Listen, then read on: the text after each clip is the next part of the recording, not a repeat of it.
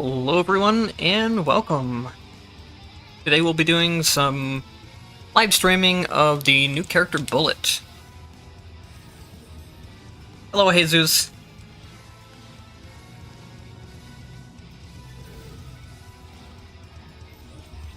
So, yesterday I made a video about Bullet, and I said she wasn't that overpowered compared to some of what other characters could do, and I might be going back on that already within a day with some new things we found out with her.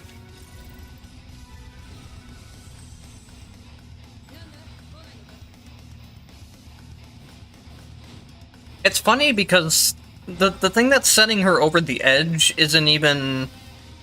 It's something you would never expect. Like, I think the base character itself is very, very strong. Don't get me wrong there. But the thing before was that, like, yeah, she's strong, but the power level of a lot of characters are really high already. Like Lambda, Kokonoe, Rachel can all one-shot bosses pretty easily.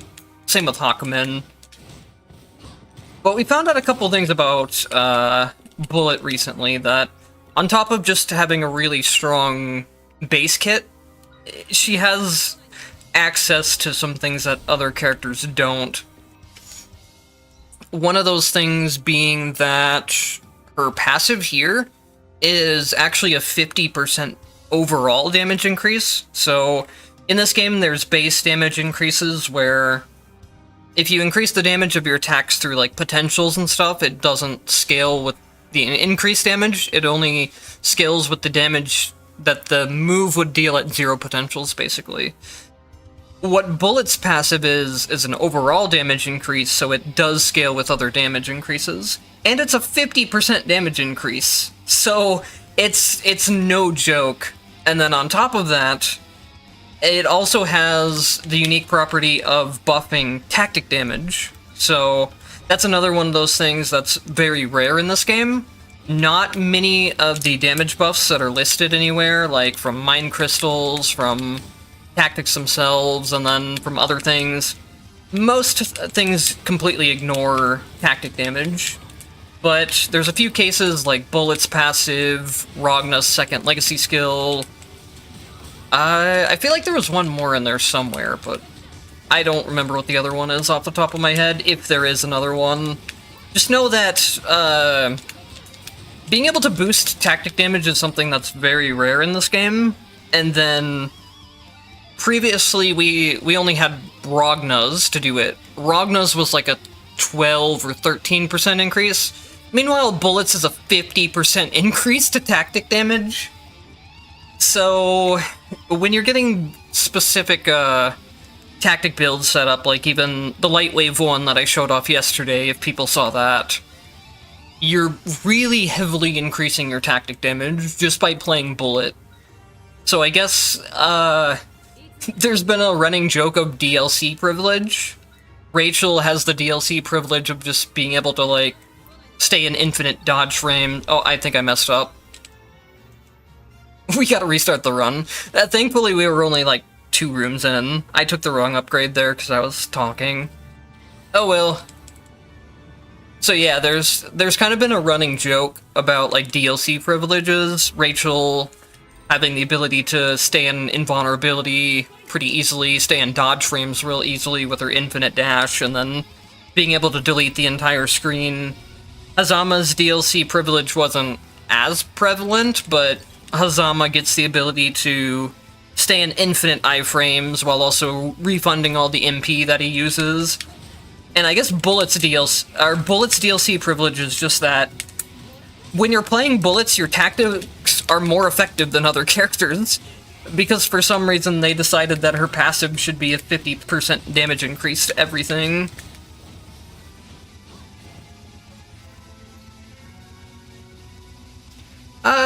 I'm doing pretty good overall, I'd say.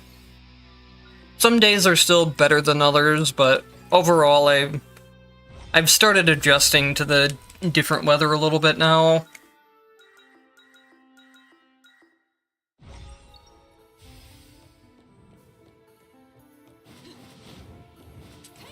During the heat, I do have a harder time breathing, but the nice thing about the heat compared to the cold for me is that in the cold weather, I get sore real easily.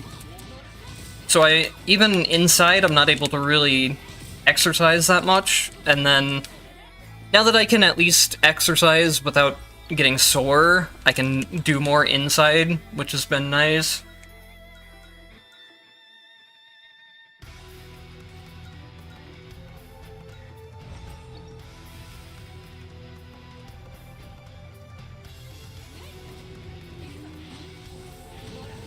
And then they've got me on a new medication for migraines that I'll start taking soon. Hopefully that'll help with that side of things. And then I should be talking to a specialist for my chest in a couple weeks. It should be sometime in the middle of next month. Or not quite the middle of next month, I think it's like the 7th. So it's coming up soon. Hopefully they'll have some more information for me.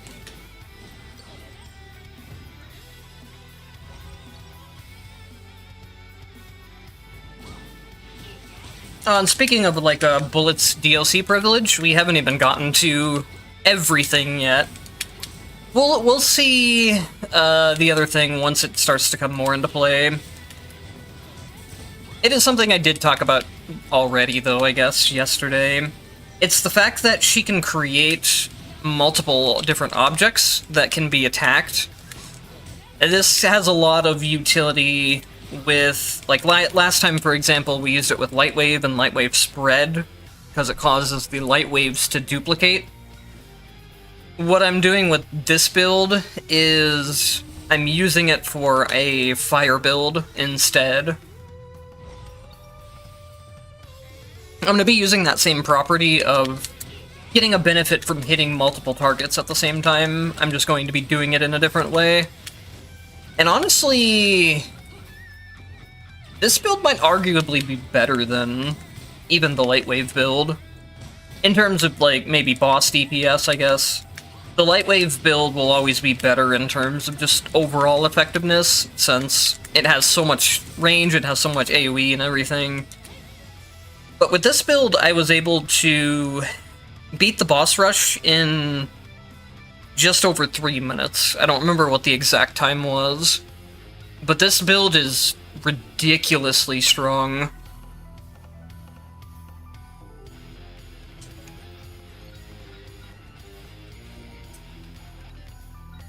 Let's see, okay, I didn't autopilot past this again. One thing that's very, very important is focused fire projectile. It's absolutely required for this build. You need to hit as many fire projectiles as possible, and with the normal version of it, they spread on all different sides of you, and it doesn't work. And then another important thing is Fire Spirit combo. When a Fire Spirit hits the same enemies multiple times, the damage is increased by 11%. So we have Fire Spirits, we have Fire Spirit projectile, and then we have Fire projectile, Fire Spirit. Oh, these names are gonna kill me one of these days. Upon hitting or killing an enemy, they fire projectiles, spawn Fire Spirits, dealing 300 damage, and then when an enemy is burning, all Fire Spirits have a 50% chance to explode, dealing 1,000 damage on their own. So, this is something I've been using for a long time. I've liked Fire Spirit Detonation on its own. The big tactics patch added in this red effect, so now there's a way to spawn even more Fire Spirits. And then what we're doing on Bullet in particular is that she can spawn sandbags that can be attacked. So when we're hitting all 3 of those sandbags simultaneously, plus the boss, we suddenly have 4 targets to spawn fire projectiles from, or Fire Spirits from, with this, rather than 1. And the damage just skyrockets if you can ever get this set up properly.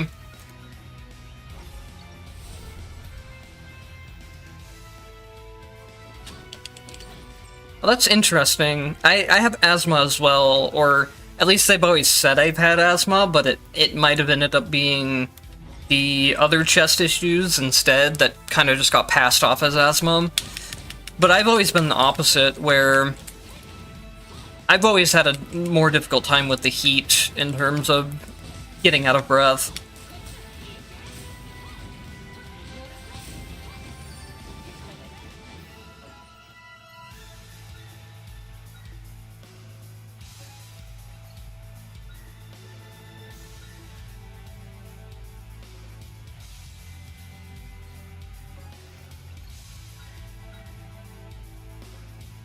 Let's see, I do have my boss damaging tool, so I can pretty much take anything for the next boss. I prefer to have the burn debuff before the first boss, but on normal mode especially, it's not gonna like ruin me too badly if I don't have it. On Transcendence, it'd be more important.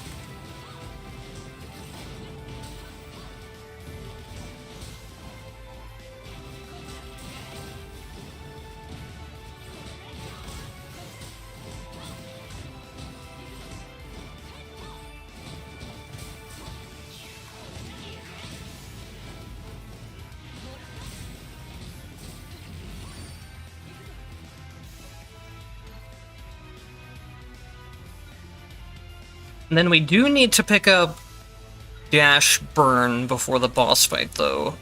That's something that's pretty much non-negotiable. I don't actually have the part of the build yet where the Fire Spirits can explode, since I don't have Dash Burn yet. That's the only downside with how these legacy characters are set up.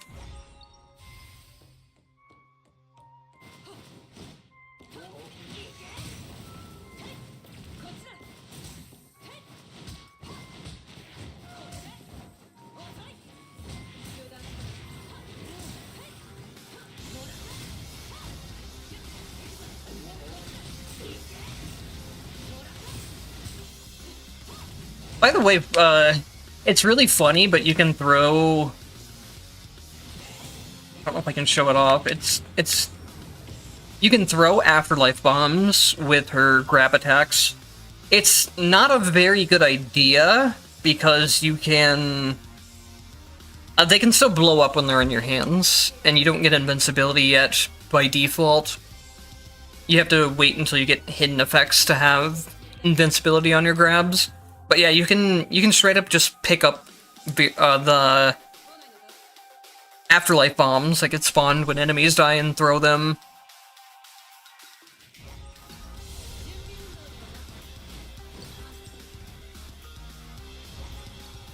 We're at the boss already. It's gonna be really hard to get Dash Burn out of buying potentials from the shops, because the shops don't get any effect from like chance boost and mine crystals, so it's always really difficult to find something specific from shop tactics, which is why I don't like buying them too often.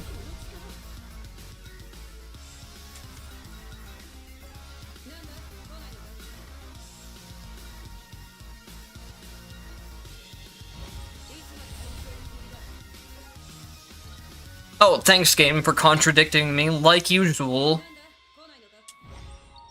That's what I need to do, is just say the opposite of what I actually want when I'm recording or streaming, because that's always what seems to happen, at least most of the time.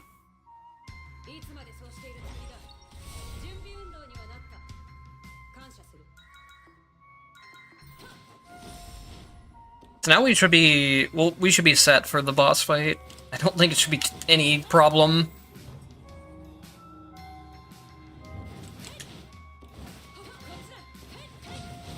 I think oh, this is fine.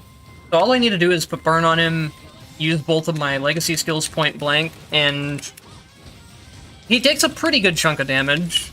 It's not, like, in the one-shot territory yet, but it is a lot of damage. Especially for first boss fight.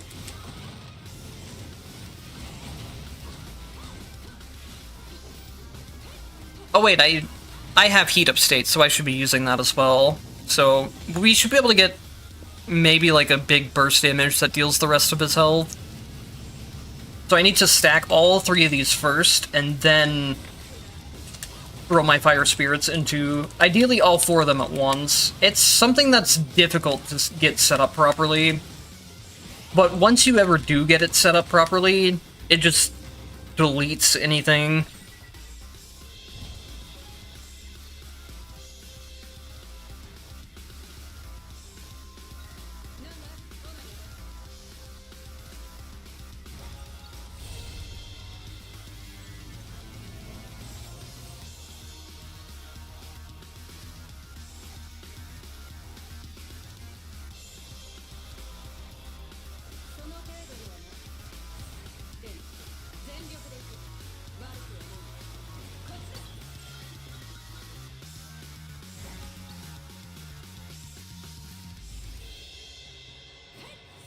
Oh, I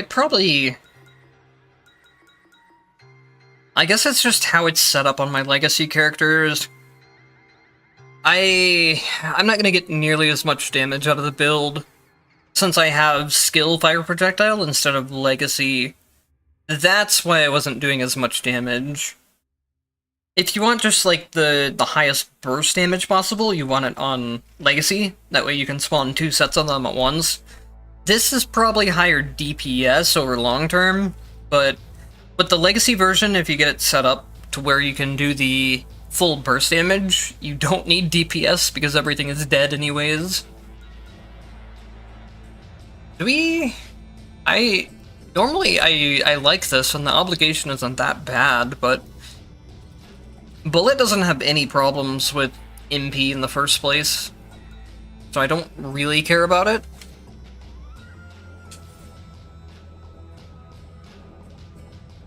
Discount is extremely nice as well, and then ground skill isn't really going to affect her, I don't think, since even if I grab something on the ground, she does a jump when she does the throw.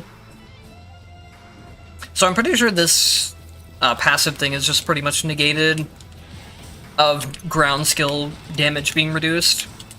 I guess maybe some of the... There might be a couple of the grabs where, like, she slams stuff onto the ground that might get affected by this.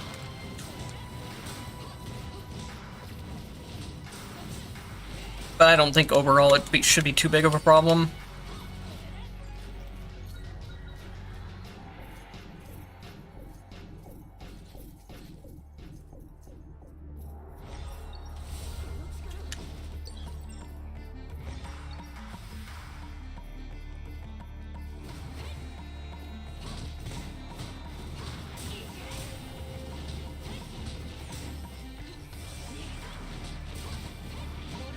Another thing I've been doing on top of having this type of setup is... Usually I'll have the legacy version of the fire projectiles, and then I'll have skill shadow chains. Shadow chains do kind of the same thing that I talked about already, where you have 3 sandbags down, which are taking damage. The sandbags also have shadow chains on them, so they're helping transfer some of that damage taken to the boss. It's basically like you're hitting 4 enemies at once, instead of just hitting 1. Now, like, 3 of the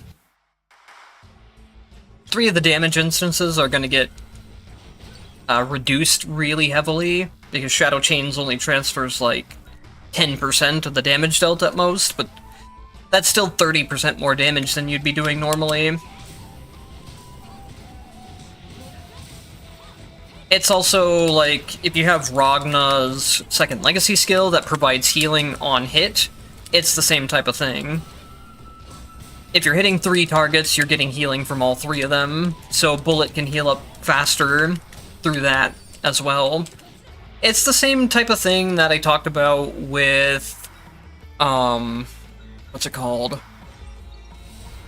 One of the new tactics that we got, Electric Pillars, has a certain red tactic that allows you to actually damage the red pillar, or the electric pillars have a red tactic that allows you to damage the electric pillars. And I was doing some similar stuff off of those, where I would hit them and use them as a basis for being able to duplicate damage in certain ways. And now Bullet just doesn't have to worry about having the electric pillars. She can just do it on her own, which is... it makes a lot more builds work into it.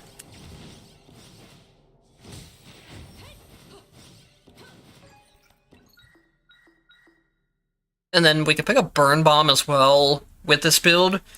Burn Bomb's a pretty decent source of just DPS throughout all of the fights. Because when you attack an enemy inflicted by burn, it triggers a fire projectile, and then, same thing as I talked about before, fire projectiles turn into fire spirits, and then fire spirits have a 50% chance to explode.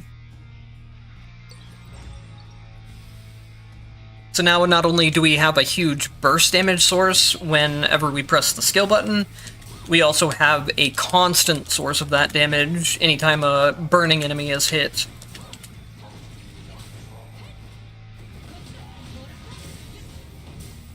Putting Burn Bomb with racial passive in this setup is another thing that's extremely good, because every hit of Rachel's bats will trigger the Burn Bomb effect. There's a lot of stuff you can do with this game if you start paying enough attentions to synergies between different tactics and different legacy characters and even base characters.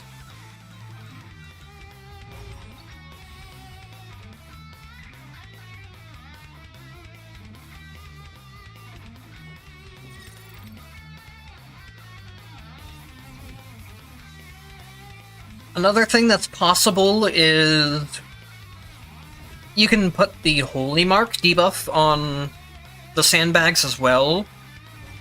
I'm not as sure how to make use of that yet, but there might be some builds that can make use of it. I don't remember exactly if... I'm pretty sure Shadow Chains will transfer tactic damage as long as it's not a DOT effect. Like, it won't transfer burn, it won't transfer poison. Or I shouldn't say damage over time, but rather, if it's a debuff effect, it doesn't transfer through Shadow Chains. Otherwise, I believe that Shadow Chains does transfer tactic damage. We could do something like Holy Marks and Shadow Chains to maybe get a decent amount of damage that way.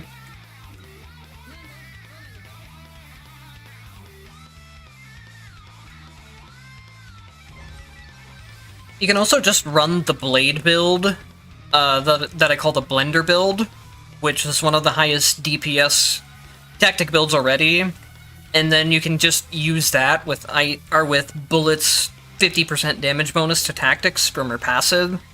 That's another decent way of making use of her tactic damage increase.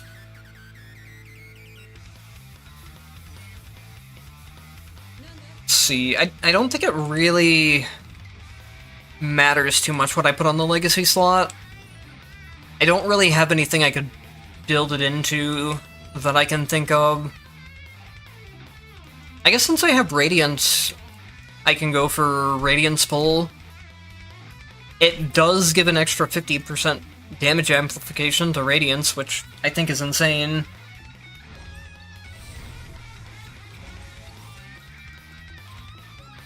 I could also go for Legacy Ring of Fire to make it a full flame build, but I don't think Legacy Ring of Fire is that good. Even with the red tactic that allows it to burn. Oh, also these sandbags count towards Radiance damage boost for some reason. So when you have 3 enemies, or when you have 3 extra sandbags in there, it's stacking this damage as well. Like I said before, the thing that's making Bullet broken in a more unique ways than other characters is something very unlikely, and that's just the fact of being able to spawn sandbags like this. Look at that. That is exactly what I meant by... If you ever get this set up properly, where the sandbags are on top of the boss, or even just close enough near it, you're hitting all 3 sandbags at the same time, which is causing the Fire Projectile Fire Spirit to duplicate and spawn triple the amount of fire spirits, and then all of those fire spirits have a 50% chance to deal 1,000 damage. You get some really disgusting burst damage.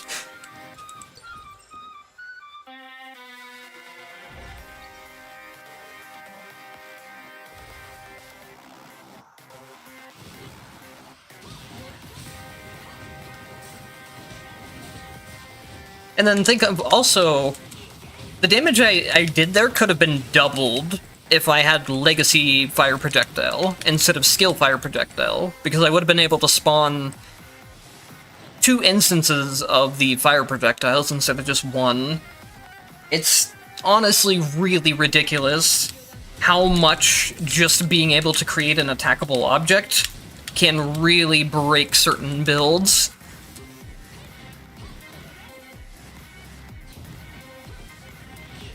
And then on top of that, again, Icy, or not, I don't know why I keep wanting to call Bullet Icy, but Bullet's passive is that when she grabs an enemy, she gets a 50% damage bonus. This scales with other damage bonuses and also applies to tactics. So, not only are we duplicating the amount of projectiles that are being spawned from the tactics, but we're also giving them a huge damage modifier.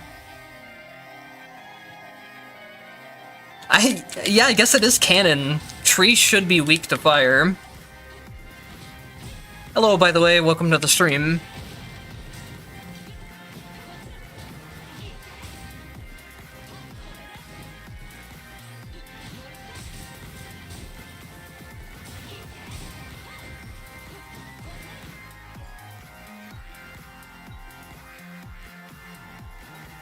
I kind of wish that Burn had some kind of, like, synergy with her actual burning effect that she can get through heat up, but it doesn't seem to synergize at all from what I can tell so far.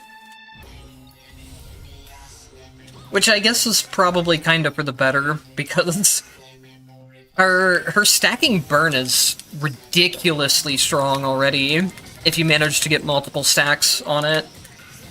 And then if Burn was able to constantly keep that stacking higher and keep the debuff going, it would really break things. I've seen the Sand Serpent die while underground, because he's sitting there taking constant 1,000 damage ticks from Bullet's burning passive. If you ever do manage to get a lot of stacks onto it, it scales really well.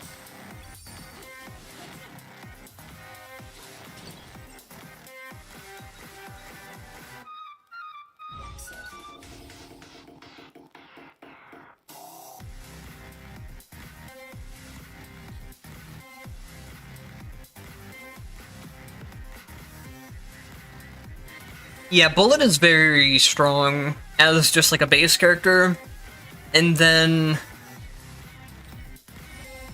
we found out some stuff that makes her even stronger than she would appear at first. So the fact that she can, with heat up, she can spawn these sandbags that you can attack, and this is surprisingly broken when combined with certain tactics like Light Wave Spread. Light Wave Spread duplicates Light Waves if you hit multiple targets, and then, so like for example, if I have 3 sandbags here and I hit it with Light Wave, it'll create 3 separate instances of Light Wave and hit whatever's behind that. So you can deal a whole bunch of boss damage that way. And then what I'm doing here is I'm also making use of the fact that we can stack these on top of each other and they can be damaged. And then I'm using fire projectiles with the cone upgrade specifically. So it does the fire projectiles there, and then they all shotgun into the stack of 3. And then every time a fire projectile hits something, it turns into a fire spirit, and then every time a fire spirit hits a burning enemy, it has a 50% chance to deal 1,000 damage. So we're getting... That's how we got just such a ridiculous burst damage potential on the tree in that fight.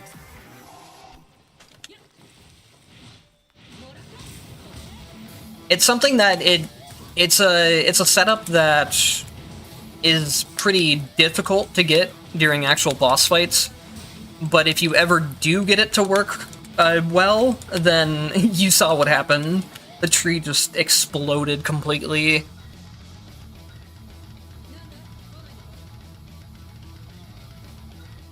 Yeah, I'll show a... After this run, I'm going to show a bullet that I set up for the boss rush that has a little bit more optimal version of this build. And we should be able to clear the boss rush in under 5 minutes pretty easily. The best I've been able to do without a retry glitch is just under 4 minutes. It was somewhere like maybe 3:40, I don't remember exactly. The best I've been able to do with abusing a retry thing is 3 minutes, 3:02, I believe it was. So it's this build with Bullet in particular is insanely overpowered.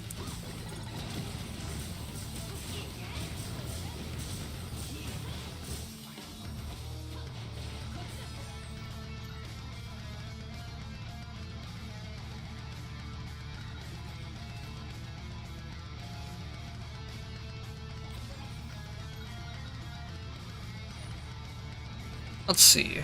I wish it would give me Radiance. All I need to do is finish off Radiance. If I'm going for Radiance Pull, then I don't really feel like it's useful to upgrade Black Hole itself, unless I need like a red tactic from it. Because Radiance Pull just does a better job than Legacy Black Hole in the first place. So I don't mind selling these and buying a little bit more from the shop.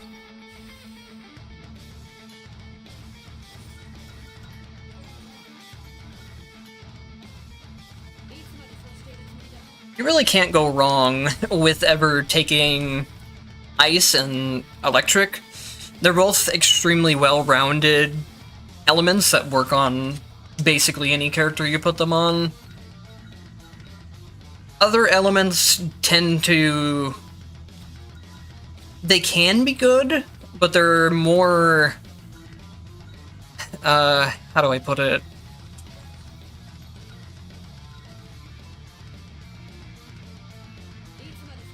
Other elements are a lot more reliant on having, like, really specific synergies between multiple red tactics, or having a very good synergy with the character itself. Whereas both Electric and Ice stuff just kind of works well on its own, no matter what you put it with.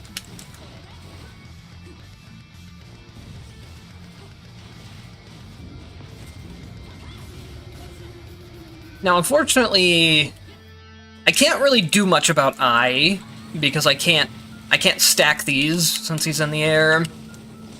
Do I have, we still get a pretty decent burst damage there, though, honestly. So I don't think it's going to be too much of a problem. And then I think I'm still missing the... Oh no, I had the burn debuff, so... As long as you have this continuous burning debuff, and you have the universal enhancement where you still get additional attacks even if a target can't be grabbed, Bullet can make do on just those two things. Hello, welcome to the stream.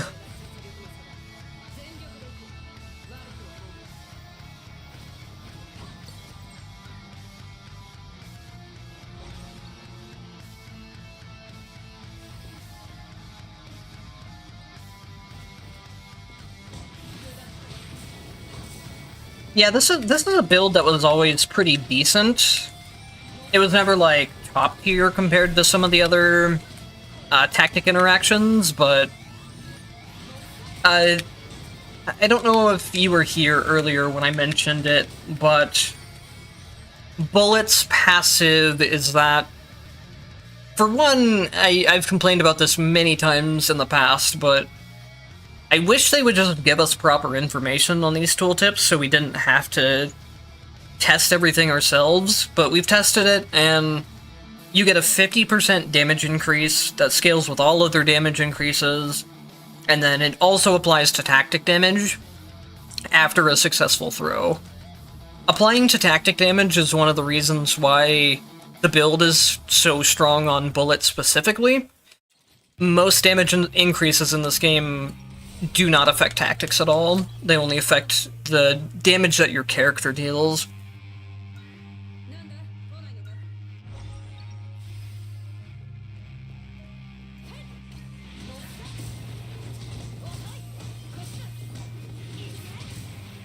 So I made a joke about it before, but there's been like a running joke of DLC characters having a DLC privilege, and I guess Bullet's DLC privilege is that any tactics you put on her are going to deal more damage than on other characters.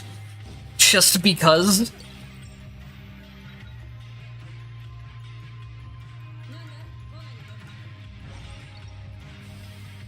I know Ragna's second legacy skill is one other thing that can affect tactic damage, but his is like a 12% damage increase compared to Bullet's 50%.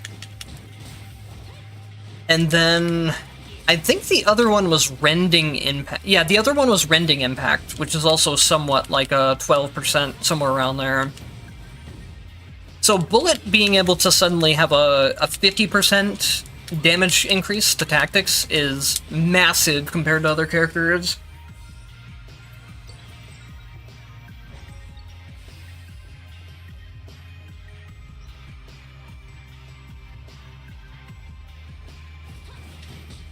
I think it procs even if you hit an ungrabbable boss. I haven't really tested that specifically, but it feels like it is, at least. If not, you can always just grab a sandbag instead of grabbing the boss itself. I was honestly like, I was really worried when I heard we were going to get a grapple-based character, knowing that most bosses can't be grabbed in the first place, or can only be grabbed in like specific times, like during their stun state. So I'm really happy that they designed Bullet in a way to get around that, due to having these sandbags. But it is funny that these sandbags, out of everything, are also part of the reason why certain builds are just obscenely strong on her.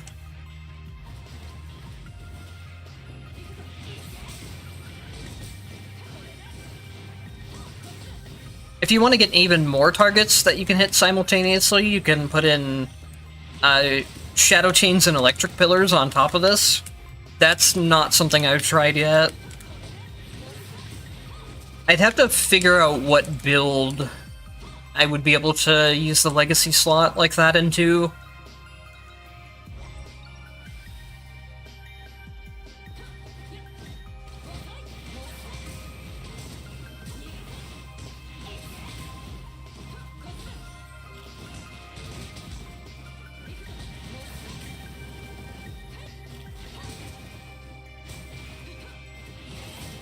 I'm thinking maybe next, after this, I'll maybe try out like a Shadow Chains build of some kind. We'll have to figure out what kind, though.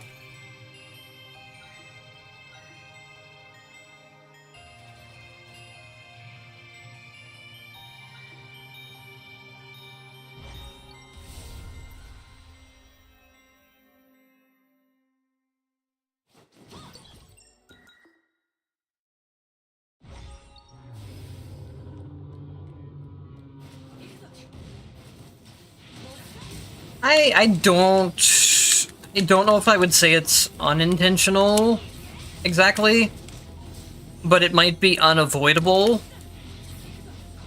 Unless, I don't know, they could have maybe coded the sandbags to just die after being thrown once, rather than actually taking damage and taking hits. I don't know. The thing is, they knew this type of thing could happen. Because this isn't exactly something new.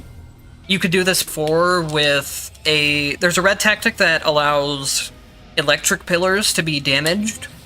So there were already certain setups that were similar to this before. It's just a lot easier to do with bullet with these as opposed to the electric pillars. And then on top of that, like I said, bullet's also getting...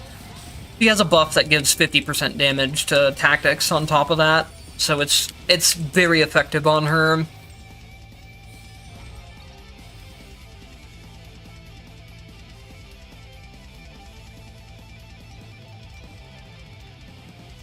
Her passive for Legacy is that after you successfully throw something, you get a 50% damage bonus to both your attacks and your tactics damage.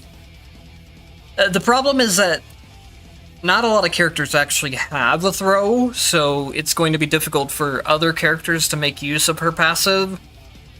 And then her first active does some damage and creates a projectile that can be thrown, and then her second Legacy skill gives you her heat up debuff. You'll deal bonus damage on certain attacks and apply a burning debuff. The burning debuff, from what I was testing, is absolute garbage. It does no damage at all. But maybe if there's a way to... No, because I even found a way to stack it up extremely quickly. But the burning damage was just not doing anything at all. The bonus damage, on the other hand, that you get on hit was actually doing some decent damage. And then you also get 13% damage bonus as well from being just in the heat up state. And that damage bonus is an overall damage increase, so it scales with other buffs. So it makes it a pretty strong option. I believe the damage from heat up also... Oh, I thought she was dead. There we go. I'll just take her while she's down. It's fine.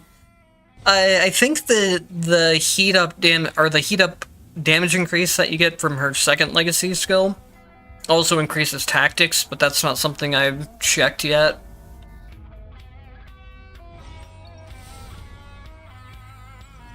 Hakumen has a grapple, Hibiki has a grapple, Taukaka technically has a grapple with her Falling Cat. There's, Ragna has a grapple with Devoured by Darkness. So there's definitely characters that can use it, it's just not every character will be able to.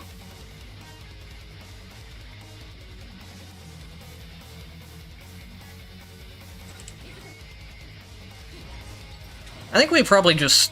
We take an exchange space, maybe a boss fight, and then just go straight into Reki. I don't think there's really any point in dragging this run out.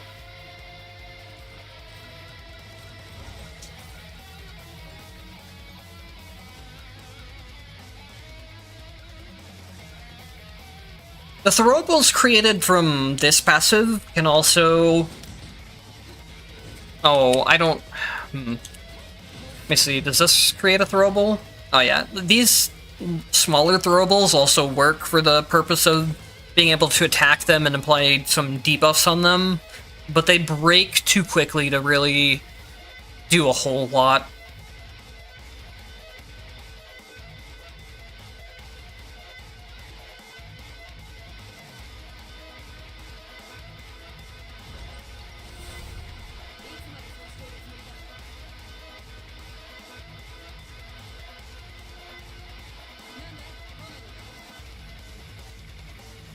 Yeah, I agree that Transcendence really gatekeeps a lot of things in terms of just DPS checking on the really high HP bosses.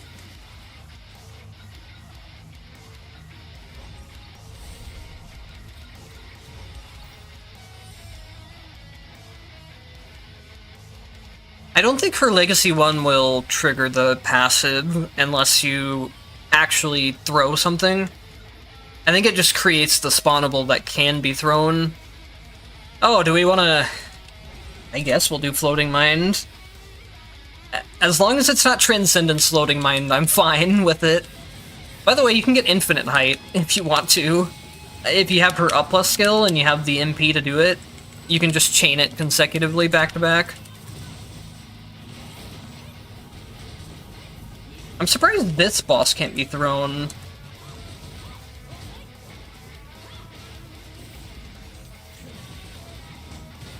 Now he should just...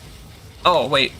I keep forgetting that I have skill fire projectiles instead of legacy ones.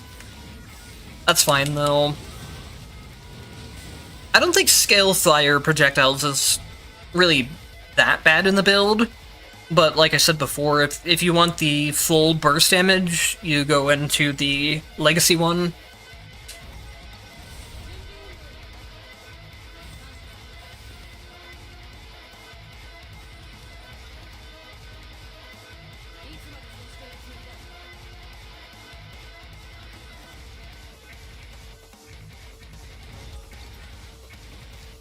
The butterflies from Oreed are quite annoying to deal with. If you have... You kind of get used to the patterns over time. If you have an ability that can stall you in midair, that's something that helps for the patterns that you need to go through the middle. Even just... one thing I use occasionally, if I don't have a way to air stall, is that you can do a legacy skill or two. That's useful for a couple different of her patterns. So, for example, when the butterflies are going through the top and bottom of the screen, you can jump and then use both of your legacies to stay in midair. That'll make the timing a little more lenient. One thing, where is the cameraman looking at right there? I don't think I've seen that happen before. And then also, so the way that specific moves like Oreed's butterflies work is that these moves have the purple exclamation mark on them. You can't dodge them with the actual dodge button, but certain moves in the game will have invincibility. Usually the game is pretty decent about telling you what is invincible and what's not. Like, for example, here, the up attack says that you gain invincibility upon activation, and then extended invincibility from the next thing. Invincibility can go through the undodgeable attacks. They only bypass the dodge button and anything that's considered to have a dodge frame. Invincibility goes through those. It's a little confusing. It's one thing that I'm kind of a stickler about with people too. A lot of people will call what's on the dodge button invincibility frames, when this game specifically has a separate thing between a dodge frame and an invincibility frame.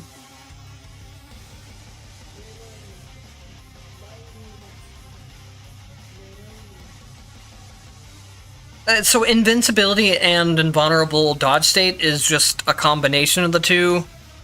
Invulnerable, if it's just straight up invulnerable, it means it can dodge the purple exclamation mark attacks, but it can't trigger things like Jin's passive or tactics that trigger on dodging. And then invulnerable dodge state just means it can bypass those attacks and trigger on dodge effects. So yeah, it's... I'm glad you brought that up, because it makes things even more confusing. Not only do you have dodge frames, you have invincibility frames, and then you have invincibility dodge frames, which are both... Leave it to this game to overcomplicate things like that.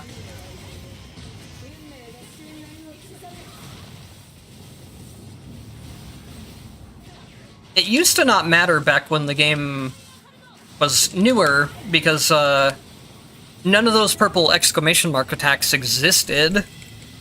I think I don't know if they added it as a way to kind of counteract how safe triple dash is, but it's like they gave a lot of the characters permanent invincibility tools anyways, so it ended up not really mattering that they added these undodgeables in the long term.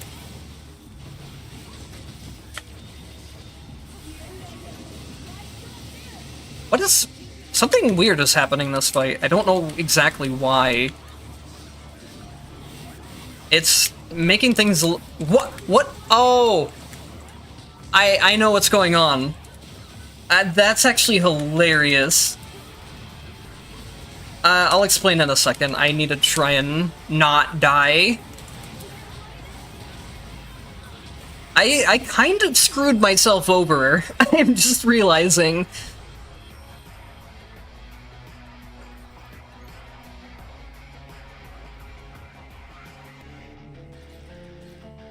I avoid the covenant that removes invincibility state.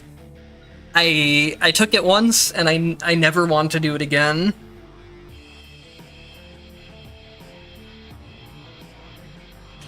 Okay, so apparently I've screwed myself over in a hilarious way. So normally one thing I like to do on Bullet is... It's a way of staying airborne pretty easily, and it's a way of having a high damage projectile from long range. So I do the heat up to spawn the thing in midair, and then I throw it, or you can even go into some of her other grab moves from it. And then, let me get out of here, and I'll show you how I've screwed myself over.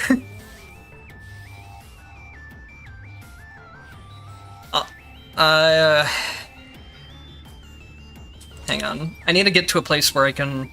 Oh wait, I can do it this way.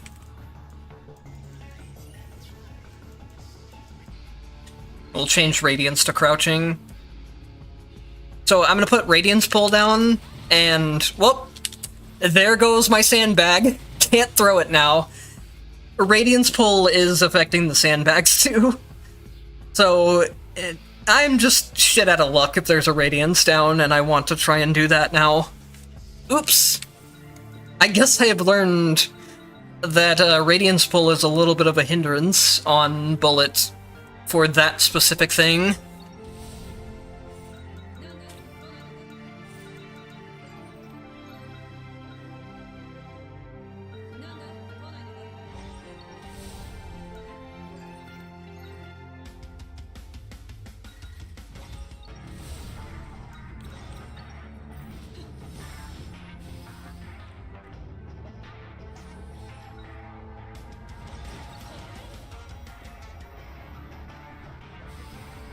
Yeah, it seems like for any purposes, the sandbags are just considered an enemy, which leads to a lot of weird things.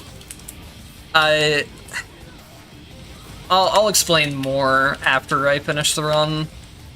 We're finding a lot of interactions that are caused just due to having these sandbags that are easy to put down and then damage. One of them is what I'm abusing with this build, and we'll see a better version of this build even after I finish the run.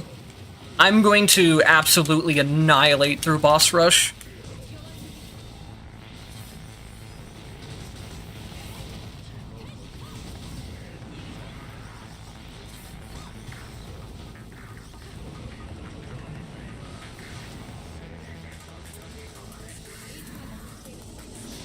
Yeah, the sandbags are most likely just coded as an enemy.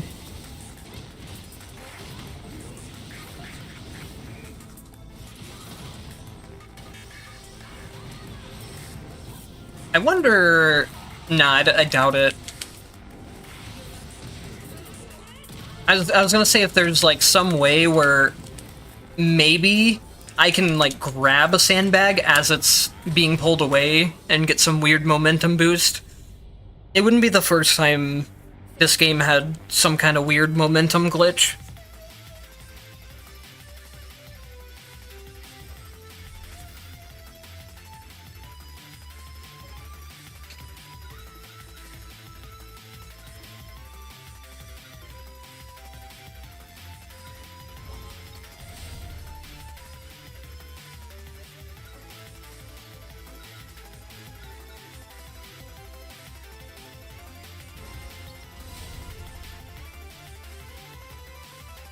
That's a 200 or a 2.5k bullet for just a random run isn't bad.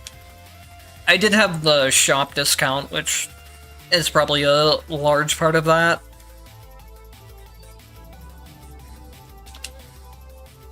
Welcome to the AceMine training system.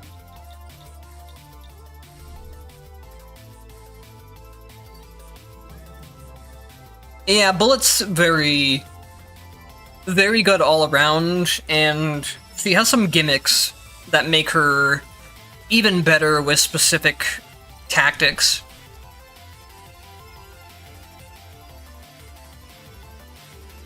Bullet having a lot of iframes isn't something that's really too new. It's something that's becoming a lot more prevalent the longer the game goes on. Hazama has the ability to stay in infinite iframes. A lot of base characters do as well. Mize is tied to MP consumption, but she can stay in invincibility. Hibiki has nearly endless iframes. It's not quite to the point of where they overlap, but he has a lot of them. Icy has a ton of them. S has some she can abuse. It's not quite infinite with her either. Iframes are very, very prevalent in this game, as long as you know which moves have them.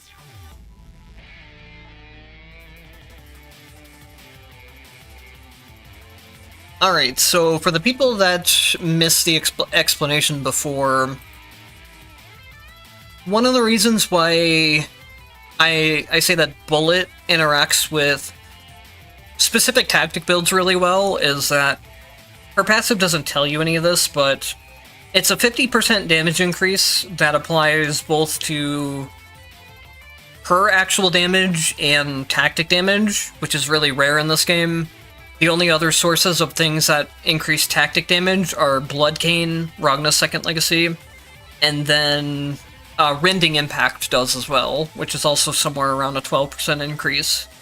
So Bullet suddenly just gets a huge buff to any tactics she's taking.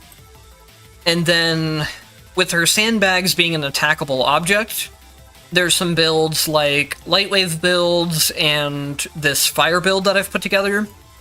What this fire build does is that upon hitting or killing an enemy, fire projectiles spawn fire spirits, which then we put 3 sandbags down on top of each other, so we're basically duplicating the amount, or triplicating, I guess, the amount of fire spirits that are being created this way.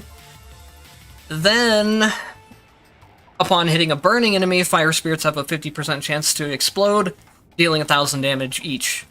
So, not only are we creating a ton of fire spirits at once, they're also exploding for additional damage. And then Burn Bomb is more like just some extra DPS. This creates additional fire projectiles as well, which also make the fire spirits, which also explode. And then, to top it off, I also threw Shadow Chain in the build, because you can actually Shadow Chain mark the sandbags as well, and transfer some damage that way. Shadow Mark also just kinda...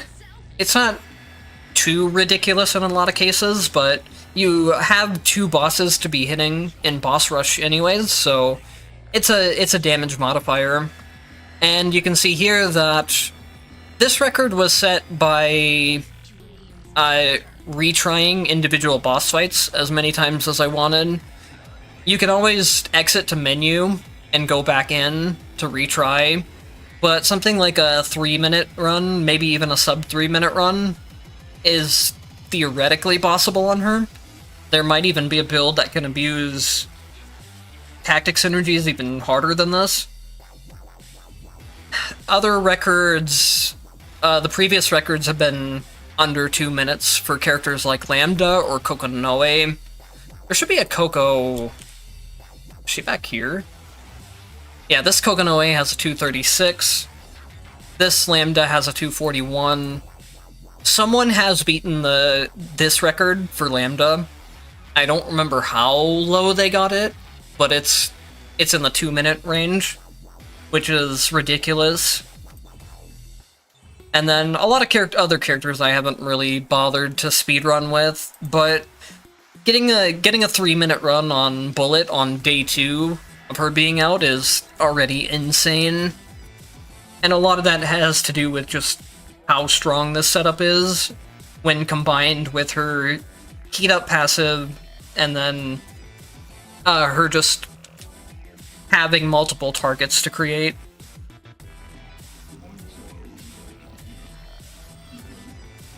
Alright, see you later, String. Thanks for stopping by.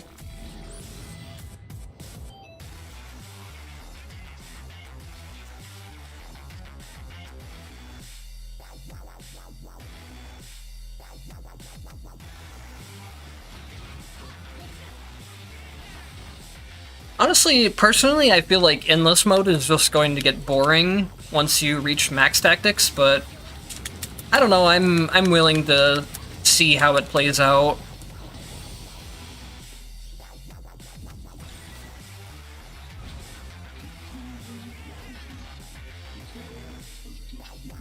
I don't think skill impulse actually works on the sandbags. It's weird that certain debuffs work on them and certain debuffs don't. But skill impulse just in general is really insane on Bullet. Because not only will the target that you throw explode with the impulse debuff, but anything that it hits along the way will also get impulse debuffs applied to them.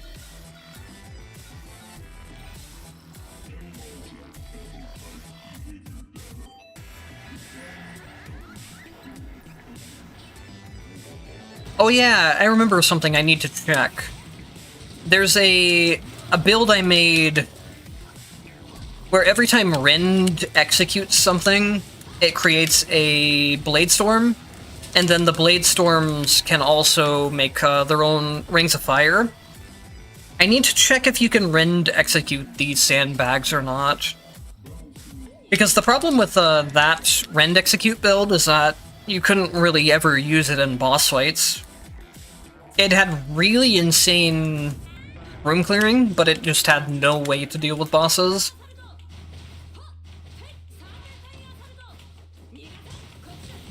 Yeah, if I forget after this run, let me know, and I'll test it out. I should have legacy characters set up with it still.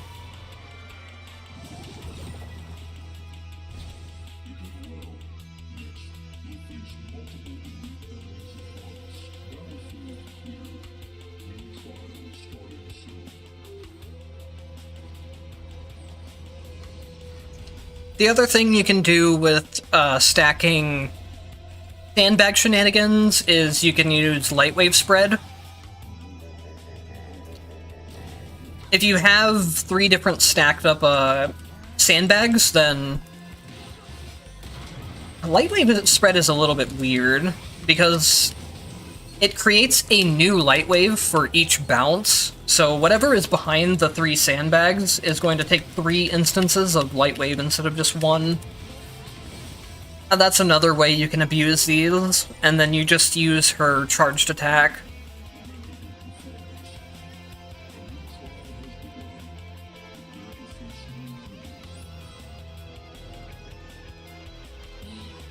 Does Rend even apply to the sandbags in the first place?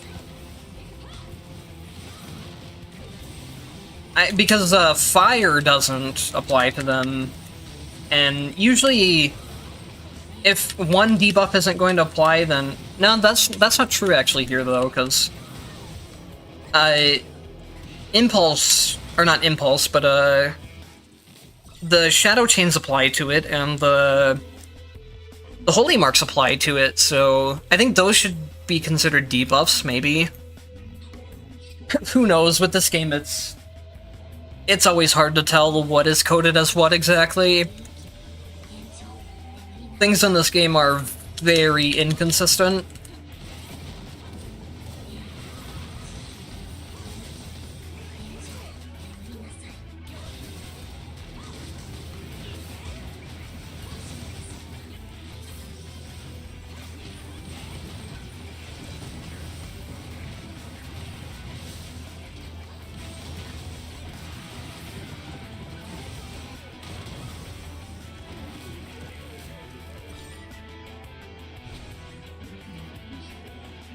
I can't see Ice Sword's buffs helping it at all. They did not fix the issue with Ice Sword at all by making it stack faster. Because the problem is that you can already stack it quickly if you have the Holy Mark buff, or the Holy Mark red tactic, I mean. I had it to the point of where the Ice Sword could attack on cooldown. As soon as it finishes one set of attacks, it just attacks again. Still does garbage damage, because it does like 1,000 damage per hit. Meanwhile, your characters are dealing like tens of thousands of DPS, if not even in the hundreds of thousands.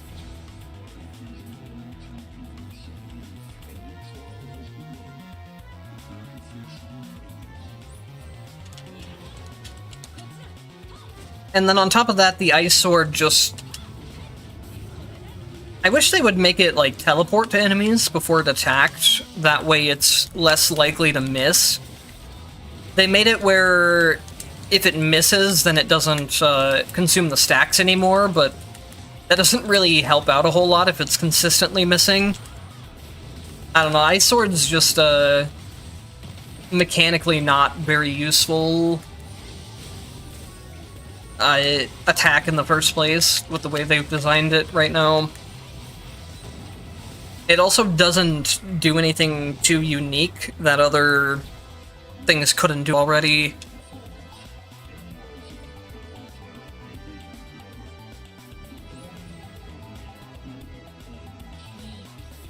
Like, any character that can stack up the Light Sword quickly might as well just take Frost and Frost Burst on their attacks instead. You get more DPS, way more DPS that way. And then Frost Burst also does AoE for you as well.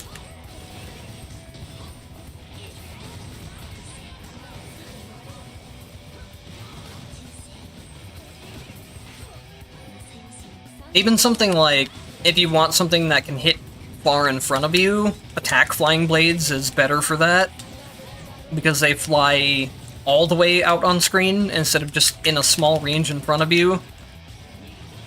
They're gonna have to, like, do some real big changes for Ice Sword to really be useful compared to other attack options.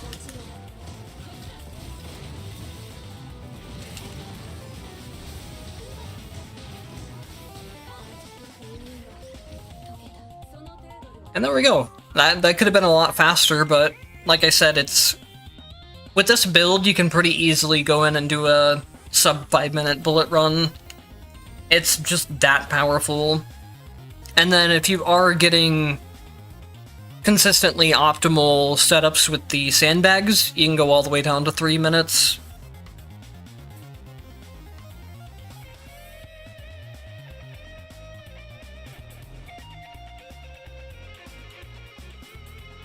Hello.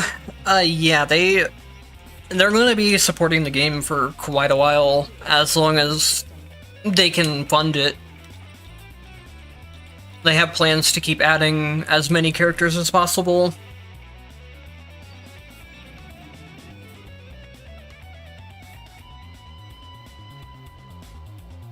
Yeah, they could just make the Ice Sword, like, screen-wide, or... I think it teleporting to enemies, if they don't want to just make it screen-wide, would be a good compromise, too. Like how the Symphony of the Night Summon Sword works. How it kind of teleports to enemies before attacking. Okay, so let me see what I think I still run fire on my Mind Crystals when I do this. I'll need to check, though, what legacy tactics I have set up.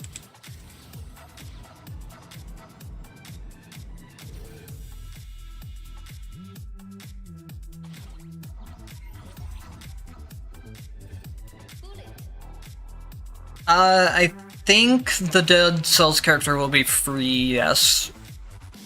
I'm not entirely sure, but if I remember correctly, that's what they said when they teased him, and then Icy was also free as a crossover character.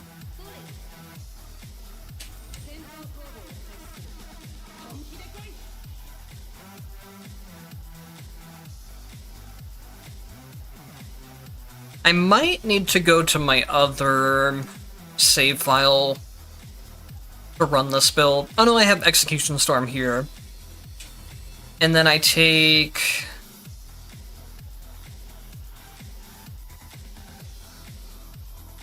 Storm, Ring of Fire, and Fatal Rend from here.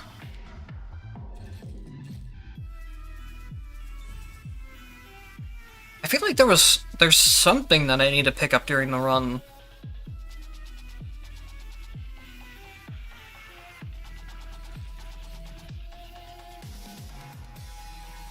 Huh. We'll find out when we go into it.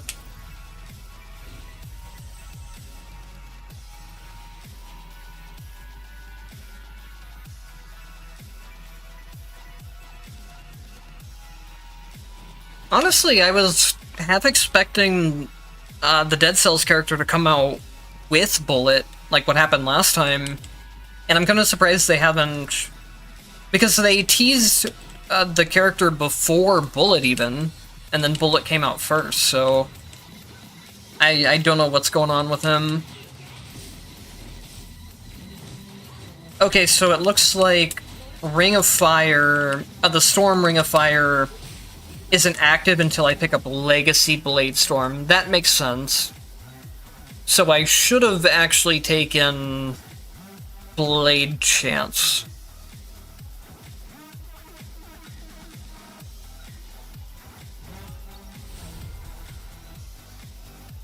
We can fix that.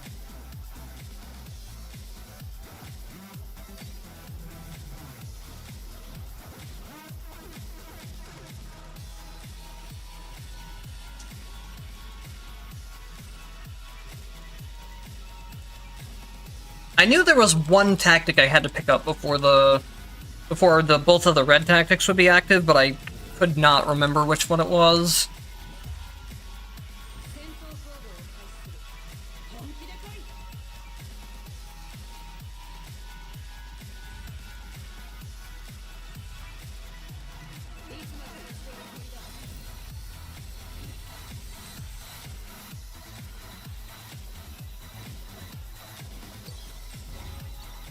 Skill Rend is also something I had thought about with Icy, but it's not something I've tested yet.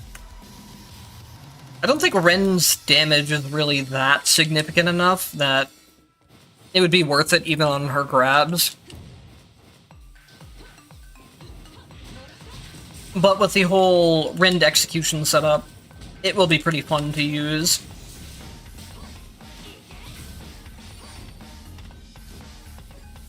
It'll be, honestly, right now, it's basically working the same way as Impulses.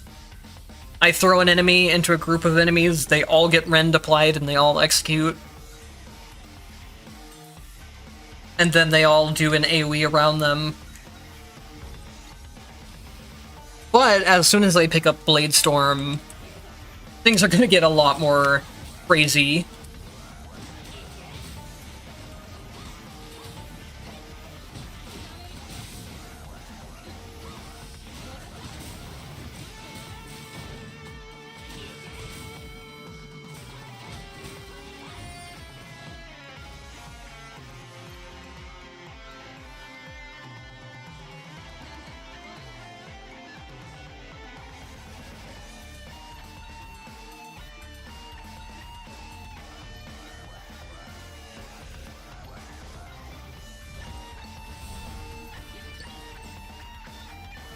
And here we should have it.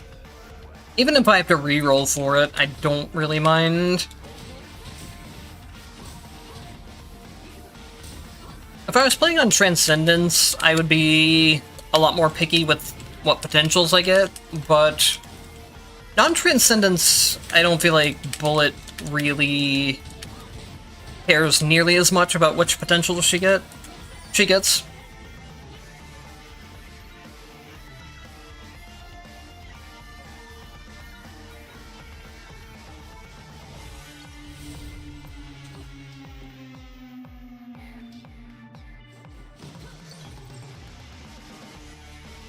There's 2 different bosses that you can get per area, but other than that, yes, it's a lot of the same bosses.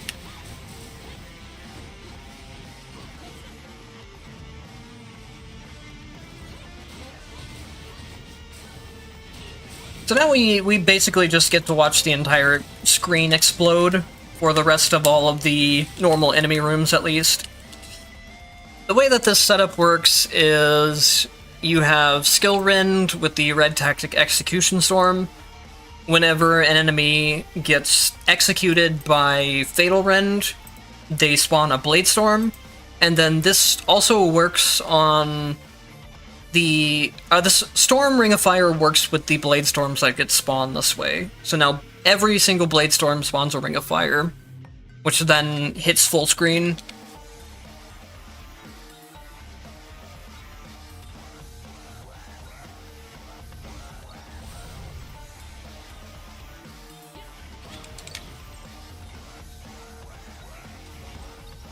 Now the question is, can I actually rend and execute the...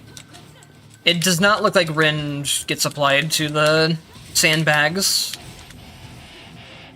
unfortunately.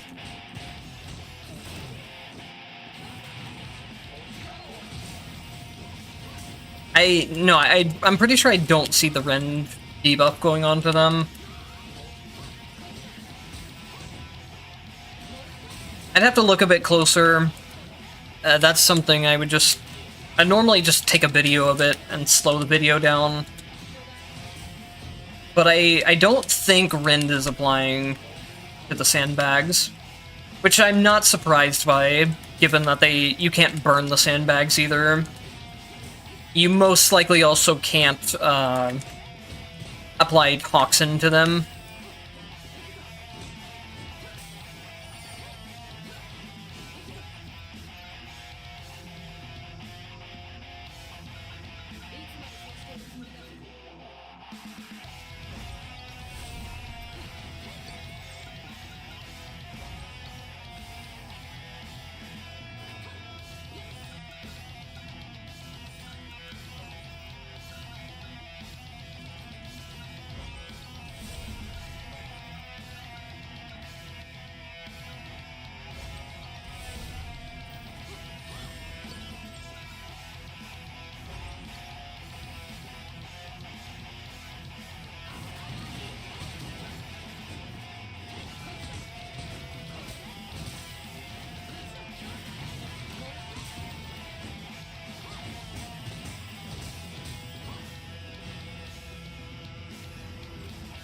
So I don't think this build is really worth running right now. It's just going to run into the same issue of I don't have any way to really apply it to boss fights.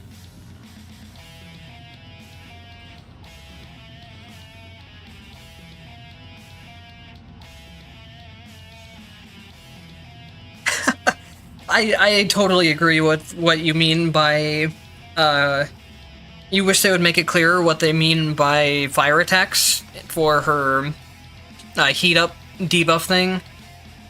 Just wait until you see what counts as a knockback and what doesn't count as a knockback for her second legacy skill. It's all over the fucking place. Like, somehow Mai's spear throws don't count as a knockback, even if you have the potential where they can throw enemies.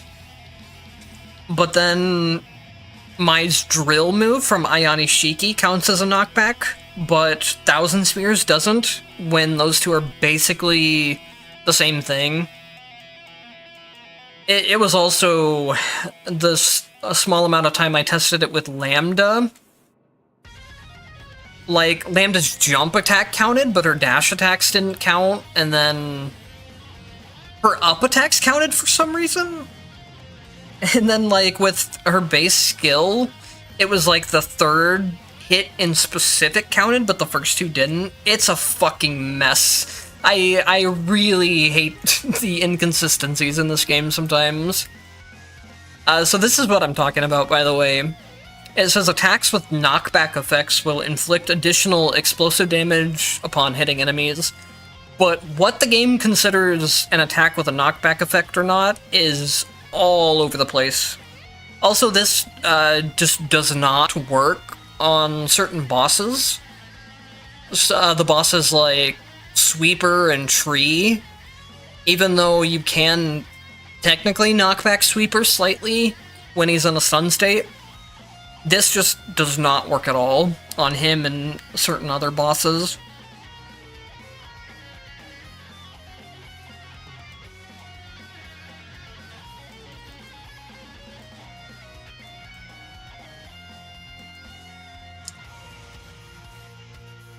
So I think the other thing I can do, I talked about this before, another way of spawning an attackable object is Shadow Chain Electric Pillar.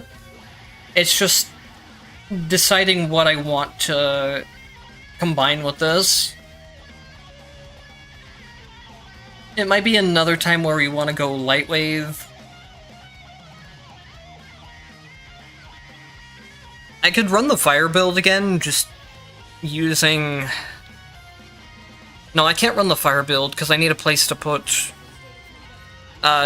shadow marks. So I'm not exactly sure what to do with this yet. But I think there's definitely a build there. Let's take off Fire Chance and then we'll run Shadow Marks to begin with and just see if anything comes to me along the way.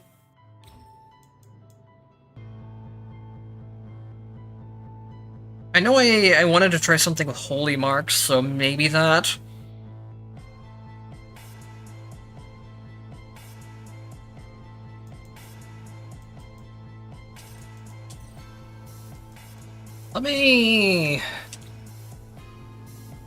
We'll do Light and Umbra at the same time, which I normally don't really like doing. But I have an idea.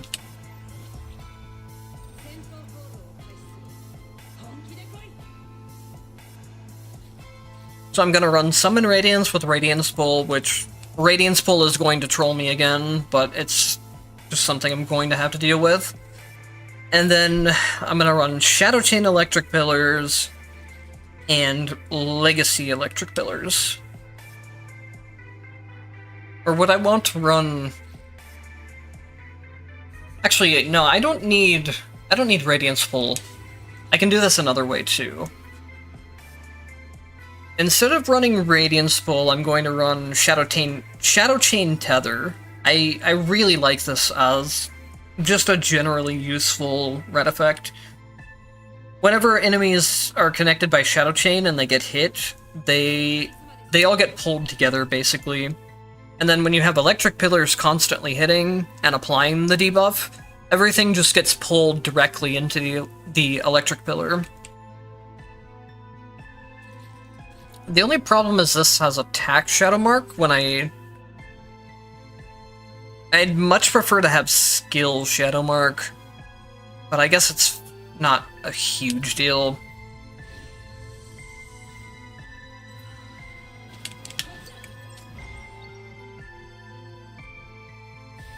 The only thing about attack Shadow Mark is that it's a little more awkward to apply, because normally I'd want to like summon the sandbags and then go directly into a throw move. And then with attack Shadow Mark, I have to do an extra attack before that.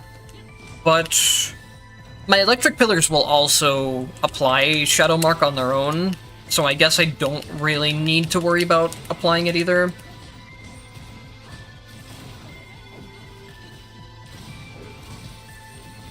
So here you can see what I was talking about. Anything that has a Shadow Mark on it, when I put down a Electric Pillar, will just constantly get pulled into the pillar, thanks to Shadow Chain Tether.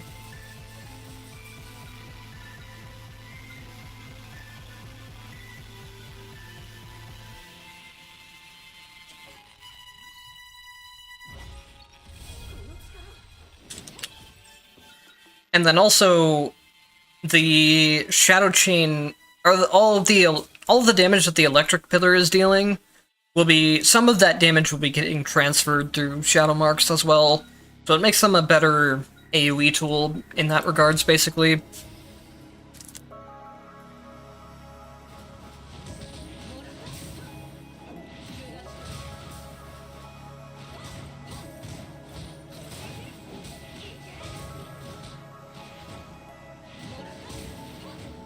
Only problem is I won't be able to build into Light Wave, which is one of the things that would have been good to run with a Shadow Mark build. Or not a Shadow Mark build, but a Shadow Chain Electric Pillar build like this.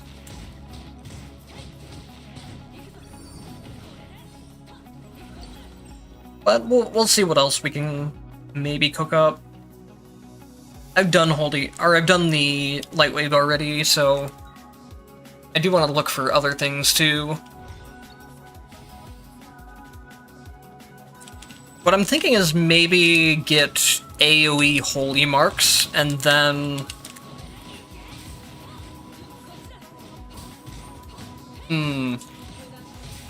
So there's a red tactic with Radiance that constantly applies Holy Marks, but there's also a red tactic with Radiance that spawns more Electric Pillars.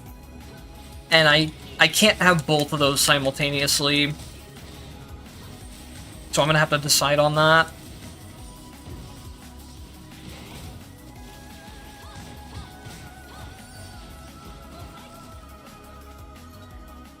I think I'd just be better off going Holy Mark with Stable Mark.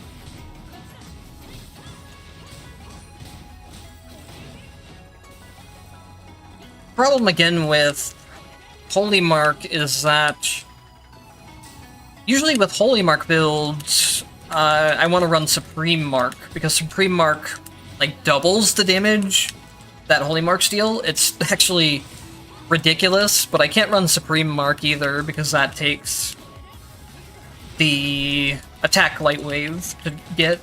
I'd have to inherit it.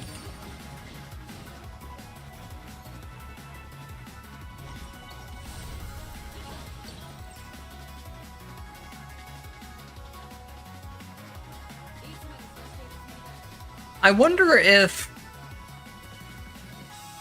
I guess we can try to check if Shadow Marks work on the sandbags for some reason. Or not Shadow Marks, but Shadow Spikes, I mean.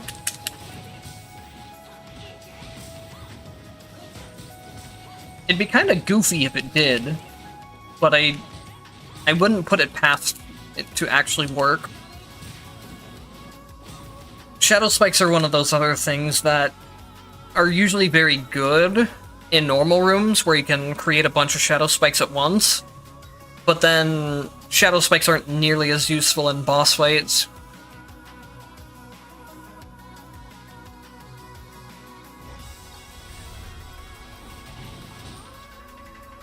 Okay, so no, they cannot create Shadow Spikes. That's fine, we'll keep going with it anyways, though.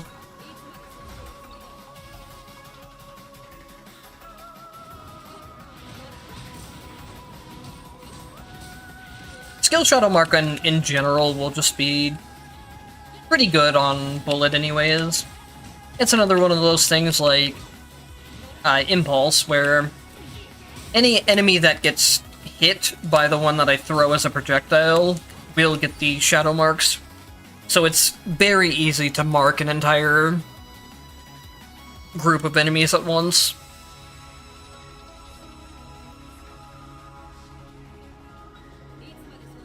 Well, there's the AoE damage. I know I can apply Shadow Marks, or not Shadow Marks, Holy Marks to the sandbags. But I still don't know if the AoE damage is enough compared to Stable Mark. Stable Mark basically changes the Holy Mark into a duration, and you can trigger it multiple times throughout that duration. So unfortunately, it just ends up being the better option compared to the other two available options most of the time.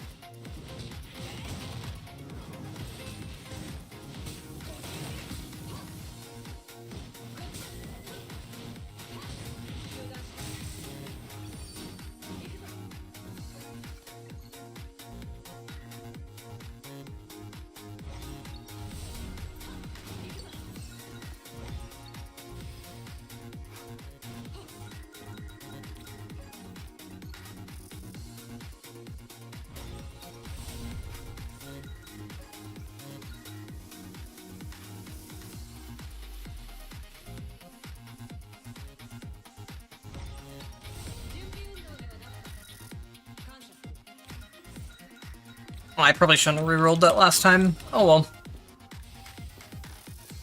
I wasn't paying enough attention to my money.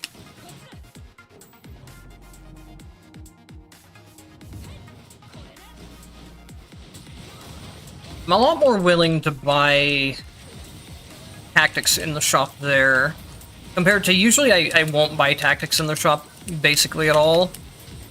But since I already have all the tactic slots filled, it's actually going to give me... It's gonna give me upgrades for what I already have.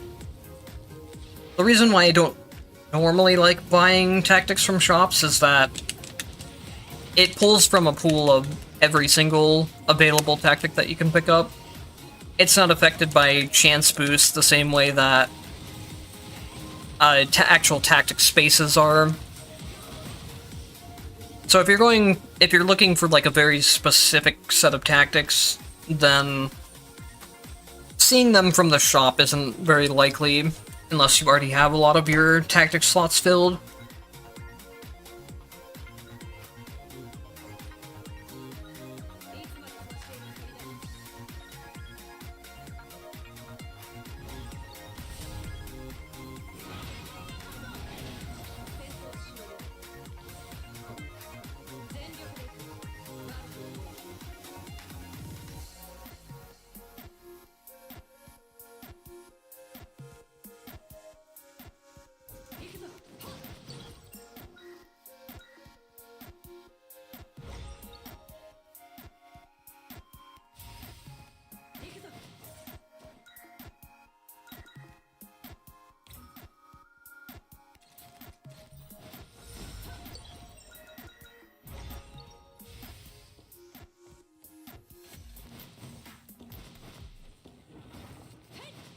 Oh, I really hate this stage.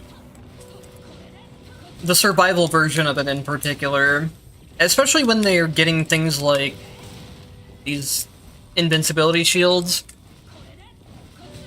This stage isn't that bad on lower entropy settings, but the more enemies combined with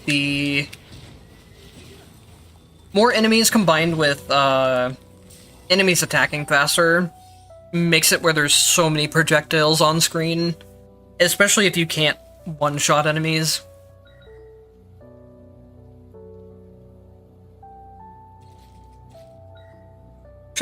Shadow Mark chain detonation might be interesting. since I think the sandbags can die. I haven't tried that one yet. Usually I prefer Shadow Mark multiplication, because it's just a much easier way to make sure Shadow Marks get spread around and stay applied to things. But we'll try out Detonation.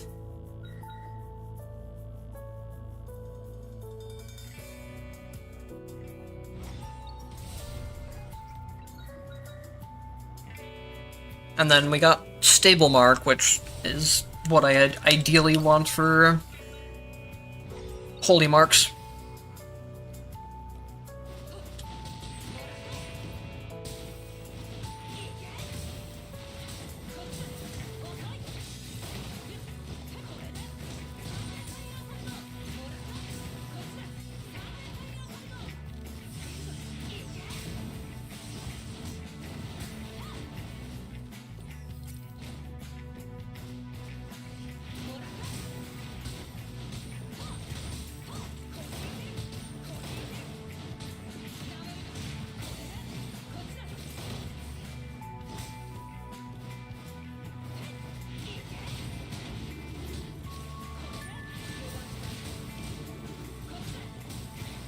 Oh, that was interesting.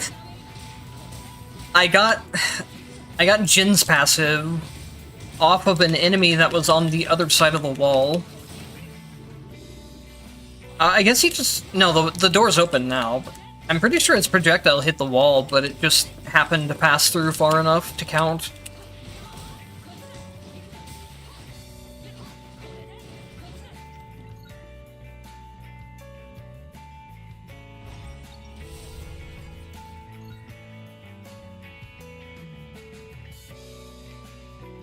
I mentioned this earlier, but I want to take Radiant's damage boost because her sandbags are also her sandbags are counted as enemies for this, so you get just free damage from it.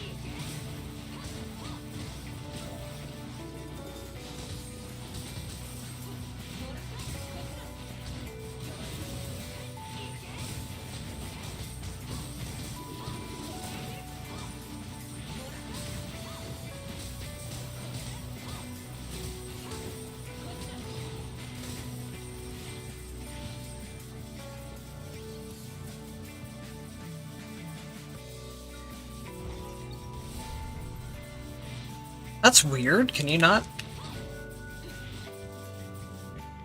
Do I have the...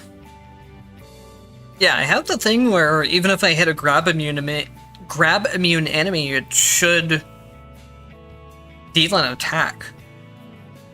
And then... Yeah, I can't hit the pillars, so... I don't know why I can't activate grab moves off of the pillars. Even if it's not, like, able to grab and throw the pillar, it should be triggering my...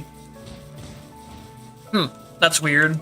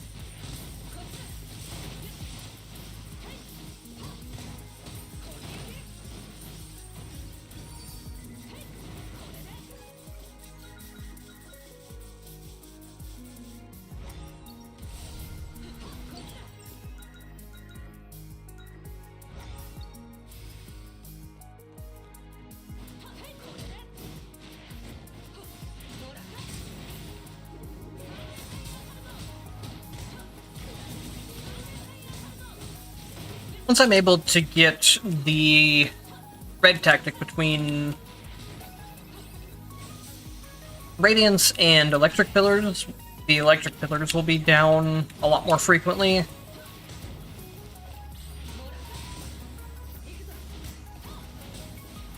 I'm not too consistent with keeping them active through legacy skills.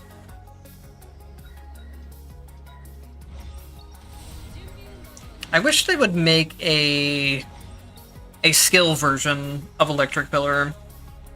That way, even if you are using your legacy skills more frequently, they still have a lot longer cooldown than skill tactics would.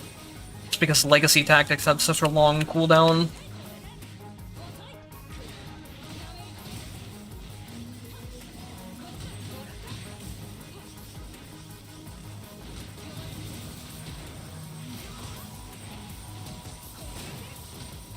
I need to turn Radiance back to automatic as well.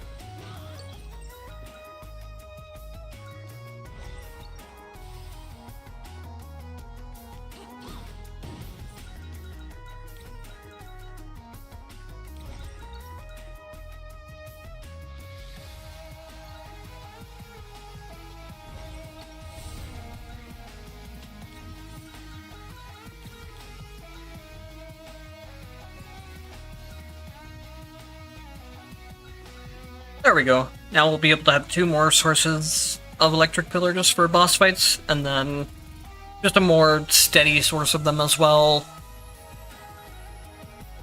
for the regular enemy rooms.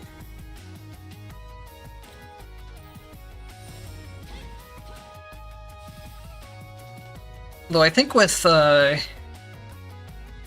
Shadow Spike not really triggering off of Electric Pillars or the sandbags, we don't really have much going for... We have a lot of targets to hit, but we don't have anything that's really scaling off of the amount of targets hit, other than just being able to transfer the damage through Shadow Marks. Alright, we're still getting some pretty good damage. Honestly, the Electric Pillars themselves were doing quite a lot of damage there at the end. Electric Pillars usually do not do very good damage at all, so maybe this is a way of making them actually useful on bosses.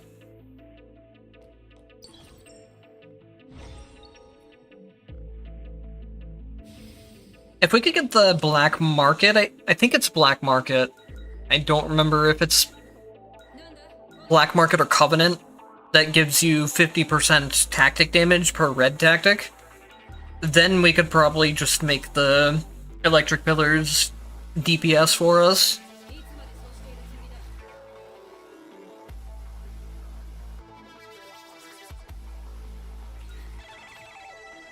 If I take this, I am dead. And there's no way I'm living through 5 rooms without overutilizing my skill button. I don't think I care about any of these.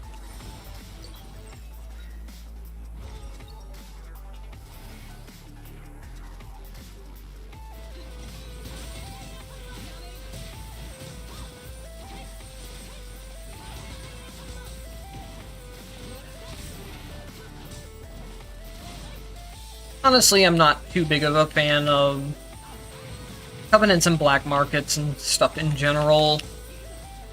There's really not much of a middle ground between stuff like the buff is game-breakingly good and fun to use, or a lot of times the buff it just isn't really anything too notable. And then it's kind of the same thing for the debuffs. A lot of the debuffs are just way too bad to take in almost any situation. I've said this before too, but some of the debuffs aren't fun in an interesting way. Which I think the trial ones aren't as bad as the Covenant ones. The Covenant ones that don't allow you to do, like, aerial attacks or grounded attacks, or there's also aerial skills or grounded skills, I really don't like. Because, it just basically negates some of your character's tools for 5 rounds, and it just makes you play a lot more linearly than you would. Which this game already kind of has a problem with. You're better off in a lot of cases just stacking all of your damage onto a single attack and picking up all the potentials for it than spreading yourself thin throughout potentials.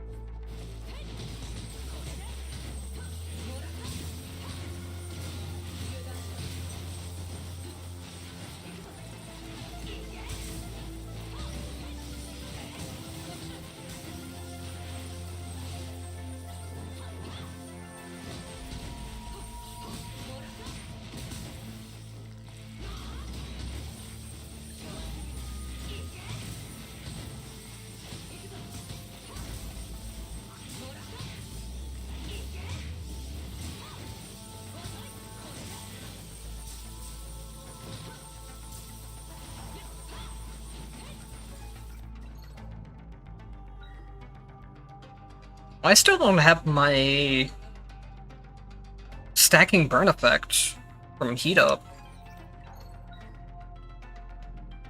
I guess non-transcendence, it doesn't really matter nearly as much. This character does pretty good damage just as base damages, but having the burn will definitely help out.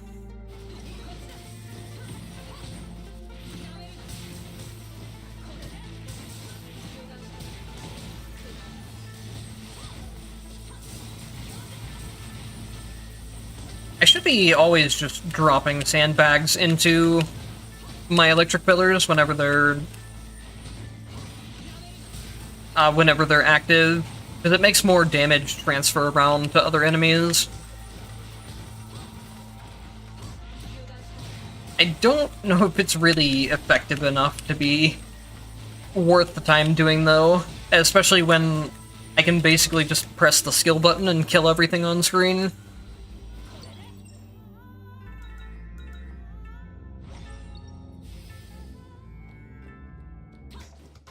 I do want to try and check at the next boss, though, if the electric pillars are doing any semblance of actual damage.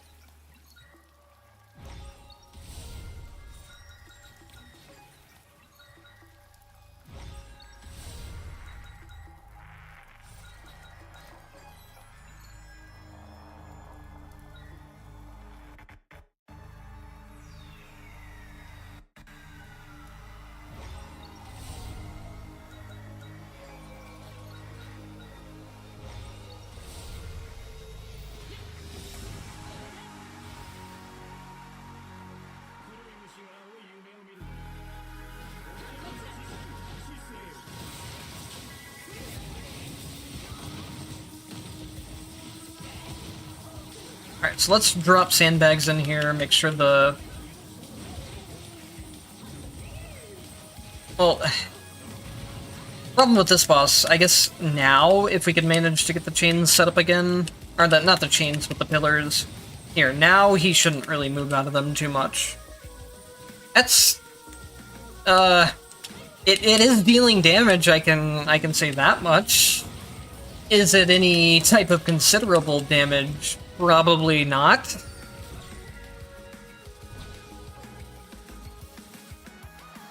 I mean, over the course of, like, a longer fight, the DPS might add up a little bit, but compared to other builds that can just one-shot the boss instead, it's not really keeping up.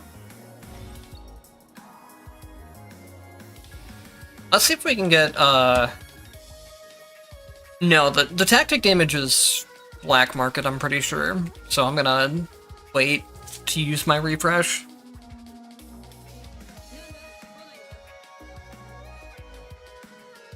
The Grand Prize is honestly really good. And the obligation, even though I said I don't like this obligation, it doesn't really do much to bullet.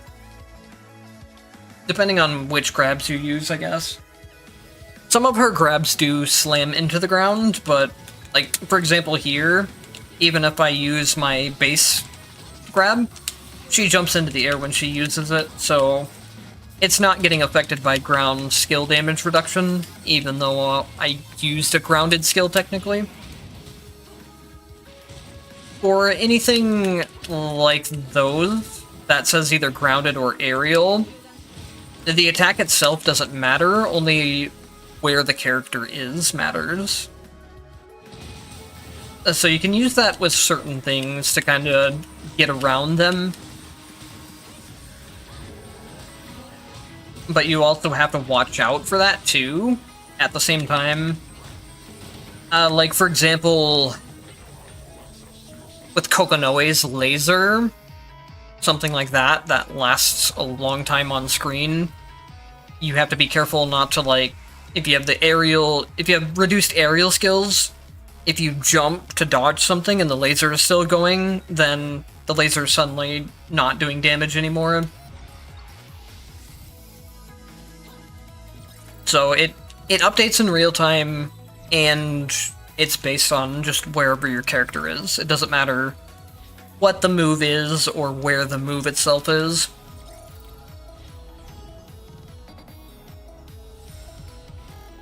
And that's how the game does range-based stuff in general.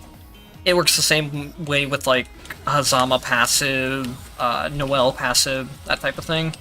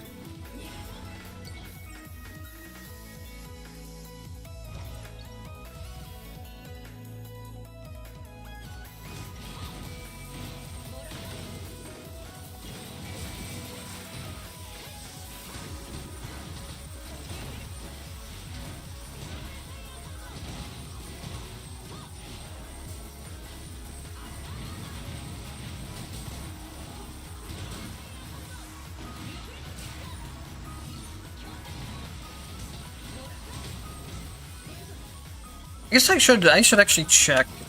I'm pretty sure I just saw the sandbag get debuffed by holy marks, but I'll have to double check.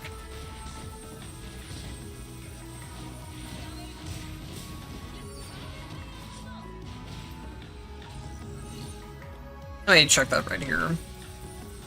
Yeah, the holy mark, the sandbag gets marked by Holy Mark.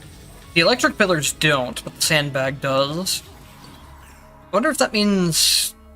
I wonder if you can activate Frost Burst off of sandbags.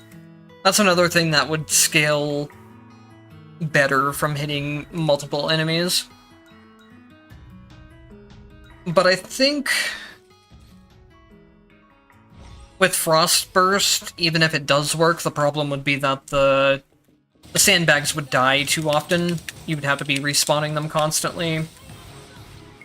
Which is kind of the problem with this Holy Mark build as well. And I think if you wanted to make the Holy Marks really work, you would need to have Supreme Mark. Either through inheriting it or just taking... you would take attack Light Wave instead of attack Shadow Marks. You would take skill Shadow Marks instead.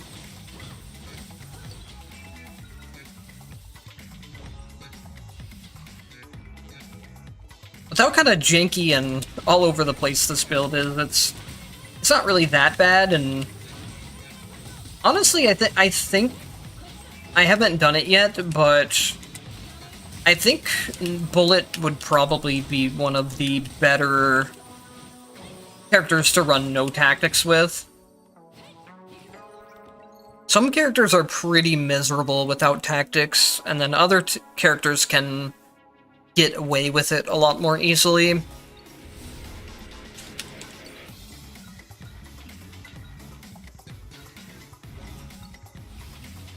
I'm thinking when I do Bullet's Mind Trial video pretty soon, I might end up just running it without tactics altogether, or running it with very minimal tactics, since she's making tactics a lot stronger, and it's difficult to find a tactics build that's not getting in the way too much and dealing too much damage.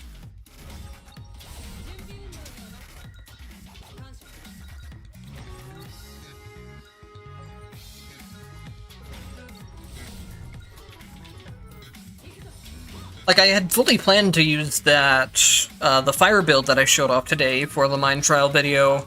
That's actually why I was setting up that character in the first place, but it doesn't really do any good to show off a character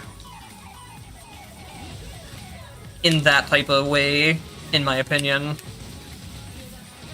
If I'm gonna show off a character like that, I'll do it as just like an actual speedrun video. But when I'm showing off the Mind Trial videos, the main goal is to show off the character's kit itself as much as possible. Not so much the tactics just being able to DPS everything for me.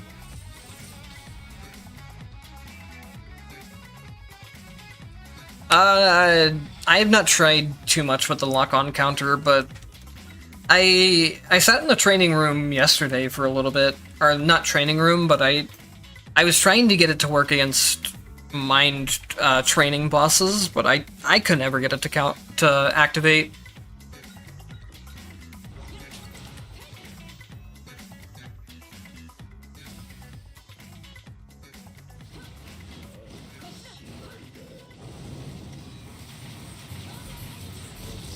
I've been busy finding out ways to abuse the fact that Bullet can spawn attackable objects. Wait, I just saw wait a minute. I just saw a shadow version of I saw a shadow version of one of the sandbags. I swear that was not working earlier.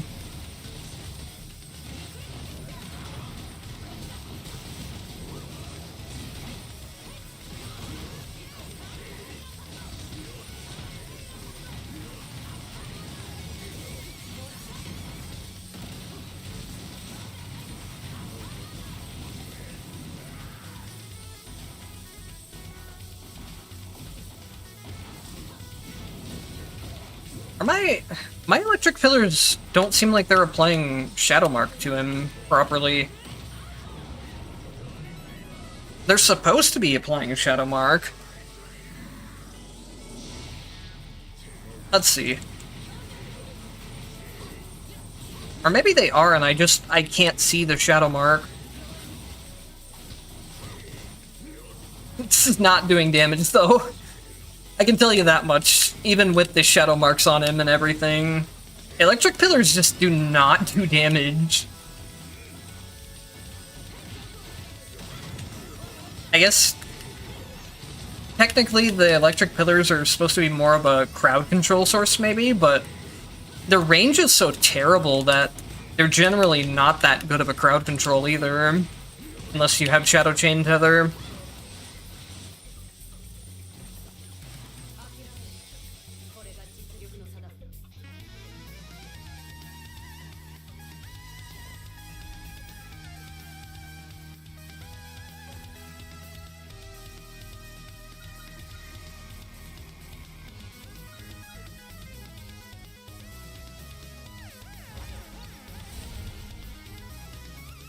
Yeah, I feel like her lock-on stuff it's pretty neat, but it gets overshadowed a lot by some of the other stuff she has. Like getting the follow-up attacks for the skills, or... My favorite thing is the fire debuffs from Heat Up.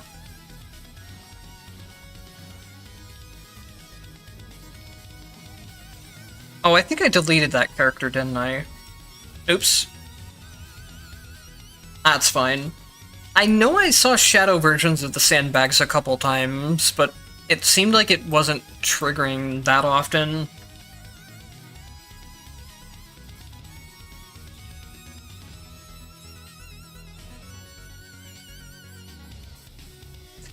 Since the sandbags can be attacked, I've been testing certain things, like Light Wave with Light Wave Spread is really good with them. There's a whole fire setup that the more enemies you hit with fire projectiles, they all turn into fire spirits and then explode with detonation. That's been really strong. I tried a couple things like, there's a red tactic where when Rend executes something, it spawns Blade Storms. That one didn't work with hitting the sandbags. And then I also tried Shadow Spikes as well. Shadow Spikes seem to work sometimes, but not others, so I'll have to try that out a little bit more.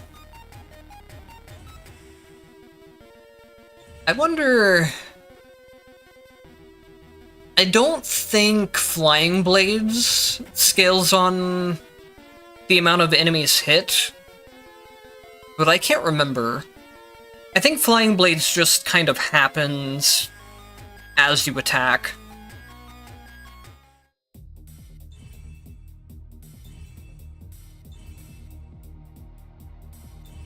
So I'm maybe out of ideas of what sandbags can be used for to boost hit counts with certain tactics. I did the whole, like, it works with a Orbiting Lightning Orb and Lightning Orb Thunderbolt, so if you have this setup, you'll hit all 3 sandbags at once and spawn 3 Thunderbolts. That type of thing works with the light build, or the light and lightning build. But I wanted to see if there was anything else.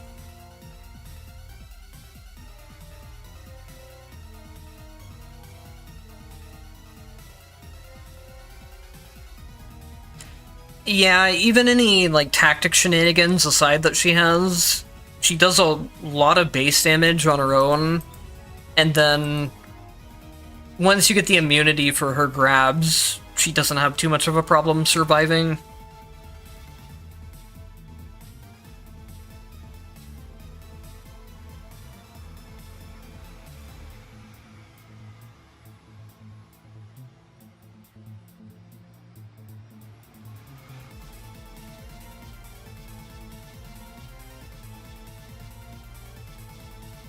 Rend, I think, is unnecessary. I don't think Rend... Well, if you're taking Rend for Rending Impact, it's fine, but Rend doesn't really do a whole lot of damage through its actual damage effect. You might as well take, like, Impulse or something. Lightning Impulses are really insane with her throws, because everything you throw into gets debuffed with Lightning Impulse.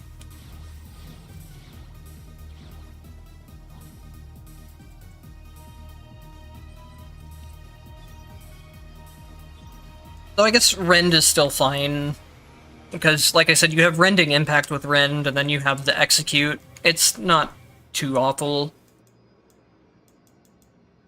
A Frostburst I haven't tried. But Frostburst is just kind of something that you throw on anyone and it's good. I'm gonna see if I can maybe set up a funny one-shot Lightwave build.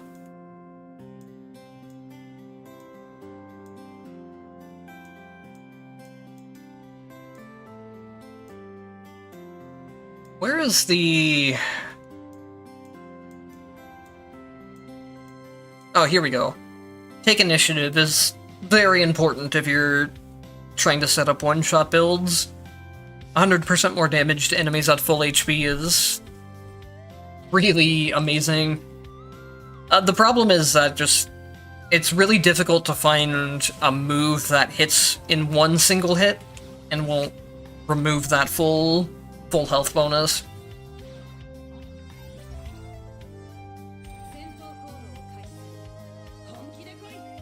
Oh wait, I need to... I probably want to turn Light Chance on.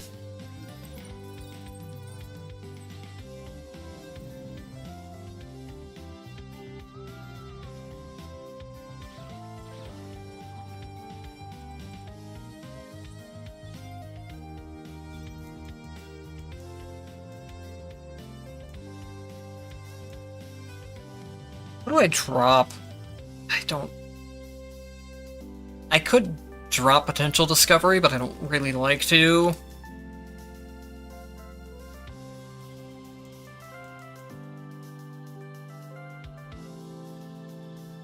Whatever. We'll figure it out. I don't think the chance of getting Light Tactics should be that bad, even without Chance Boost.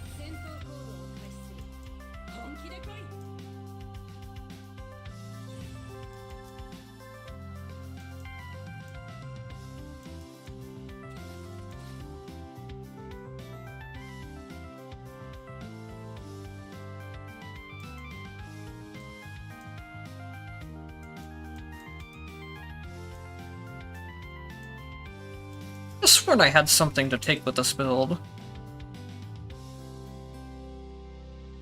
I guess I wasn't doing the full Lightwave thing, I was doing the whole Light and Lightning build, which is why I had this set up.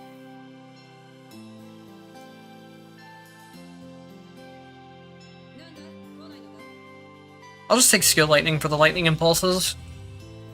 I can show how insane Lightning Impulses are.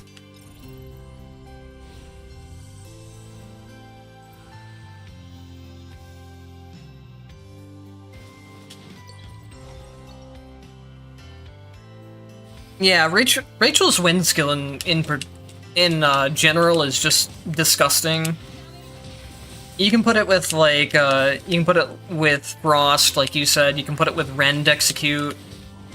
I really don't understand why a full screen attack like that is allowed to deal so much damage. Even without tactic damage, if you upgrade it to the like longer version that deals more damage, it can one-shot rooms on its own.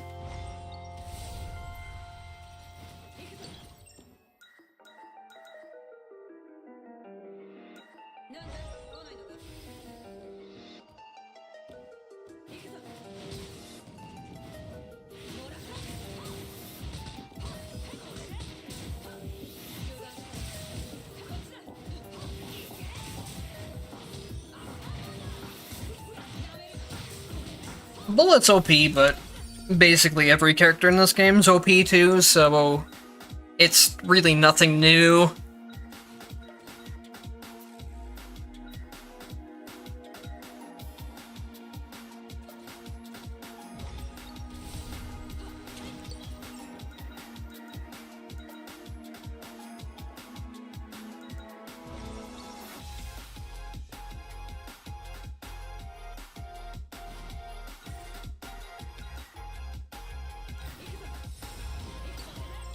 Oh, my cursor. I hate it when that happens. Even if after you've hit the button to make a selection, you can move the cursor too quickly. And so I accidentally selected the wrong one there. Which isn't really a big deal in this case. I just lose out on some exchange points.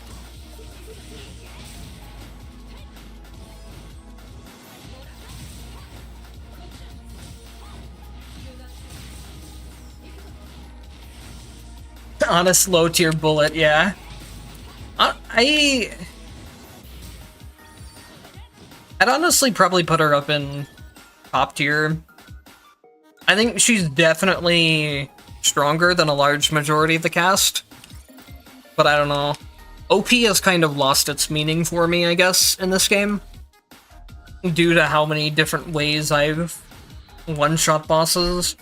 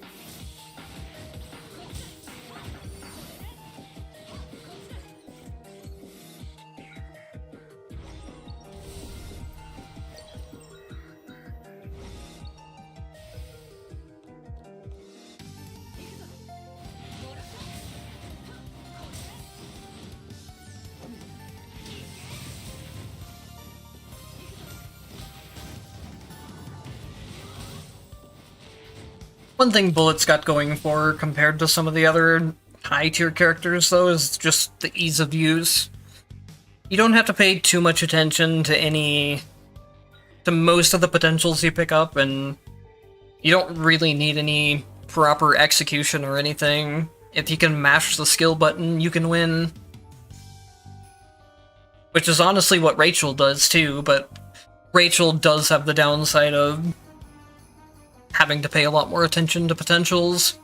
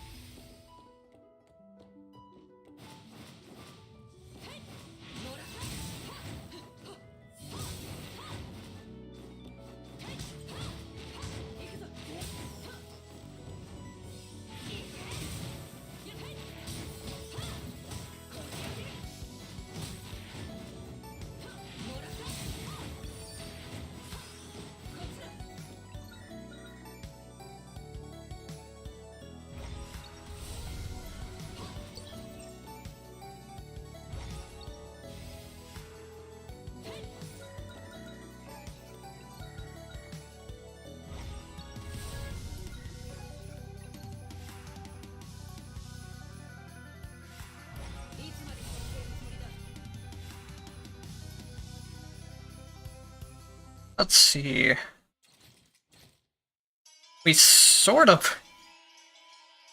We have heat up and we have the charged version of the attack, so we sort of have everything we need to one-shot, except for I bet not having the other two light wave upgrades is going to really severely, well, there's one of them at least, limit the damage that light wave deals.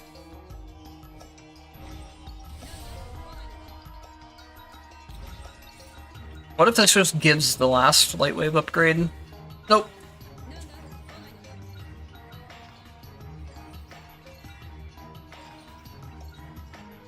Okay, I'm not gonna reroll those anymore. It's a waste.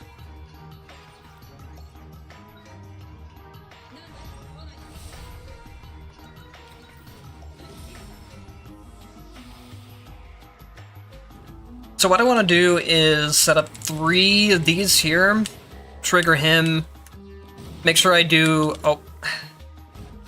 Please don't. Okay, it's fine. He barely didn't walk in front of them.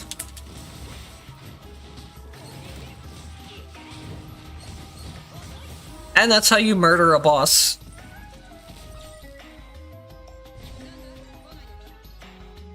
Depending on how ideally things in this run go, it is possible to one-shot Susanoo this way.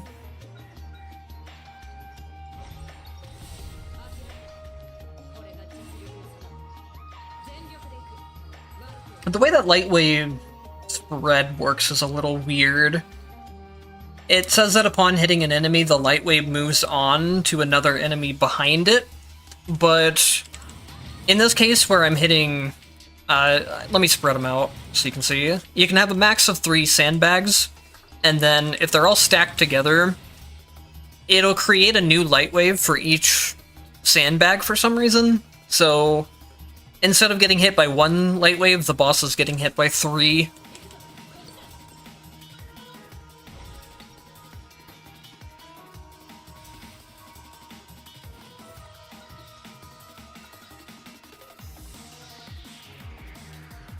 This is a source of getting damage. So is this. The one that you really want is the one that increases damage based off of how many exchange points you have. You can get that thing to like 500% damage bonus. It's ridiculous. And then that damage bonus goes into Lightwave, since Lightwave is based on the damage of your hit when you set it off.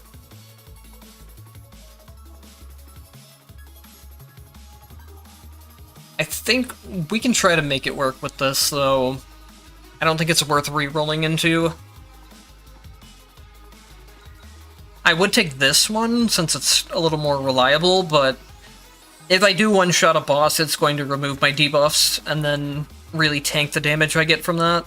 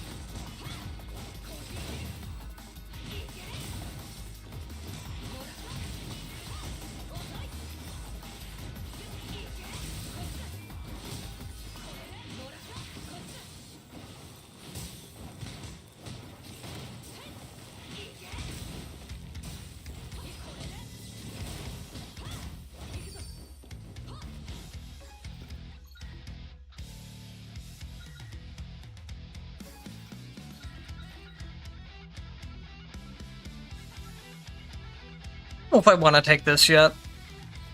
I might honestly just hold out and see if it shows up as a higher rarity.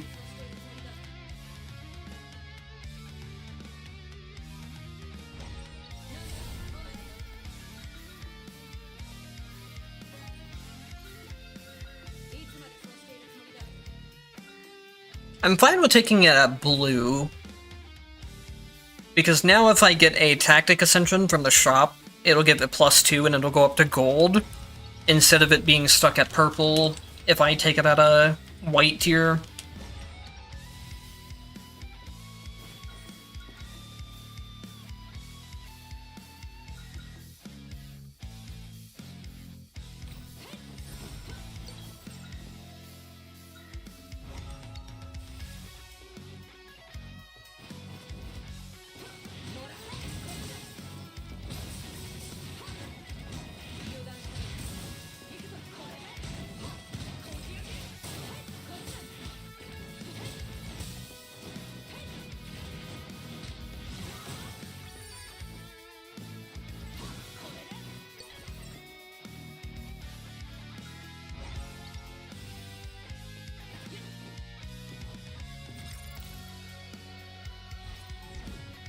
hoping the Sortitia will maybe give some ascensions as well, just to be able to get the light wave at full gold. Yeah, because both of the upgrades for it are blue tier right now.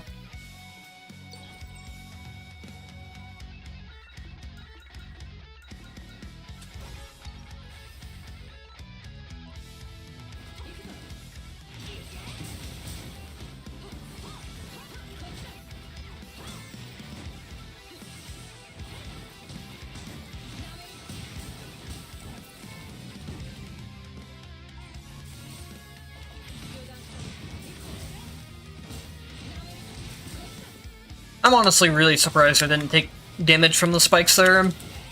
I guess I was just high enough that it didn't count.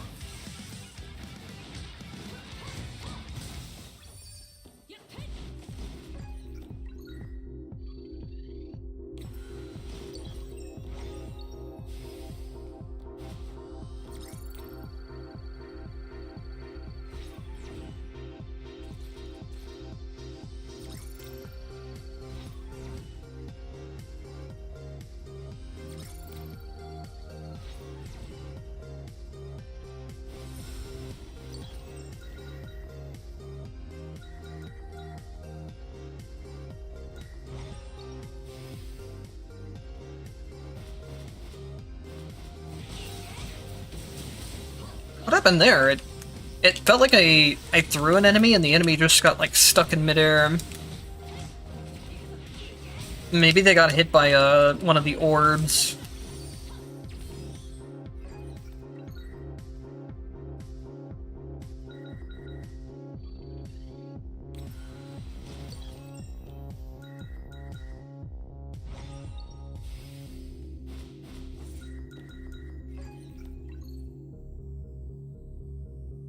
Oh, I don't even have my grab immunity thing yet.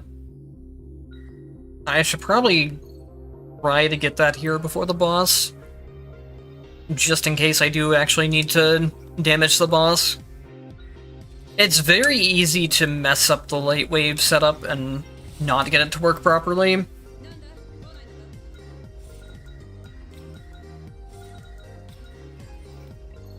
It's very strong, but it's also very gimmicky.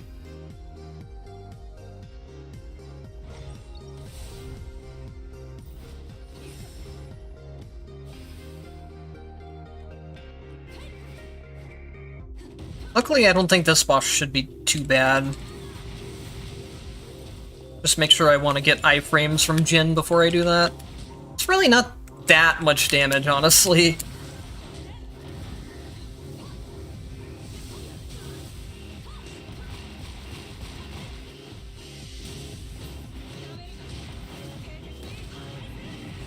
I don't know if it maybe just didn't get it set up properly, or if it's just not doing that much.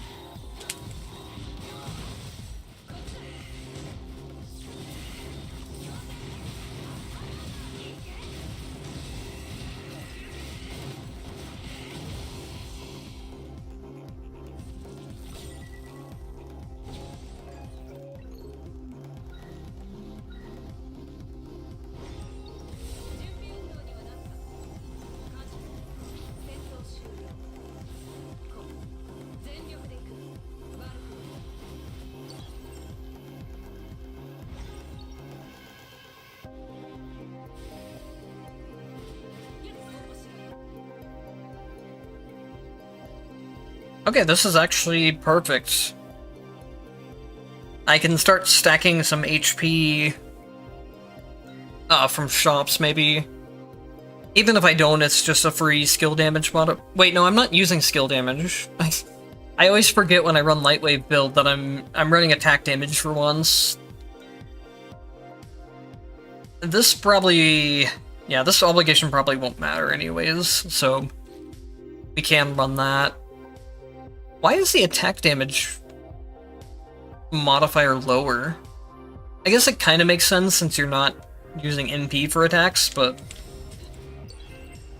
I don't feel like the attack damage modifier really needs to be lower.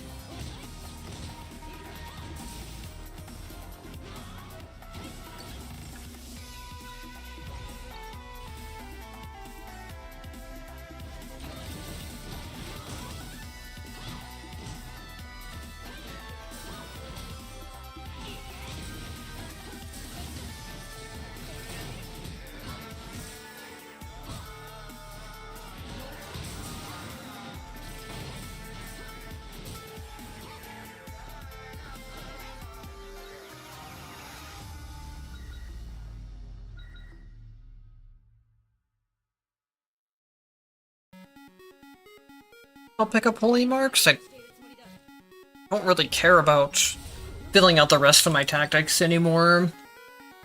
But if I don't fill out some of my other tactic slots, then it's never going to give me ascensions. For the ones I have, it'll most of the time just keep giving... Oh. Well, I guess I didn't... It's a good thing I had an escape death. I was not even aware that I was that low in the first place. I guess I have been taking quite a bit of chip damage, and then I ran into the poison as well at some point.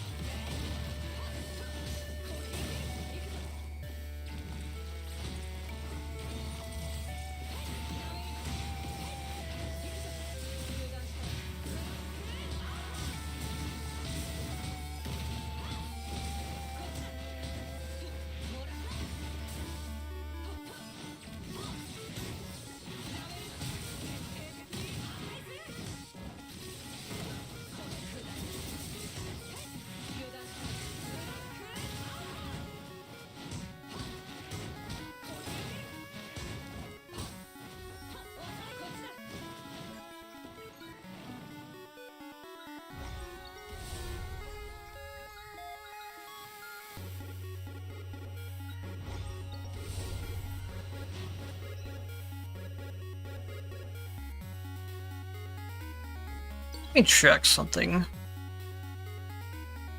Oh, that's probably why I'm taking a lot of damage. I'm playing as if I have the invincibility on my skills, but I do not have that yet. That makes a lot of sense.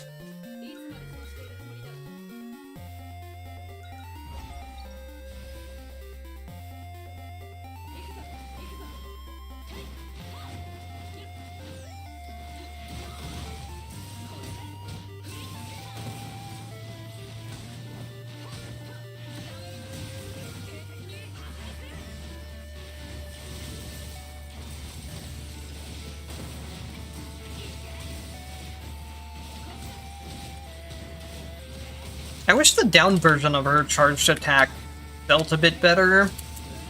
It feels really lackluster, especially for the amount of time it takes to stop and charge it.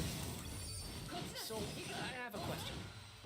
You're really just Dungeon Mans. better off pressing the skill button instead.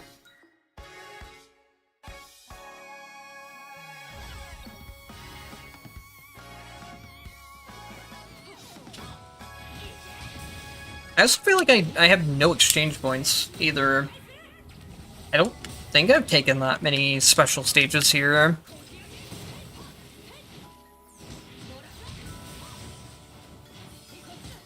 But I'm gonna have like barely over 300 for the next shop.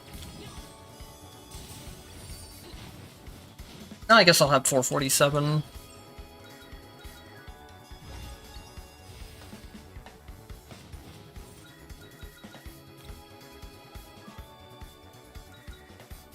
It's probably because I've been buying a lot more tactics to this run than I normally do.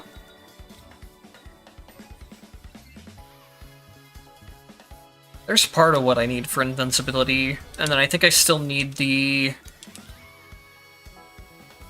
Do I even have up plus skill at all?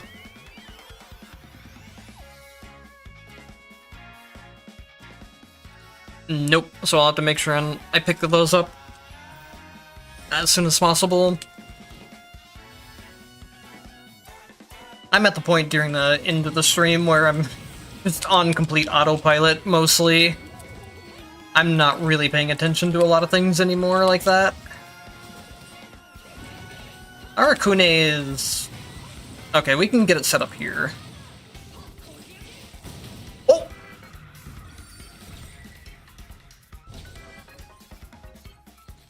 Where'd he go?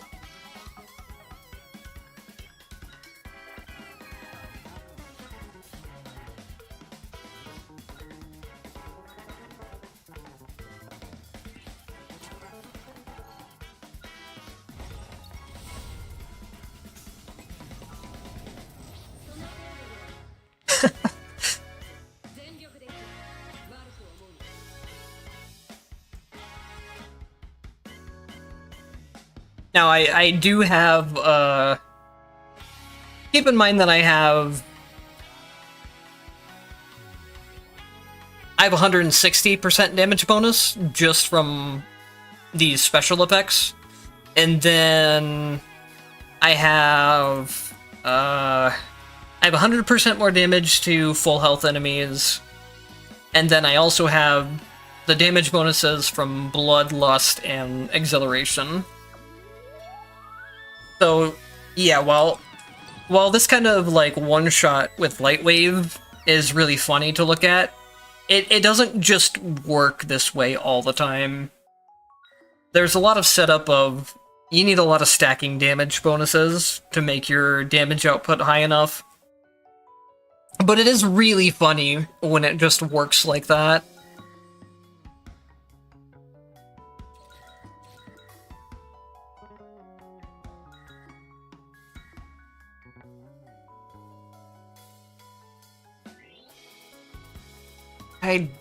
I guess we can look. Normally I like MP recovery for combo count, but Bullet doesn't really feel like she needs it that much. Her skills are so low cost that I don't tend to have problems with mana.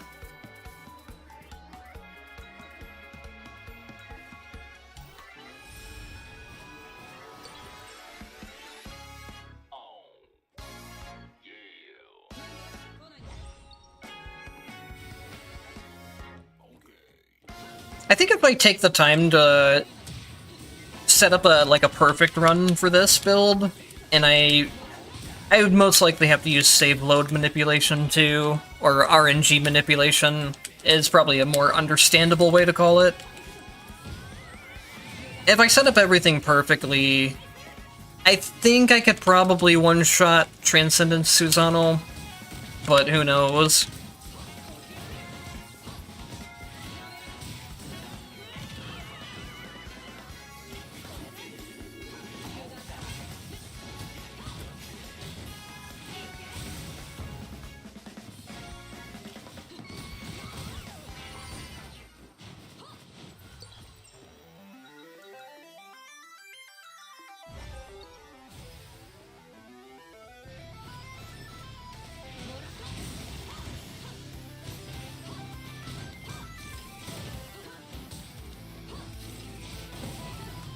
Well, that actually had 15,000.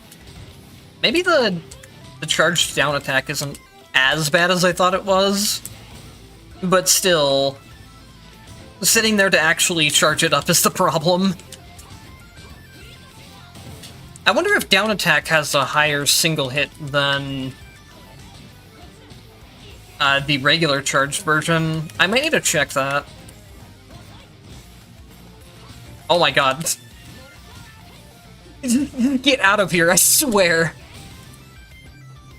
Trying to kill those things while also having 0 air attack damage was not going too well.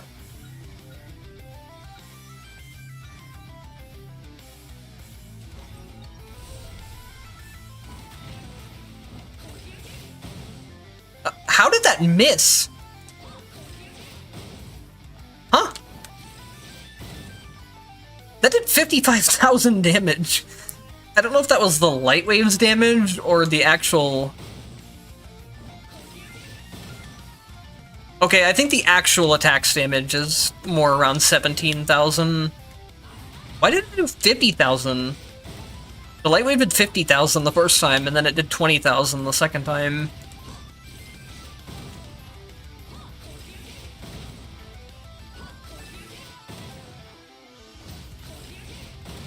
So this does around 8,000, it looks like, and then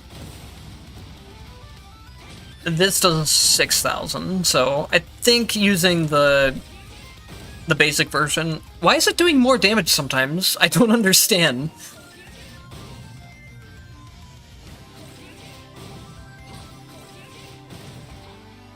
Maybe I just saw light waves damage again. I don't know. It'd be better if I went into the training room. The training room will deactivate tactics.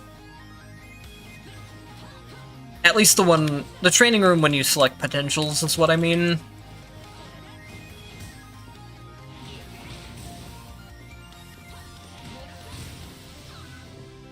I wonder if you can throw these guys. It doesn't look like you can. The small, like, butterfly enemies, or paper enemies, whatever they're supposed to be. I've also been trying to throw intermittent butterflies, but I think they die before the throw even goes off. I think it would be hilarious to throw an intermittent butterfly.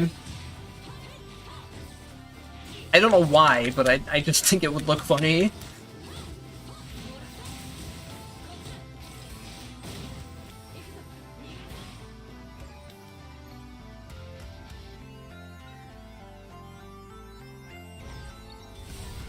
I probably should have went in the training room there, but it's fine.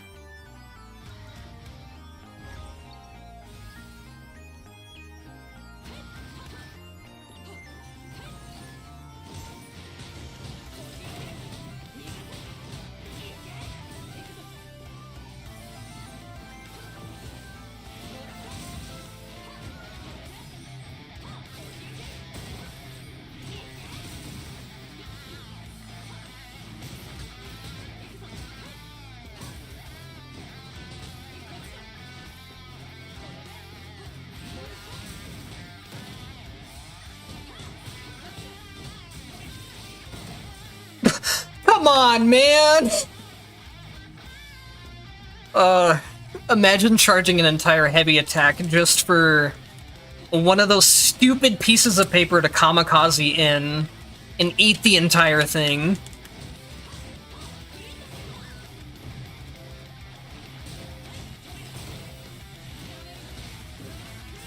I didn't mean to fly all the way over there, but that's fine.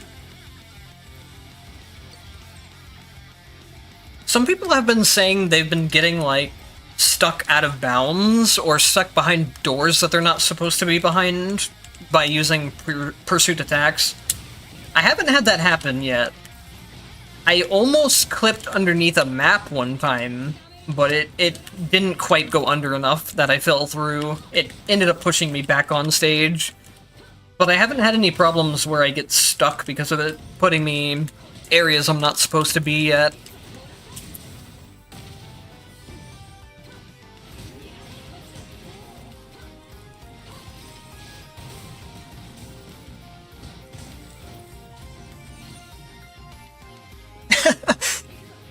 I'm pretty sure fire beats paper, but paper did troll the hell out of me, so maybe that's considered a win.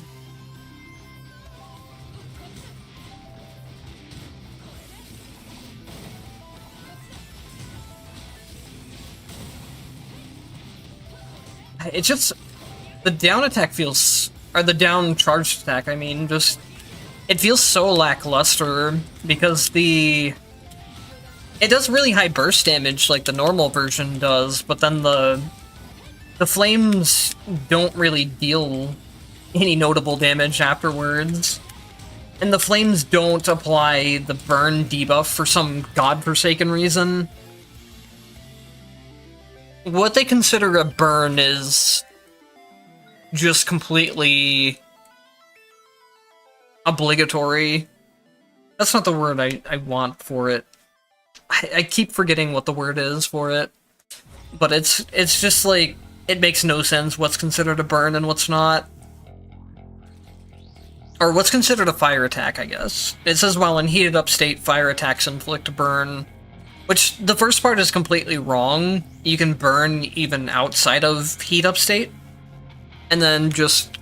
what I was saying is that what's considered a fire attack, to actually burn something, is very random. Like, her heavy attack, the down version, not applying burn. even though it's literally described as a wave of fire or something like that. But then the second punch of her basic attack applies burn for some reason.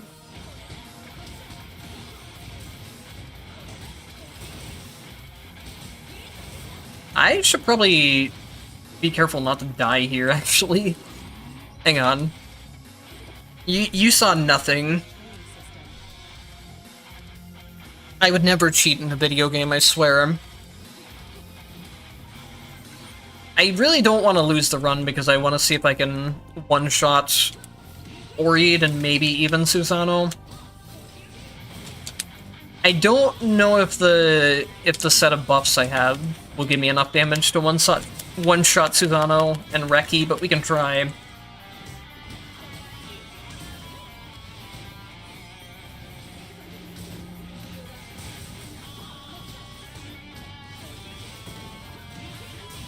I guess I would have had an escape death, even if I did die there. I thought it was a mixture, so I was trying to use the mixture and getting confused, but it was an escape death.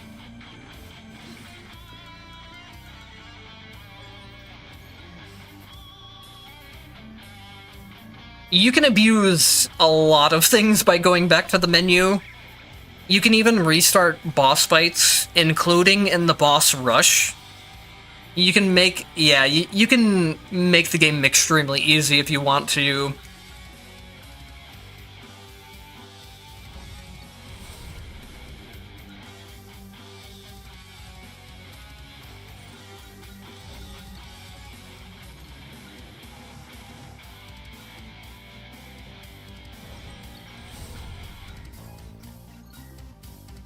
No ascensions for Lightwave. That's unfortunate.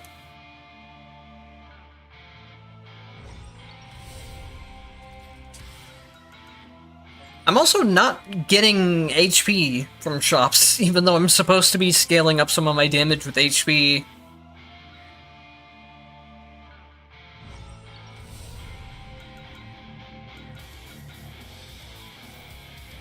And what's even more wild with this is that, so if you look at my files, it's, a lot of these are duplicates, where I'll have one file and then a duplicate.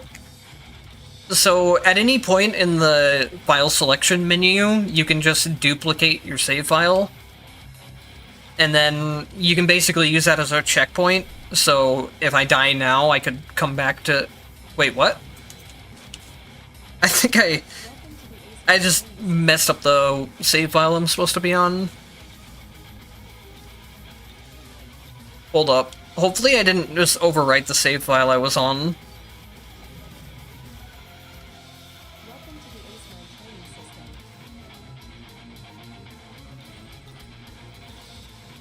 This is the downside of having so many save files. Okay, here is the actual bullet save file. I would not have this many save files in the first place if it wasn't for doing YouTube content creation. Like, I have one for... The first two are full of normal tactics from before the tactics updates. These two are full of characters for boss rush, and then these are for new tactics for legacy characters, and then one of these somewhere around here is for no tactic characters. These are all duplicates of, like, the same base save file, so it's not as crazy as it looks in terms of how many save files and how many runs are on each of them. A lot of them are just carried over from the previous one. But I have done way too many runs of this game in total. So, like, say, why does this file have one more run than this one? Because this file should just be a random duplicate of this one. I don't know what I've done with my save files. But basically, you can go back to the save file and duplicate a save at any point in the run to make a checkpoint.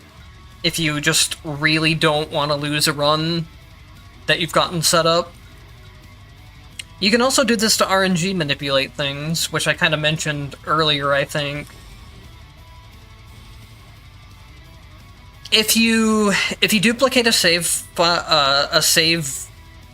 file before you go into a stage, you can get different RNG on the second save file, which is how we RNG manipulate to get powerful character setup sometimes. So like what you would do is, before I would go into an exchange space, I would copy this, and then I would look at the save space and see what is in the shop. Or I mean, I would look at the shop and see what's in there. If I didn't like it, I would just recopy the second file back over to the first one, and then check it again and repeat as needed. You can technically RNG manipulate any stage in the game in terms of rewards. It won't change which stages are appearing, but it will change their rewards. If you're patient enough, you could fully manipulate an entire run.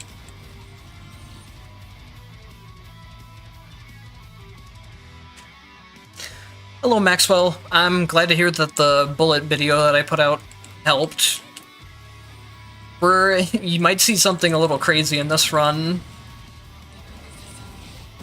Goodbye! She didn't even have time to, like, start anything. I just one-shot her before she was even activated, really.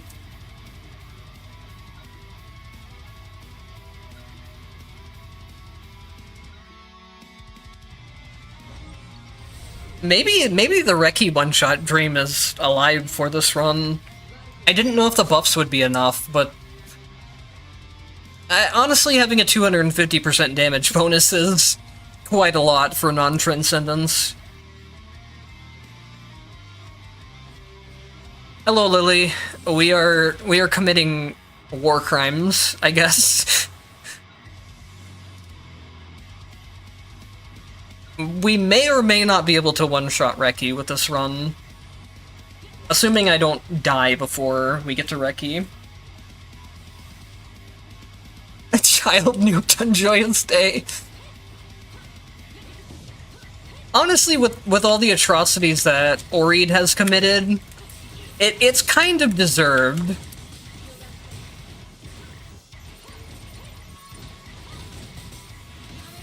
The real glorious part will be if I can one-shot Reki or not. Because Reki is pain. It's the only way I can put it.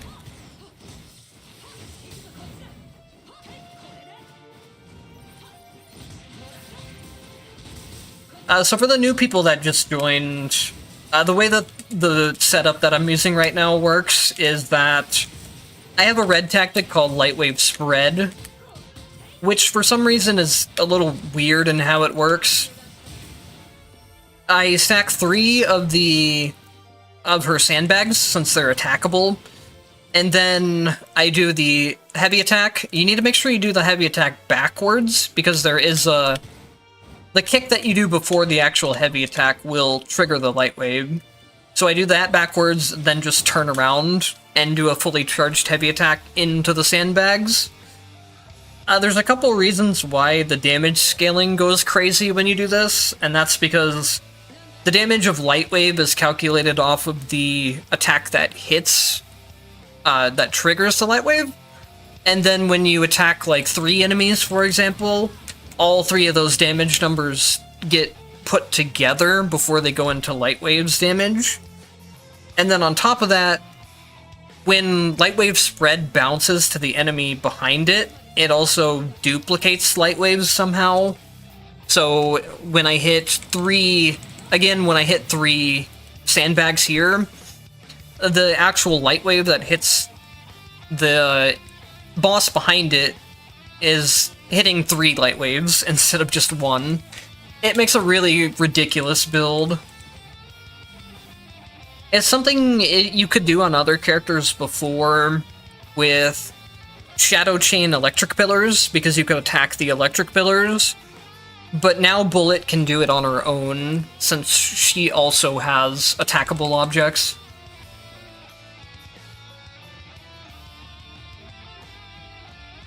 Yeah, it's just a way of stacking a whole bunch of extra damage amplification together.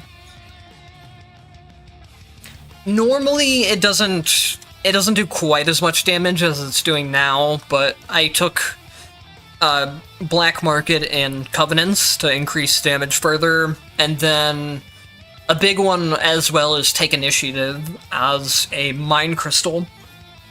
The 100% bonus damage to a full health enemy gives you a ton of bonus damage on this. So it is a one-shot build if you get everything set up properly, but it's a very gimmicky build that does take a lot of setup to achieve. It's not just Light Wave with Bullet itself that will allow you to one-shot.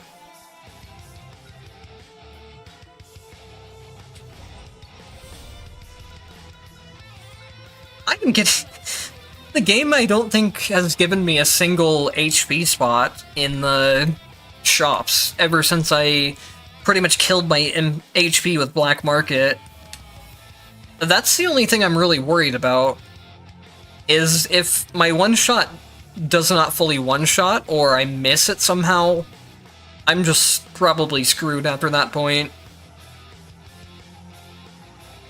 I don't know how I'm gonna do Reki Phase 2. Because I don't... Even if my Light Wave recharges during the transition, there's not really a good way of getting it set up to actually hit her properly. It's gonna be kind of the same problem with this boss too.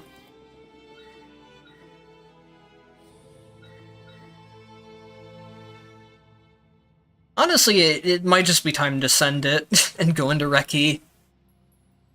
I could, like, farm more of the regular rooms and maybe get a little bit more damage through potential scaling, but... Bye! She didn't even have time to... Oh, wait. Oh, she's not dead yet. I forgot. Oh, no.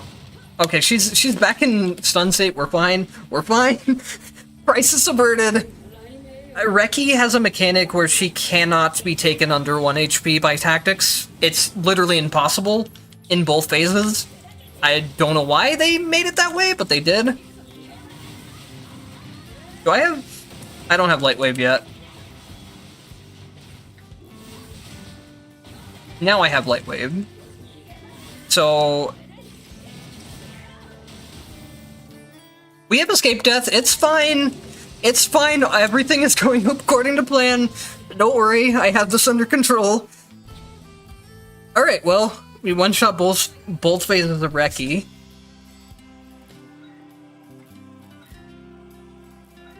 I was not worried at all that entire time. All according to plan, I swear.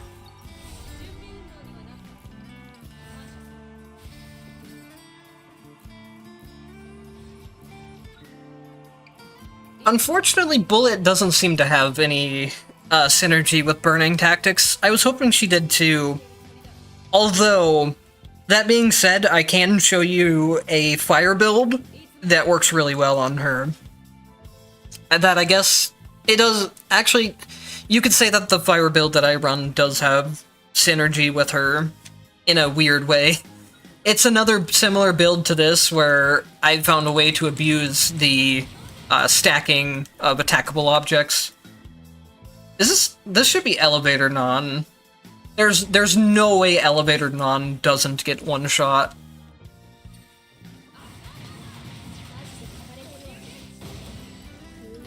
What was that damage number? Was that in the million? It's hard to see because the damage number only flashes for just a second. But I know there was a very high damage number there.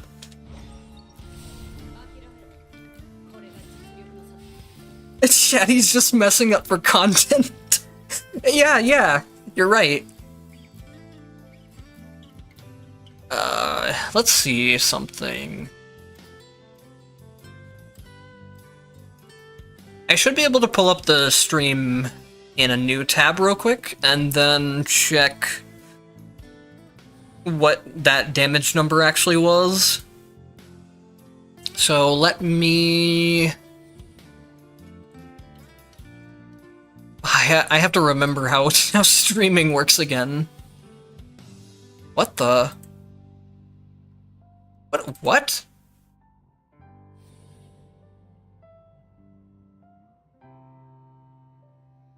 Why is it displaying this?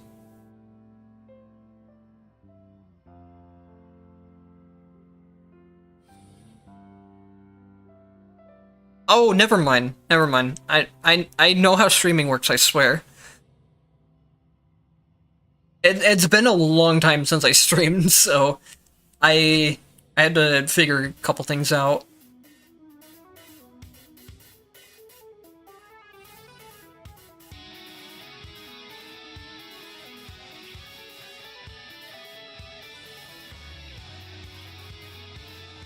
Oh, I just missed it.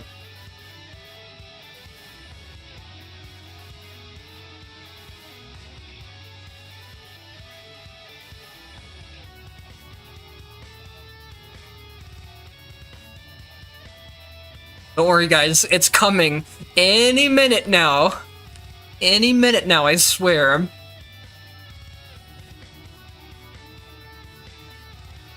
Oh, it's only saying 128,000. Which, it's doing more than that, because we one-shot 200,000.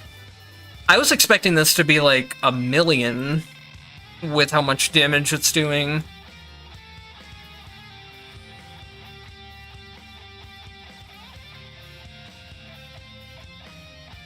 But I guess since she died on the first light wave, the other two didn't get a chance to hit. So it's probably doing around the range of 350,000, maybe even 400,000, if all 3 light waves hit. Pretty good.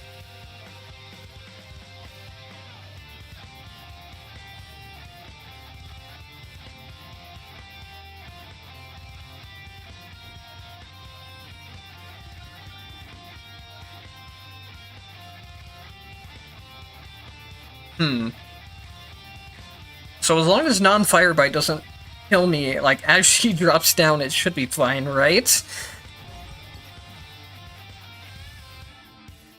I think all I have to do is, like, set it up here, and then go here for a second, and... She didn't even get to land! She didn't even touch the ground!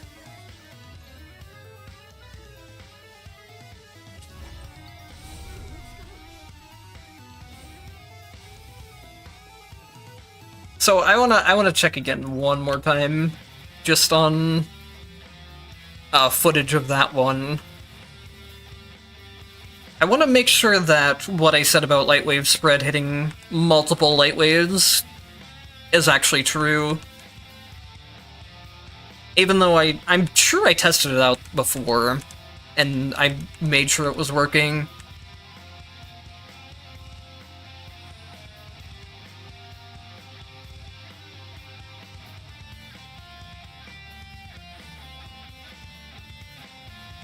What is the stream is being the stream is being glitchy.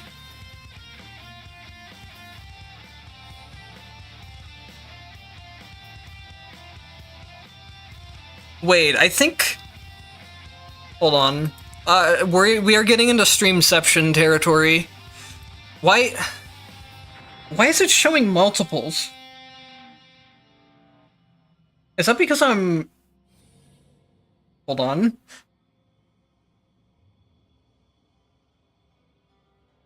Why are we in streamception? I'm so confused.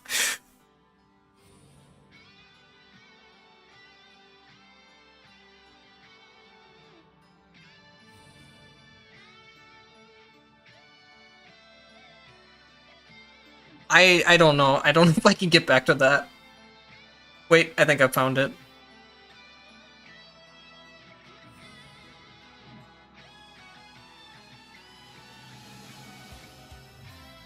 I wonder if there's a way to set it up where, like, I could hit a button and it would just take a clip of, like, the last 10 seconds or whatever. I know you can clip on YouTube, but that takes time as well. Well, I think things are just broken. Oh, there it goes.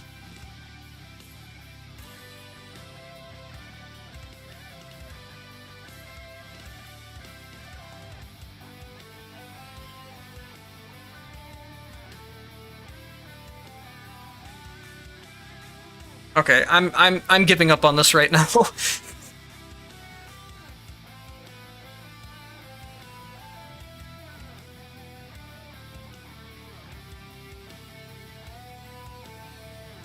So I don't really tend to use Lightwave a whole lot either myself. It's something that's really fun as a gimmick, but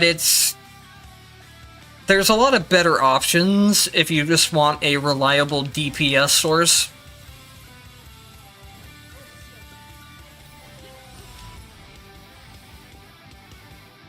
But yeah, the Lightwave build that I used on the video is a good example of you can still use the Lightwave gimmicks while also still having other tactics that give you a consistent DPS. Wow, look, it's an HP space, finally! Or a HP, an HP in the shop is what I mean. Now that we've already one-shot Reki while being on lethal basically the entire time. What did I don't know what it just selected there, but I guess we're going through it now. I was trying to get mixtures to work, and for some reason they just weren't wanting to work. And then instead it selected one of the rooms.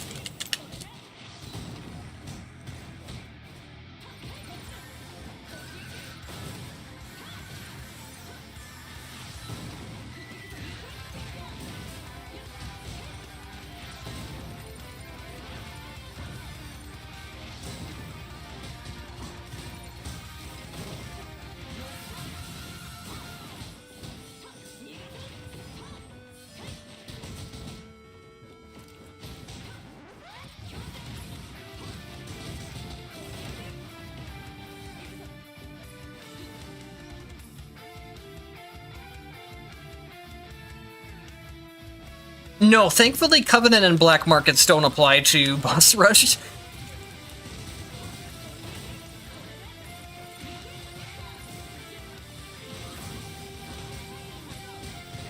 It would be funny, but it would really break things if they did apply. Because if I get a buff that increases damage based on the amount of exchange points held, I've had that set up to where I'm getting 500 plus attack from it. Which is why I'm pretty confident I could one-shot Transcendence Reki and Susano if I managed to get a perfect run for it.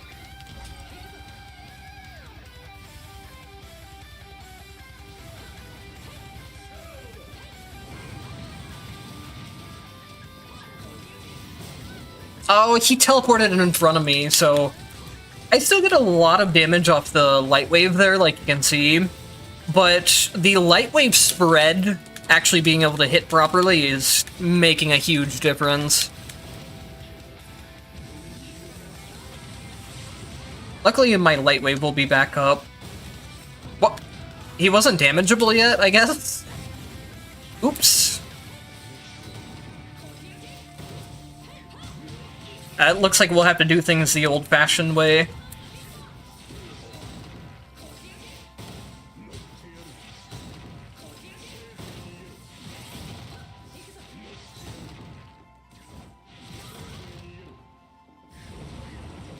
For phase 3, Lightwave should be back up, so we can try to get another setup.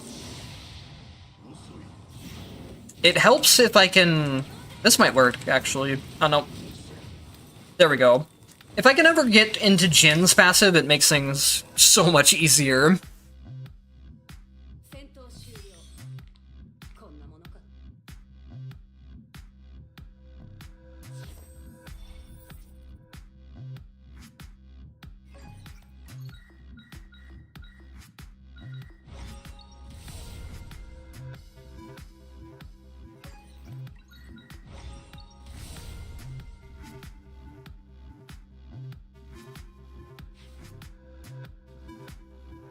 Now it just has to be done in Transcendence. I don't rarely upload Evo types, but maybe I'll give people this one. I wonder how many Evo types are even in the pool of what you can see there. I'm guessing there has to be quite a lot by the time... Assuming each individual player uploads at least one or two of them.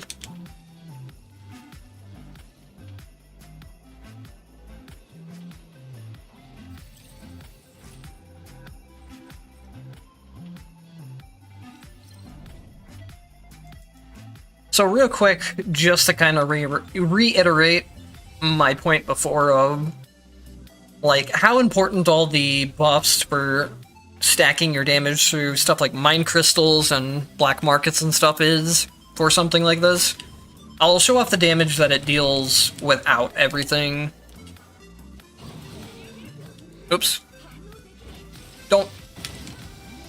I don't know if that did full damage or not. It looks like it did, but I'll do it again anyways. You can still get about 100k damage off of this, even without anything too special, which is... it's great on its own. But in order to get up to one-shot territory, you do need to make sure you're stacking additional things. Congratulations.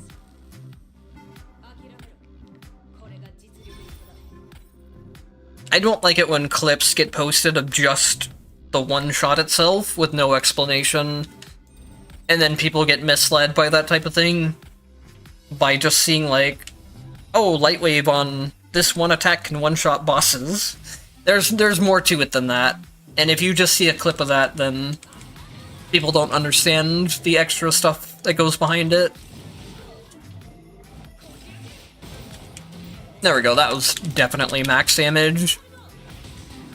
So it's still a good build, even without the rest of the gimmicks that go with it. But it's much less strong than it actually looks there. In the real run, I mean. Either way, it's still a funny gimmick.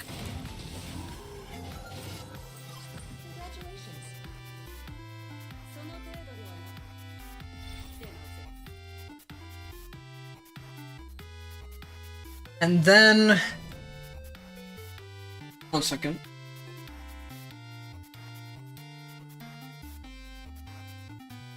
I will be ending the stream pretty soon, but for the people that didn't get to see it earlier, I want to show off the other build that I made that abuses the attackable sandbags.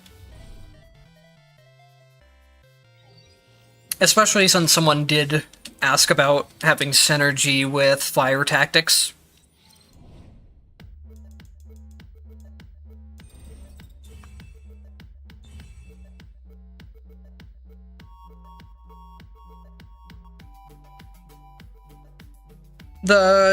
It depends. There is a build with Hakumen that you can do with Lightwave with his charged down attack. And then the One Punch Hakumen video that I did was using his up plus skill. That one doesn't use Lightwave. That one uses Frost and Rend. But that one also does a similar thing of where it won't one-shot without Acceleration and Bloodthirst, which are the two Mind Crystals which give stacking bonuses. And then it also really relies on the 100% bonus damage to full health enemies. Yeah, Bullet's very fun. She's a lot more straightforward compared to the complicated other DLC characters of Rachel and Azama, which I think is a good thing. None of her potentials are really that complicated, and she doesn't have like a billion complicated hidden effects like Hazama does. And then executionally wise, she's also pretty easy. There's nothing too difficult to do with her. So I think it's a good change of pace from how complicated the last two DLC characters were. Yeah, that's a good way to put it. She's a good pick up and play character. And then she's very powerful overall, and what I've been doing the past, mostly today, a little bit of yesterday, is I've been finding a few ways to abuse a couple of things that she can do. Another reason why Light Wave's working well on her is because the game doesn't tell you any of this, but her passive is a 50% damage increase, and it does apply to tactics as well, which most damage increases won't apply to tactic damage. And then on top of that, just like a 50% damage increase alone is really insane. Though I guess in the Light Wave build, I'm not actually triggering this, which I guess it could be. It'd be weird. It'd make the setup a little bit harder to do, though. I would have to, like, spawn one sandbag, throw it, set up 3, trigger the boss, and then quickly try to activate Light Wave. But, the damage bonus that comes from this to tactics is going to matter a lot in this setup that I have going.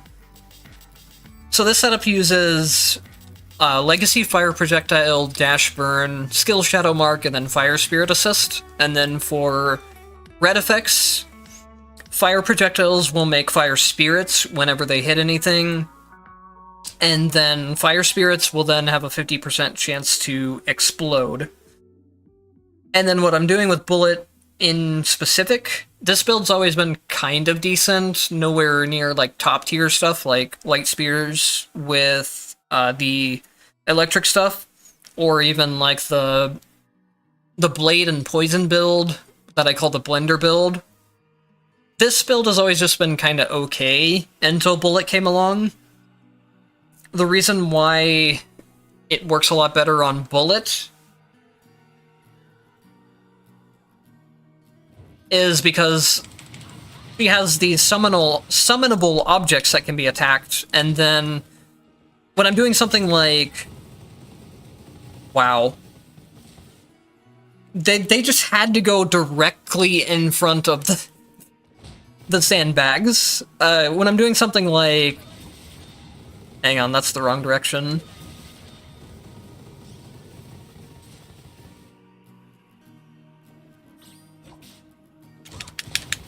Get over there, please.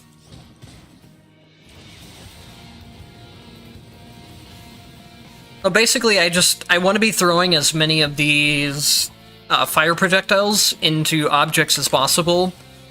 And then, since I'm hitting 3 different objects instead of just one, like you would normally just be hitting one boss, for example, it's duplicating the amount of fire spirits that are created by fire projectile fire spirits. So basically, since the fire projectiles are hitting 3 enemies at once, or even 4 if they're also hitting the boss, they spawn 3 or 4 different separate instances of the fire spirits at once. And then that, along with the ability for Bullet to buff tactic damage by 50%, this will absolutely nuke basically anything you throw at it. Transcendence bosses will probably survive it, but anything in the boss rush is going to lose at least half their health if this gets set up properly. Bullet as a legacy Evo type is very weird and conditional.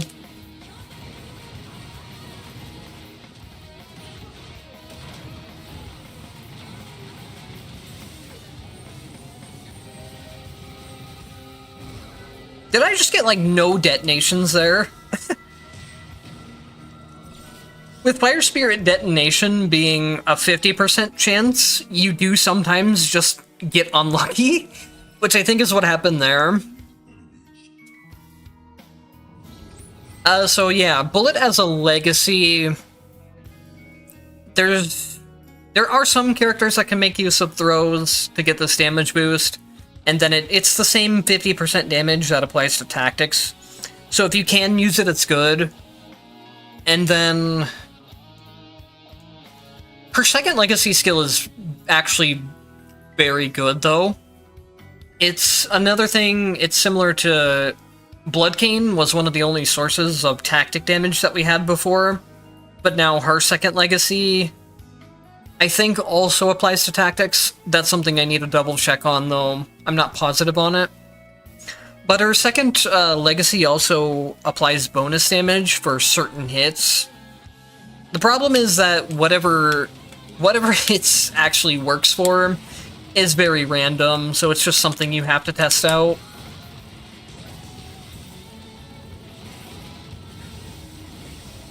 There's some pretty good fire spirit damage, even without the extra sandbags stacked up.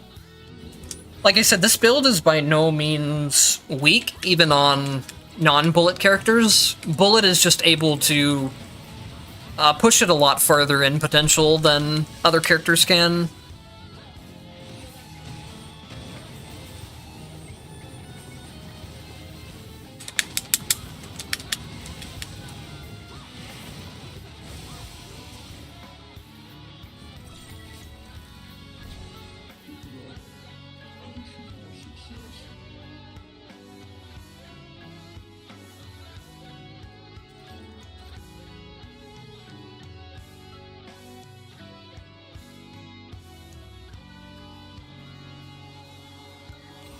And yeah, I do agree that what you said about Hazama pretty much had to be complicated as a character for it to, like, fit. I don't think they made a bad choice by making him that complicated. Even though sometimes it really annoys me.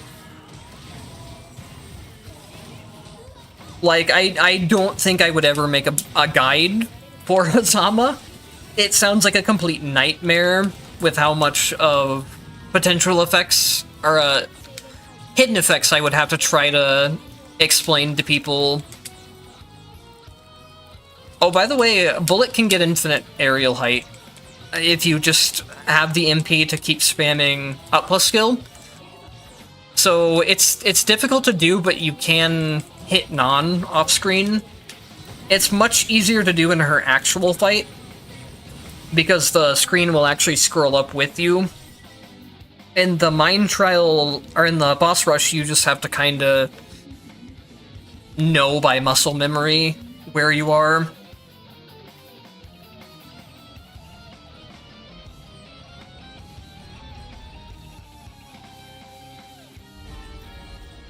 Oh yeah, Bullet definitely doesn't need the punching bags and the stuff with that. They're honestly helpful in general, though, because, like right here, for example, if you can't grab a boss, or if you want to use a grab move as just a projectile, or as a way to get into the boss, like here, for example, I spawn one and then I grab it, and I use it as both a movement tool and an invincibility tool. It's a very safe way to approach the boss through his attacks. But you don't have to do, like, gimmicky setup stuff like I'm doing, where I stack them and then use them to abuse some kind of tactics. Bullet, even at no tactics, has very high base damage. If you're doing just basically anything, her attacks are her attacks, as in, like, non-MP skills, aren't the best in terms of damage, but she makes up for that by doing, like, 1 billion damage on any of her grab attacks. And then there's a potential that makes it where, you can see it here, even though the boss can't be attacked, even though the boss can't be grabbed to do the actual grab move, you still get a bunch of hits in, and you still get a bunch of damage that way.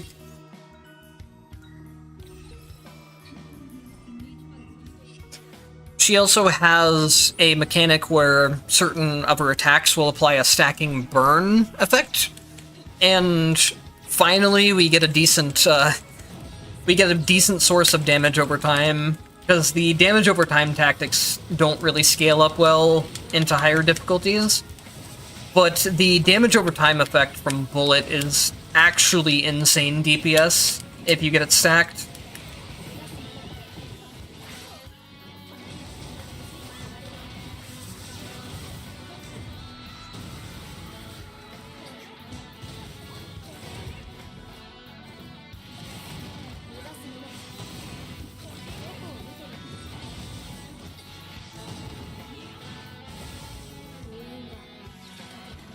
Yes, I play on controller. If I didn't have not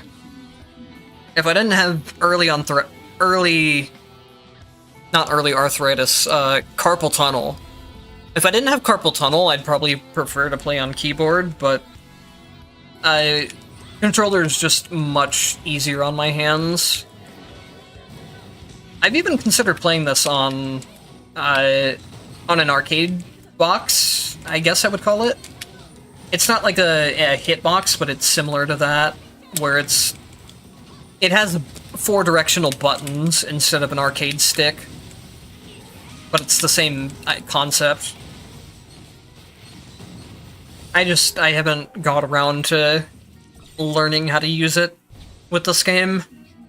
I think controller honestly feels really solid for me, though.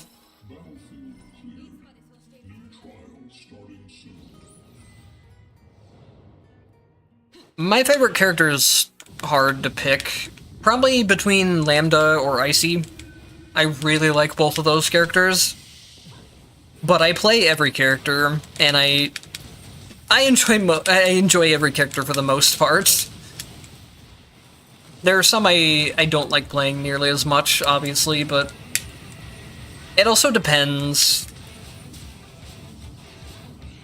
My enjoyment of certain characters... I just got, like, destroyed by those enemies. Part of it was the serpent, but a lot of it was that just, multiple of the smaller enemies decided to attack at the same time.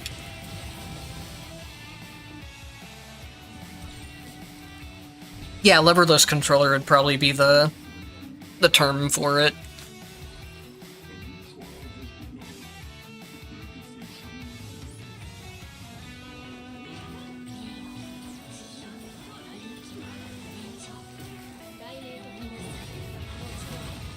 But yeah, I think I was, like, maybe in the middle of saying...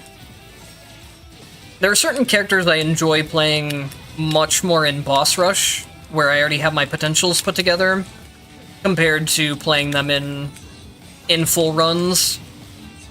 Hazama is definitely one of those. Playing Hazama with his, like, actual full moveset put together is really fun, in my opinion.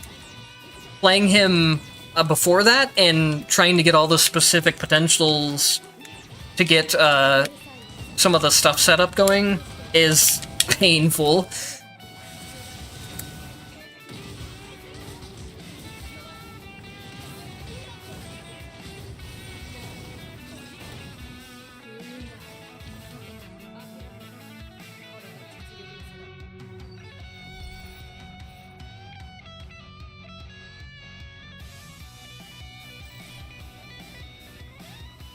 Alright, that was actually like a pretty slow boss rush for what this build can do. But I was not really stacking sandbags or anything during most of that, or trying to set up burst damage. I was mostly just playing around and having fun with it. But to show you, this build is theoretically capable of doing just over 3 minutes, maybe even less than 3 minutes, if you get proper setups with it. I don't think the Lightwave build could do enough in boss rush. Even though it's really funny to one-shot stuff in real runs, I don't think it's going to be able to ever do enough damage to one-shot the mine trial bosses.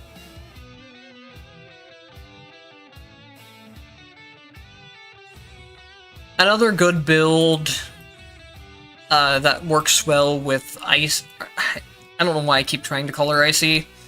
Another build that works really well with Bullet is...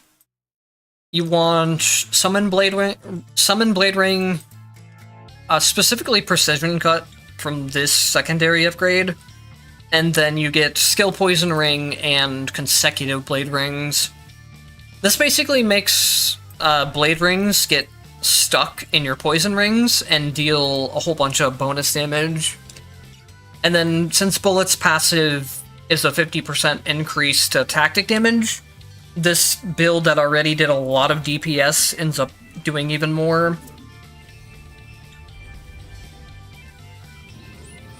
And then this build also kind of fits with Bullet's playstyle of being in very close and using skill attacks.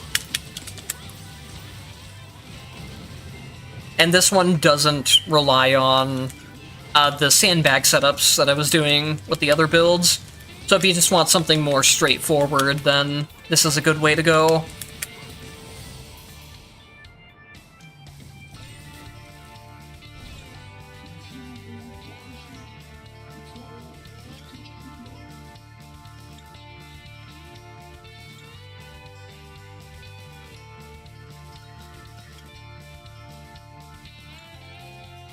This can actually do a light wave build with Gawain too. It's significantly harder to get it to one-shot, but it can do some pretty good burst damage. It just, if you want like high damage to start out the fight with.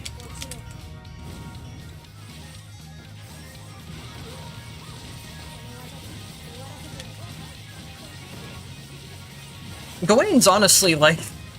Gawain itself does ridiculous damage as soon as you get all the upgrades for it. I think it's one of the hidden effects that just makes Gawain do significantly more damage.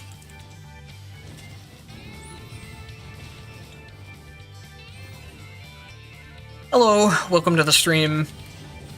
Unfortunately, you caught me more towards the end of the stream, though.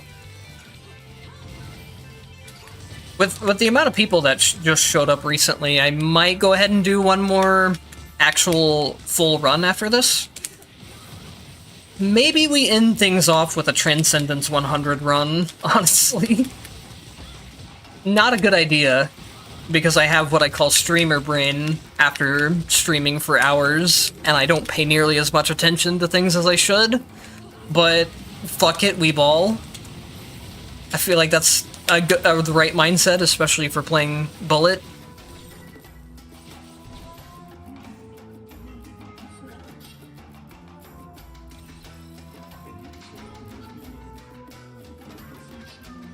This mine trial should not take more than 5 minutes or so. This build is also very capable of clearing mine trials very quickly.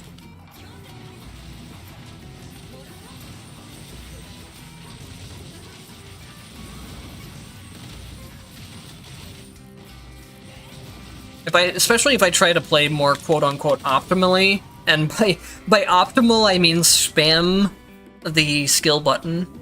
That's basically all you have to do on Bullet. Once you get the invincibility for it, and the follow-up, and then the burning debuffs. She's, like I said, she's very straightforward and very powerful at the same time.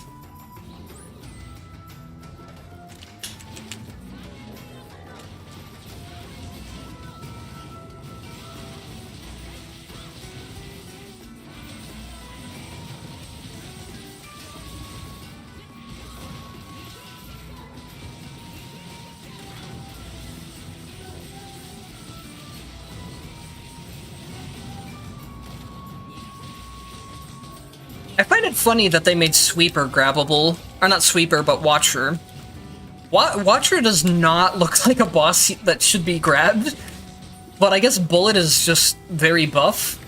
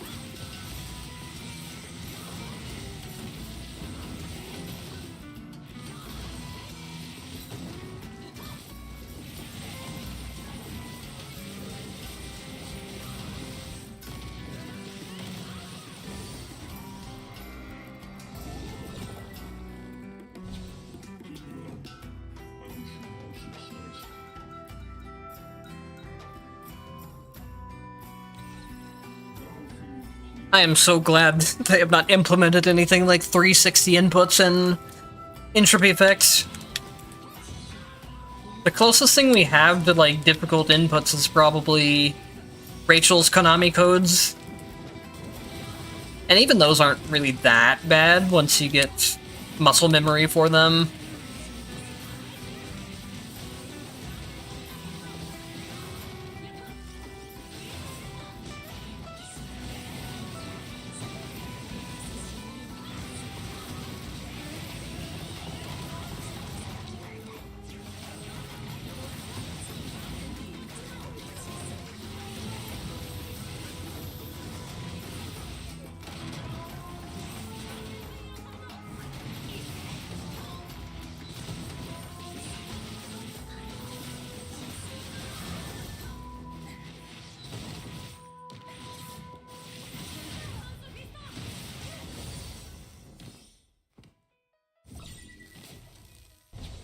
Making it this far is no small feat.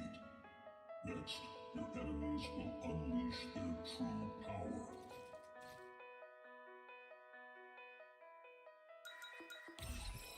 Battlefield cleared. New trial starting soon. Yeah, I'm glad to hear that my guides have helped you. If you have any questions, I'm usually pretty active answering them, either on streams or just in comments. Lambda's a very solid character to unlock early on. The one thing that you'll probably have issue with her is that her basic combos aren't really very straightforward like a lot of other characters are.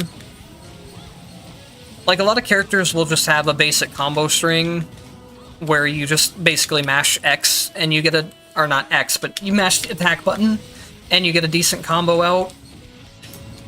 Whereas Lambda's basic combo is really awkward to use and it's not very good.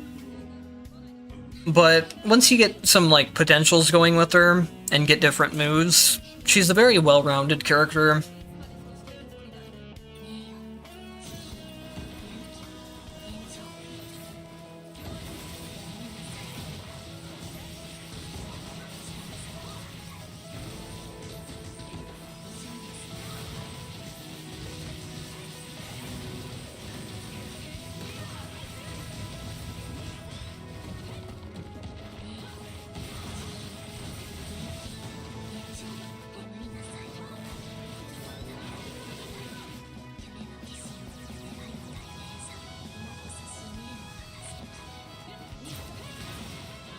Honestly, I keep forgetting that Bullet even has lock-on as a mechanic.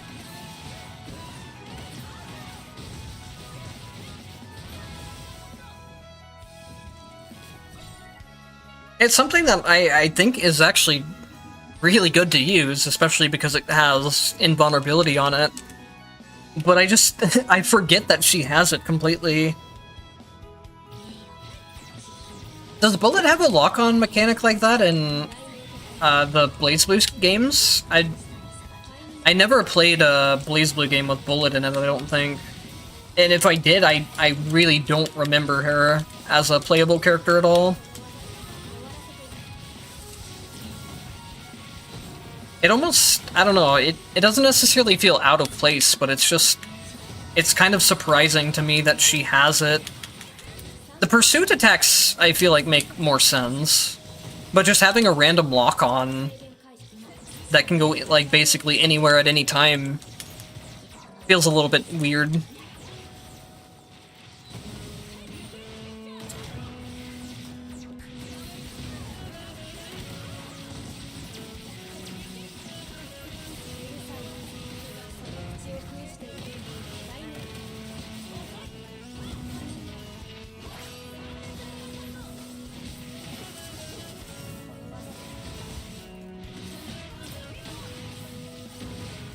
There we go. I at least got something decent as the ending combo.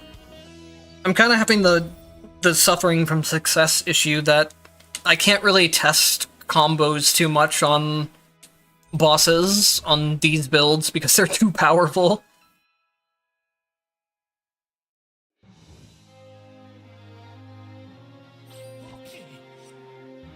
Okay, so she does have them. I guess I shouldn't have.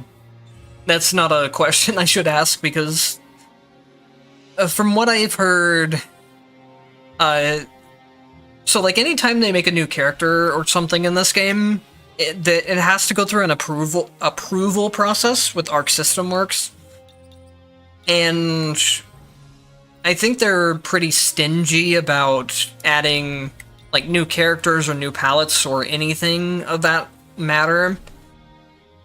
So she obviously had to have the lock-on mechanic in the games to some degree.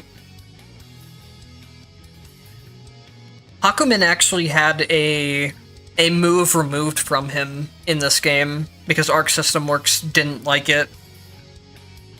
It was a new move that I don't think he has in Blazblue games, but he had it in Blazblue Revolution Reburning. And it used to exist in this game, but it doesn't exist anymore.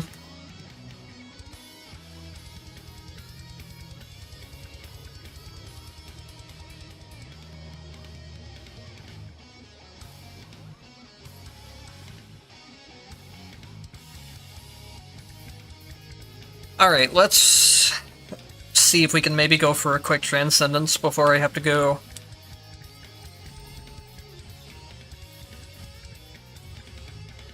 I don't know what I want to run for a build this time. I guess I haven't tried Frost yet as a build.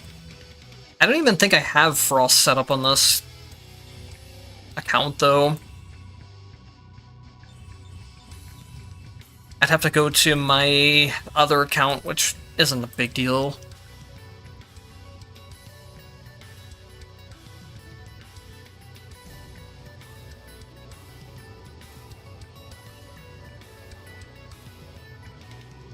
Oh, Jin doesn't have perfect timing inputs in the actual games. That's surprising. I was kind of surprised when I played him in Cross Tag Battle and he didn't have timing inputs. But I thought maybe that was just like a Cross Tag Battle thing of being more simplified. I haven't actually played a mainline Blazblue game in many, many years, so I don't remember a whole lot from them.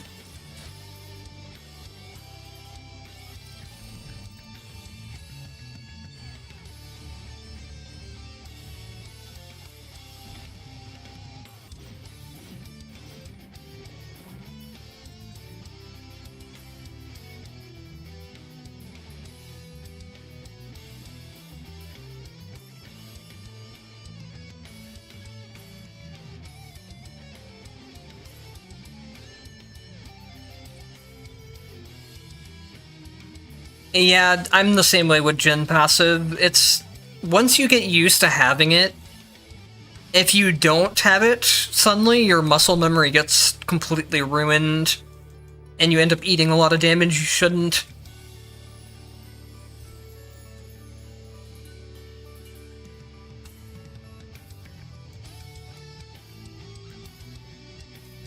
Honestly, it feels very wrong to go Ice Tactics on Bullet.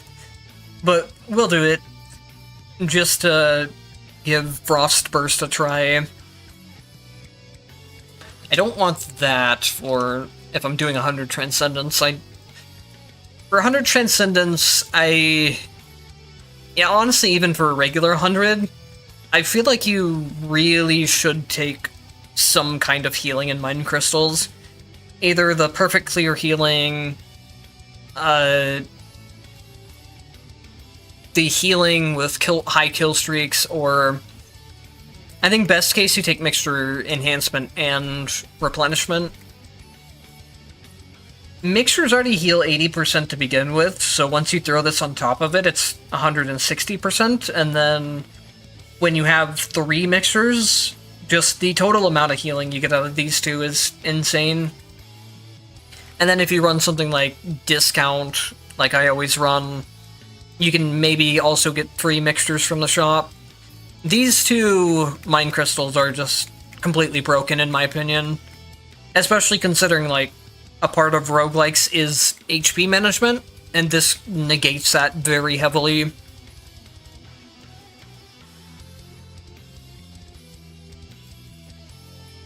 I'm trying to remember. I don't remember if I used discount in 100. I think it's still okay, but since shops are so heavily nerfed, I don't take them as often.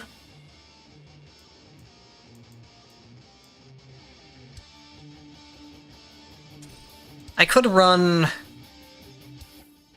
Bullet doesn't need this, but I'm interested in... Or I'm curious if this will proc when she, like, throws enemies into a wall. It should. But her throws do enough damage already that it doesn't really matter.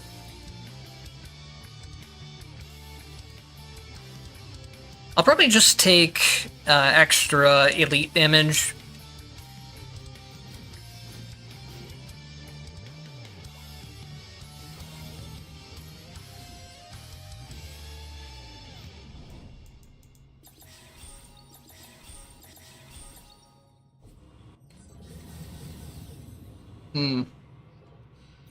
I'm questioning if I should take the mixture enhancement and replenishment. Whatever.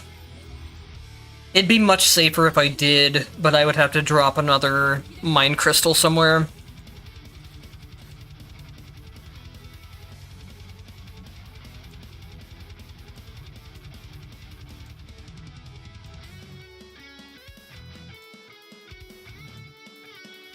So I could go ahead and start with attack rend and rending impact. That way... Rending impact is a very strong debuff. Despite it looking like it's only a 16% damage, it's good. The reason why behind it is a little complicated, but I'm not gonna go into that right now.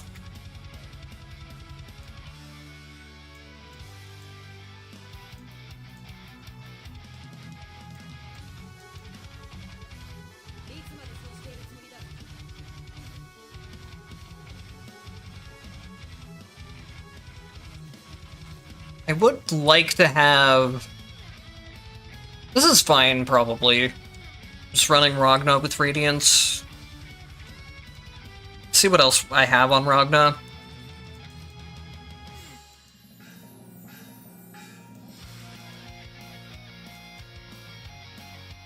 Yeah, running Ragna's with... Oh wait, what's this one? That's the same thing. This will be fine. Radiance is also just generally useful to have. I want Ragna specifically because he gives another way of healing throughout the run with second legacy skill. Oh, I need to fix something. So by the way, if you've done Mind Trial on a character and you have like the leveled up version of their attacks or their legacy skill, every time you make a new version of that character, and you'll have to do this once for every existing character as well. So basically, after you do Mind Trial, not only does it unlock the second legacy, but it gives you an extra level on your first one. But that extra level doesn't show up for some reason until you switch to the second one and back. So here you can see it, like, it says it freezes for 3 seconds right now. I don't have it unlocked here. I can't show it. Never mind. But anyways, you can see that, like with Ragna's here, it's blue. That means it's technically level 1 instead of level 0. This is still at level 0, and it glitches out unless you switch to the second legacy skill and back. Then it will level it up to 1 properly, and it'll be done after that. You'd only have to do it once per character.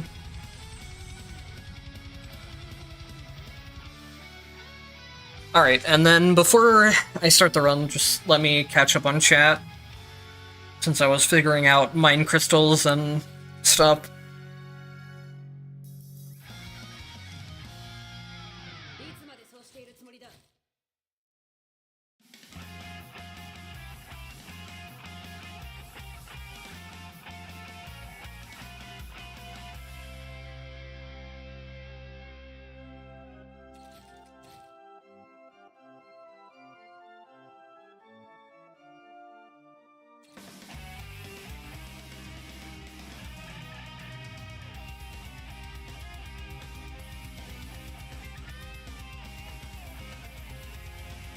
The fire build is very good on bullets. Yes, you can run that one.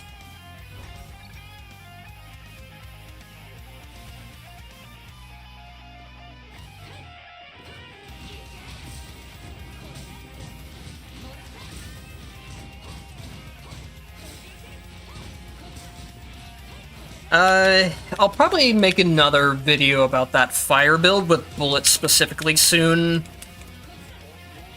So you'll be able to see it and play on her.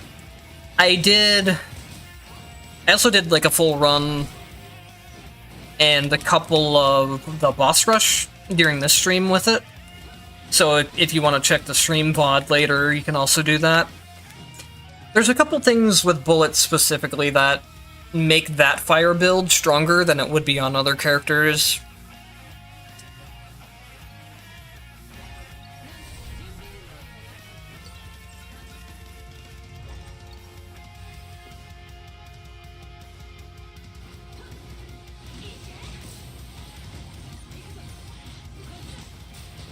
Yeah, you can never go wrong with Frost and the Frost Burst upgrade. You can also never go wrong with Chain Lightning on either attacks or skills. Both of those are just very universally good and very generically good, where they don't need any specific situation or character, and they can be put with any other tactics effectively.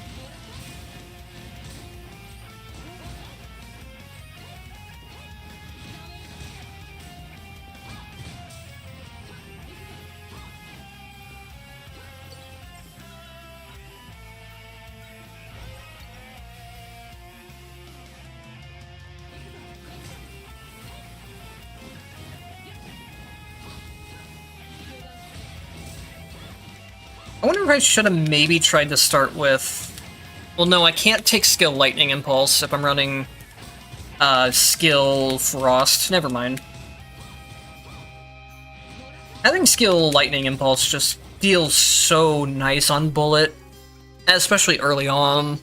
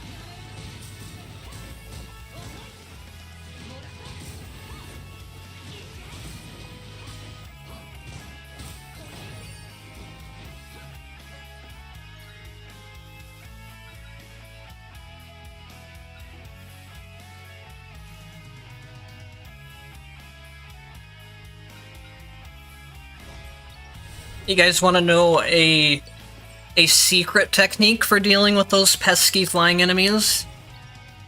It doesn't work for the ones that actually like have more HP in Sakura City, but it works for like intermittent butterflies, and it works for the really low HP ones.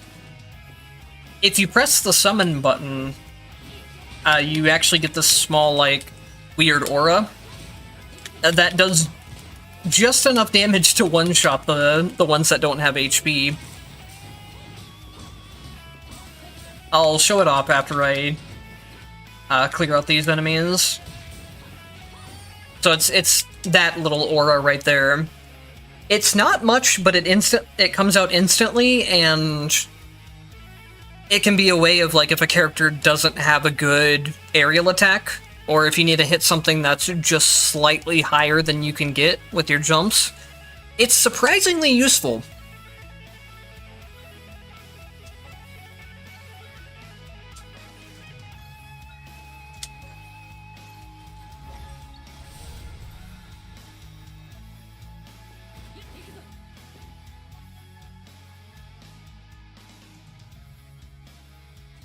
It's kind of up to you how you want to build Bullet in terms of potentials.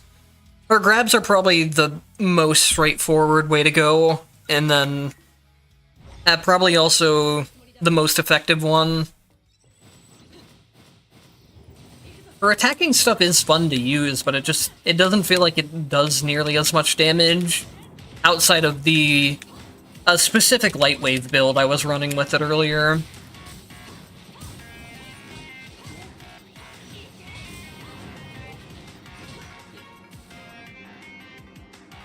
Come on, traps, turn back on, thank you. That's always awkward when you knock an enemy down there and the traps just turn off as you do. But you don't want to run down there and risk the trap turning back on either. So you're just kind of waiting.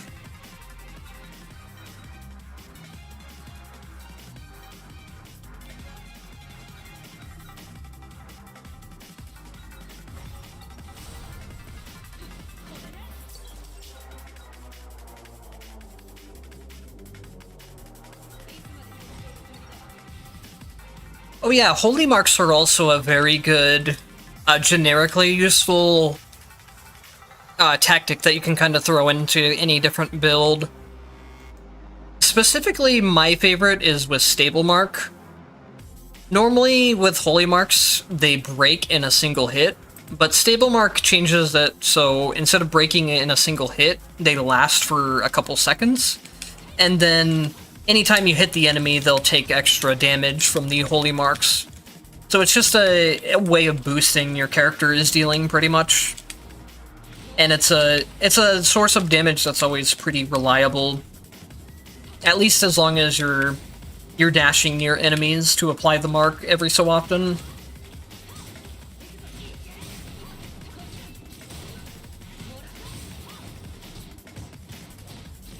Honestly, I think I'll go a holy mark and flash combo with this build, just to have some extra safety. I don't know why I wasted a refresh there. I should not really be wasting refreshes on tactics too much in 100 entropy. I mean, if there was a tactic I really needed to get to, then I would be more okay with rerolling tactics, but right now I have everything I need. At least in terms of core tactics.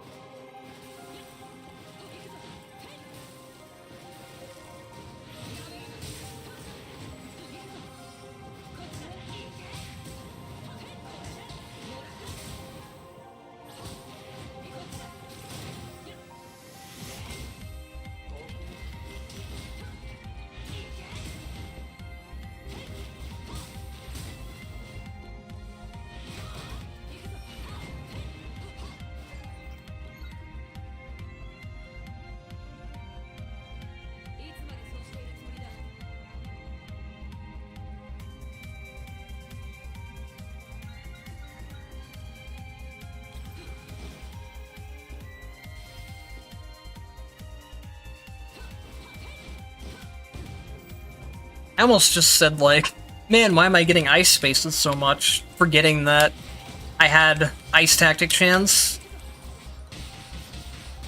It's actually kind of... if I would have thought about this ahead of time more, I would not have run the ice chance. I'm literally only going to end up running ice for the Frost Burst on skill slot, but I don't think it's gonna make too big of a difference. It would have been nice to have a extra Mind Crystal slot though, and it did help me make sure I got Frost Burst before the first boss fight, which is always nice.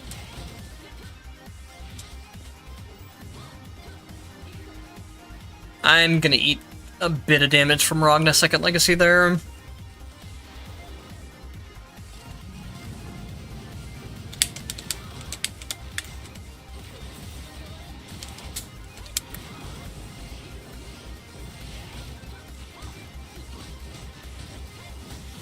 Unfortunately, Bullet is not one of the better users of Ragna's Second Legacy skill healing. His Second Legacy skill is a lot more efficient if you have a lot of multi-hits, which he doesn't really have. She's more low hit count, high damage. Oh, I also didn't have the grab immunity thing, so I was also getting significantly less hits and damage than I would have been from that fight. We got burned though, so that's good at least.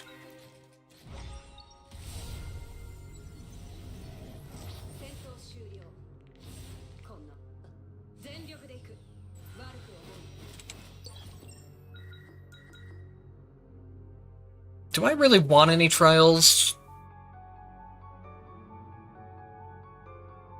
Probably not, honestly. I'm not against the idea of taking the Sortisho here and hoping I maybe get a heal out of it. If not, there's still plenty of other decent things I could get from it. Mixture's fine.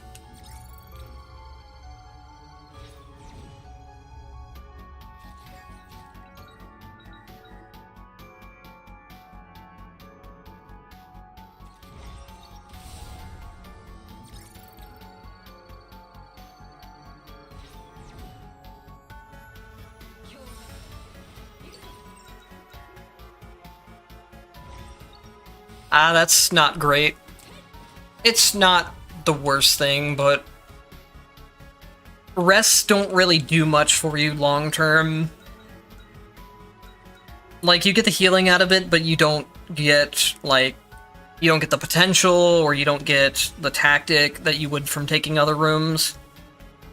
Which is why, even if I just wanted healing, I'd rather have like a Sortisho over a rest room.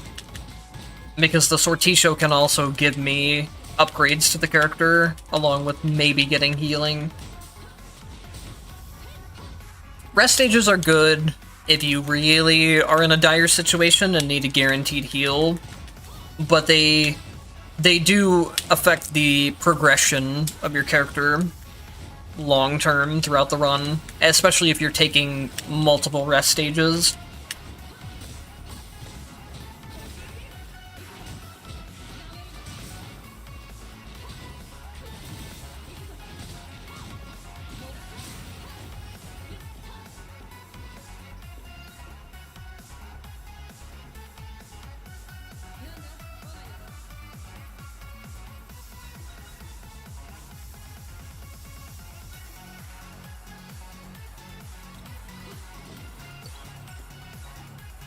Should I pick the fuzzy one here? Because what if it's a potential?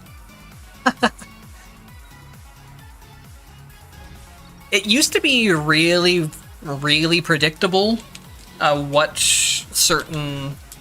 the fuzzy option was, because the rules for which rooms were generating in which order were very predictable, but unfortunately they've made the room generation a lot different than it used to be. I think it is still predictable to some degree, but I haven't messed around with relearning it or anything since then.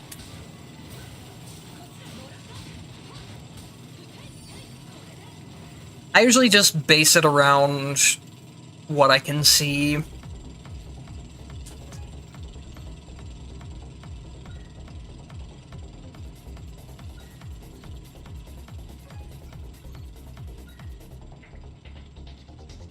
Am I really not gonna get the grab immunity thing before the first or before the next boss fight? I don't want to pass up on taking a plus skill, because that's another important thing for stacking. Like here, I know the event isn't going to be very useful for me. I don't really like events too much personally. And then I know I don't want Toxin anyways, so I just take the third option.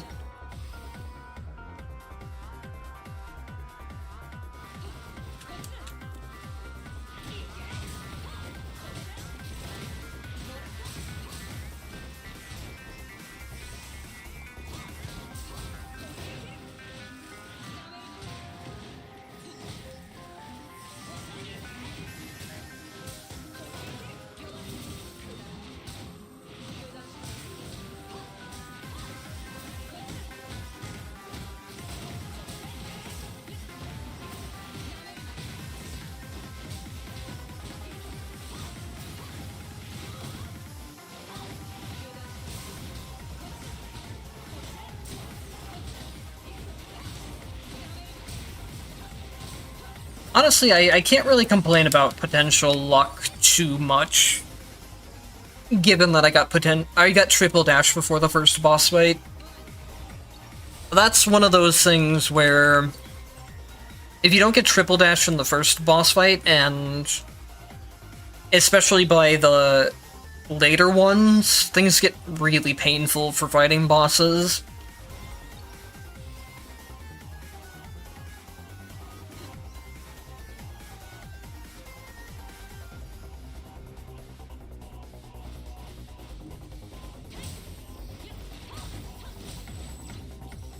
So right there's an example of what I was talking about earlier, with these flying enemies that don't have HP, and might be very annoying for certain characters to attack. Bullet doesn't really have any issue with air attacks, but if you're someone like Hakumen, this is something that's really useful to remember that you have.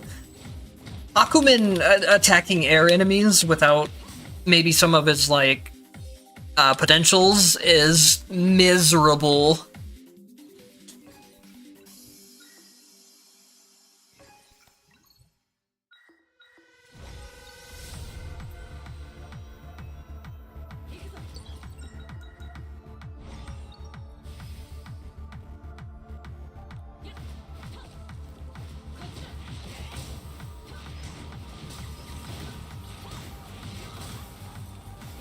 Oh, I got launched back into spikes from the backlash of the skill. Luckily, I just instinctively pressed dodge and was able to Jin passive through it. That's something that's been... It's happened a couple times as I've been trying to learn Bullet, is I'm not used to getting pushed backwards after certain attacks.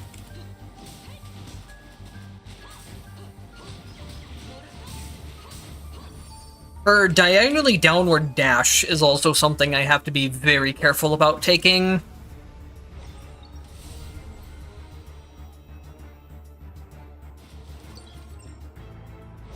Yeah, I think Bullet's really enjoyable. I was kind of worried that she might get old quickly, since a lot of her moves are just variation of grabs. And I feel like you pretty much see all of her moveset pretty quickly. I don't know exactly... I haven't compared her actual potential count compared to other characters, but I think she's probably somewhere on the lower or middle end. She doesn't have a whole ton of potentials.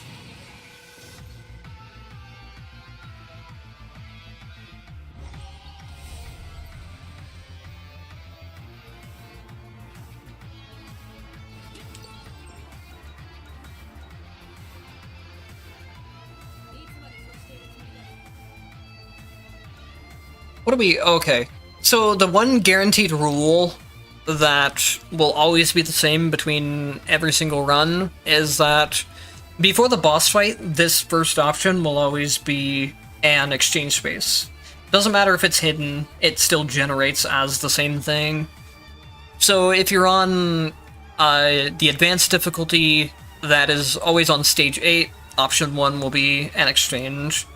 If you're on the regular difficulty, then it's on stage 7, I'm pretty sure.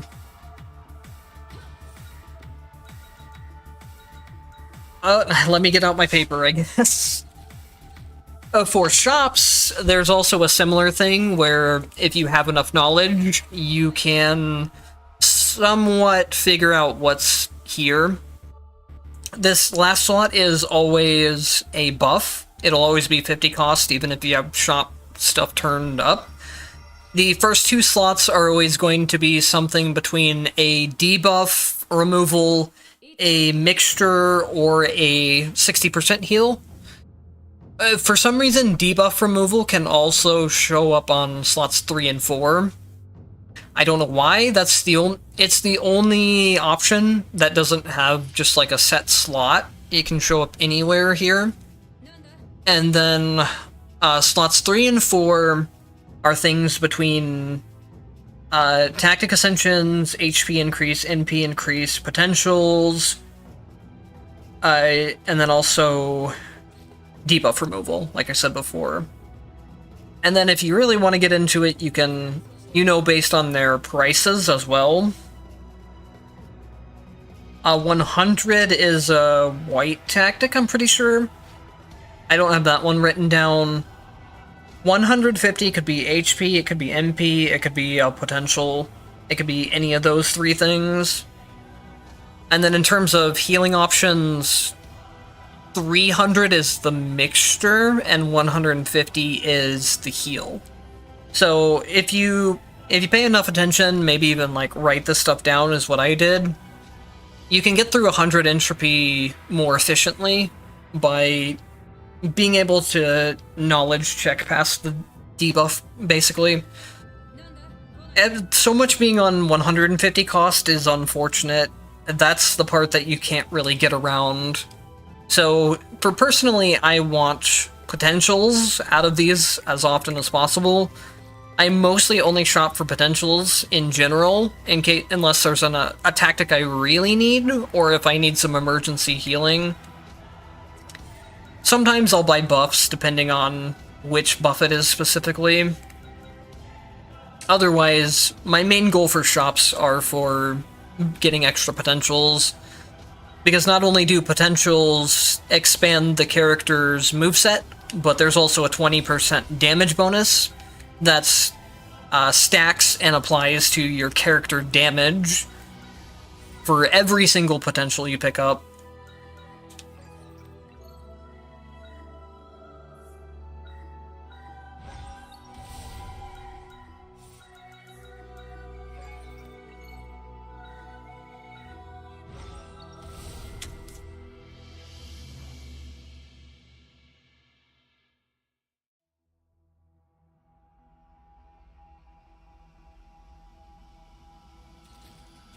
Yeah, that's a very good point. If you're running discount Mind Crystal, which I think is one of the best Mind Crystals in the game as well, for high entropy specifically, in low entropy, discount Mind Crystal isn't nearly as good, because you don't have the ability to reroll the shop like I do here, to see the multiple options, or to see options multiple times is a better way to word it. Did I... Oh, I didn't even take discount this run.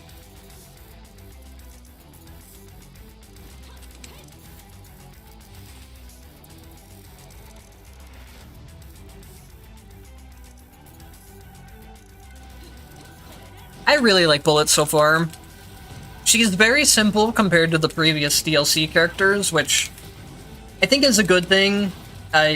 Especially if you've played the last DLC characters. They were very complicated and a lot more difficult to learn and manage their potentials. So Bullet being way more simple is a good change of pace from things. She's a character that pretty much anyone can pick up and learn within...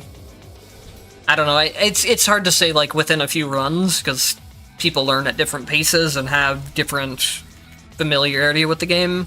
But overall, she's a very easy character to pick up and learn. Of course, I have a lot of experience with this game already, but I had pretty much had her decently well learned within the first couple runs I did. There is still, like, some skill ceiling with her. There's some extra stuff you can do if you want to go extra with her, but you can also play her in a very simple manner and still get a lot of... you can get a lot of effectiveness out of her. So she's a very good character overall. I think she feels satisfying to play, even if she's a little bit on the simple side.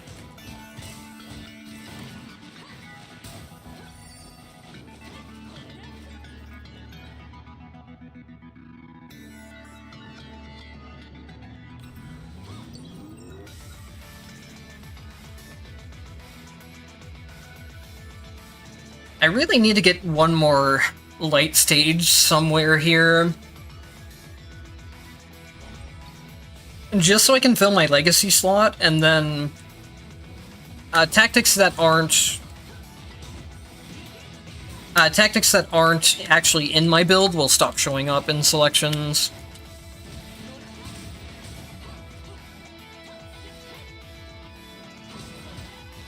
Since I have the Frost Chance, I'm really gimped in being able to get the Light, the Holy Mark, and the Holy Mark and Flash combination setup that I ideally want by the end of the run.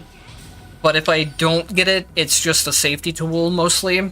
It's not something that's going to make or break my DPS. There's Light. So hopefully I can at least get Flash from here. Honestly, if I have to re-roll for it, maybe once or twice, I might not be opposed to that.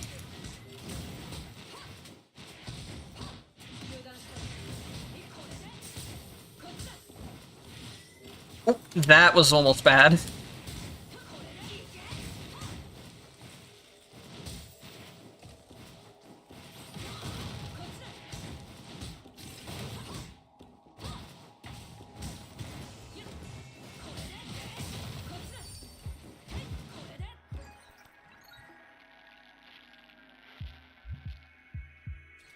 Honestly, I forget that her lock-on mechanic even exists most of the time. I think it's a cool mechanic, it's just not something I've really prioritized or used yet. Come on, game. There's not that many available tactics to show me. Just thank you. I did not want to have to use my last rerolls on tactics.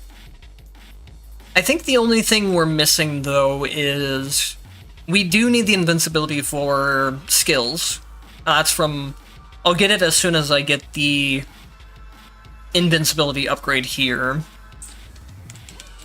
But if the game feels like it could just not show me that for most of the run. I'm getting really lucky with these 50-50s on which of the 150 cost spaces is the potential space.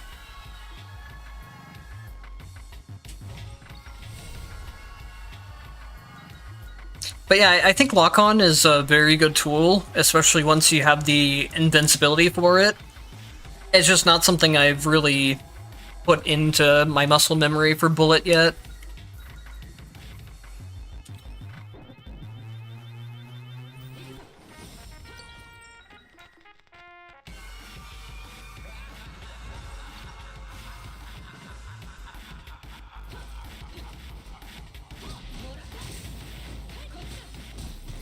I think if I ever do a combo video for Bullet, the lock-on mechanic will be really fun to play around with there, where I have more time to use it before enemies are just getting one shot.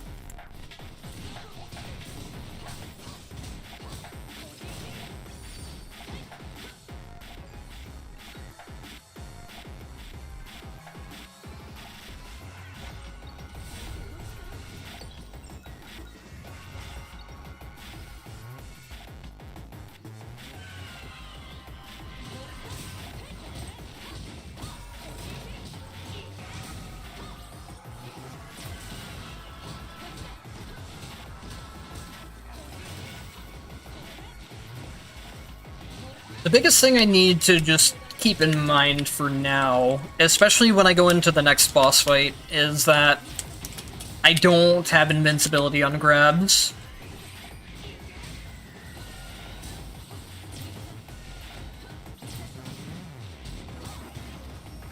Which is one of the difficult parts of this being a roguelike game. You'll have one run where you have the invincibility and you have muscle memory for that type of thing, and then the next run you just might not get it.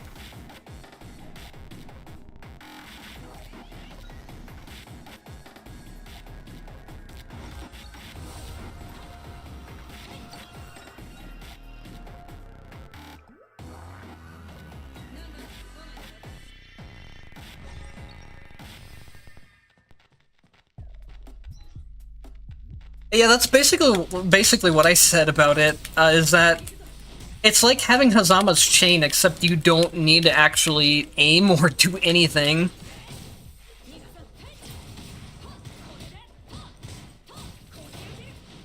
And I'm a huge fan of using Hazama's chains. I love using them, which makes it a little bit more surprising that I don't end up using the lock-on more often. And honestly, it kind of might be for that reason, too. Is that lock-on doesn't feel as satisfying to me as using Hazama chains because of that automatic effect of it.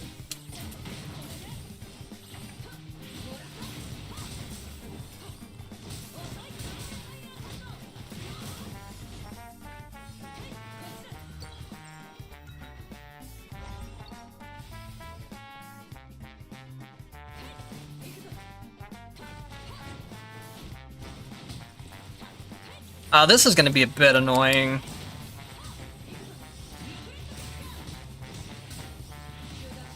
I am not a big fan of the fact that you can get the butterfly debuff that chases you during advanced battles on survival stages.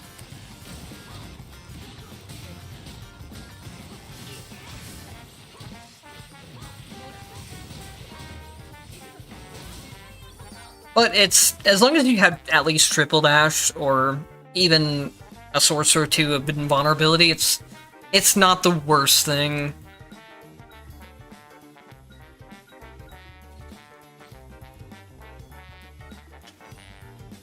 I do actually want flash enhancement in specific with what I want to go with Mark Flash, so Fatal Rend would be really nice, but I will actually pick up flash enhancement here.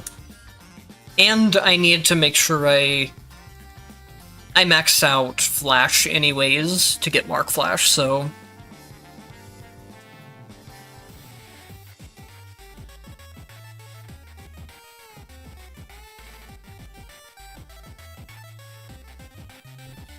yeah, that's the other thing.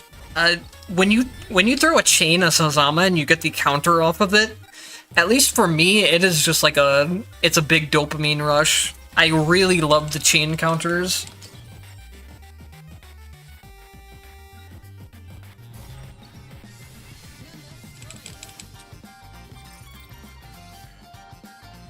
I was pretty satisfied with his chain movement, but again, I haven't really played him in the actual games to compare it.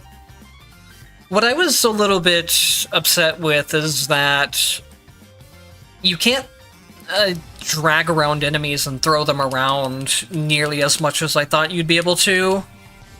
Especially because of the fact that most bosses just straight up can't be dragged at all. And then dragging normal enemies is legitimately a waste of time. Why would you ever want to pull one single enemy in, as opposed to just damaging all enemies at once? It'd be kind of cool if he had some way to, like, to pull in multiple enemies at once. But I don't know if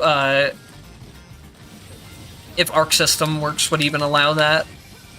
I don't know, does he ever get something like that, where his chain would go through an enemy instead of pulling the first one hit?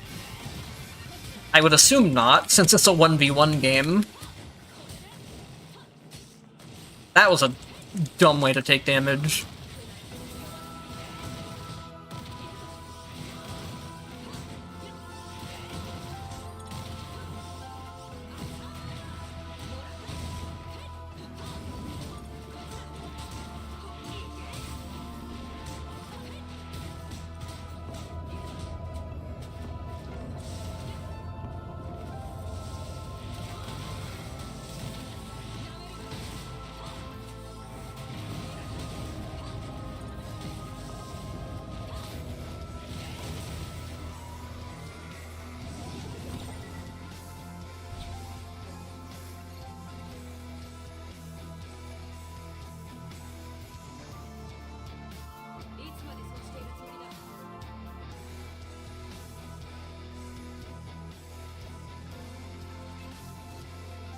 Ah, okay, I see.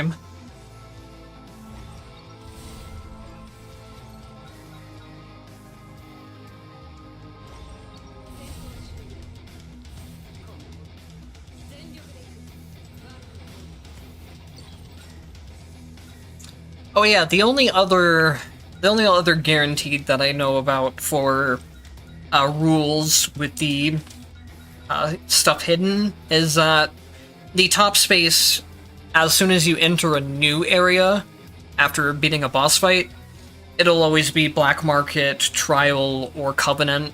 So this one should be a Covenant, since we passed Black Market and Trial already. But we'll see what it has to offer.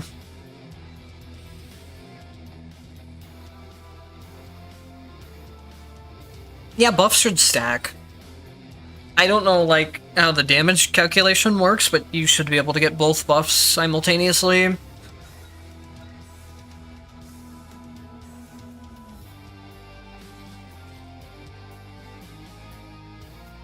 This is normally a very good option to take, but I would be worried about the timeout effect with how long Susano can take to kill in Transcendence sometimes.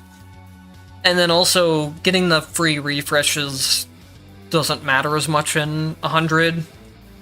Wait, I have 2 refreshes here. You get an extra refresh on Transcendence for this?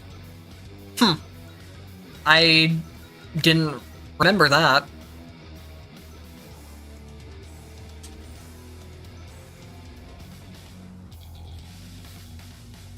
I'm not opposed to taking this.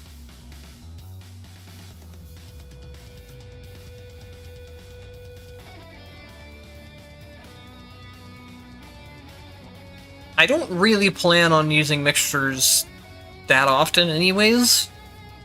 They are a nice, like, tool if I get into a bad situation, but I'm not opposed to playing more risky either.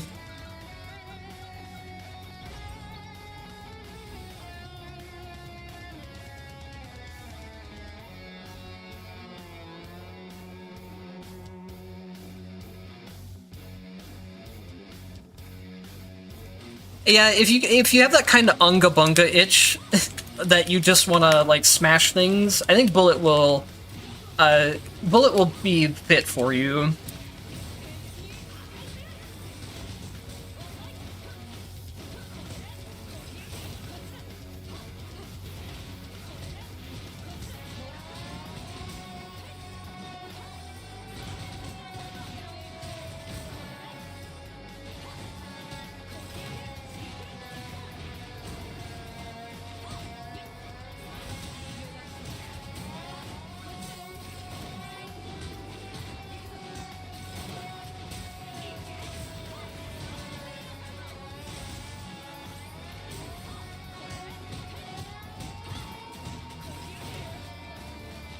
I just hope that maybe if they change anything with her, which they don't really patch characters very often, and if they do, it's usually pretty minor stuff, but I'd like to see her basic attacks do a little bit more damage.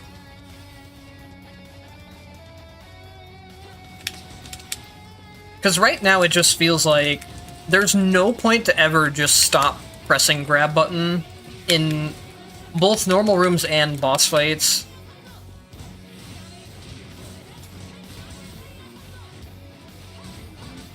It's less of a problem on the non-transcendence difficulty, though.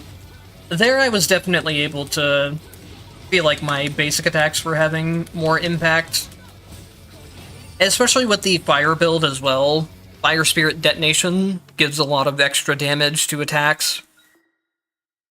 Oh, do we... I guess I can take this as just a free way of making the Radiance last longer. It's not really what I was aiming for, though I do need to make sure, actually.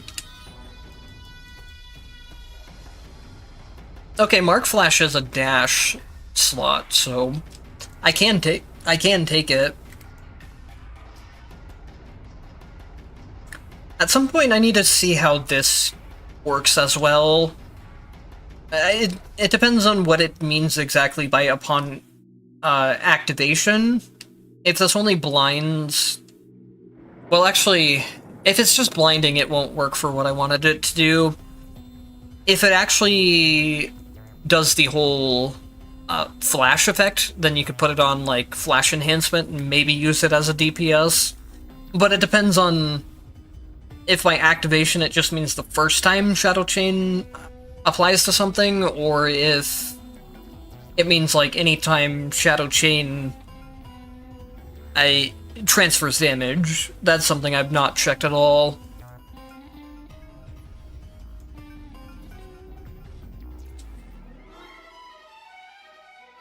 But we are getting pretty close to the end of the run, too, so I'm gonna actually hold off on this, even though it would be useful. I want to get the flash set up for Mark Flash, because it's just a very easy safety tool. It makes it where Flash just kind of goes off automatically every so often, and then when enemies have the Flash debuff and they try to hit you, it will miss and deal no damage.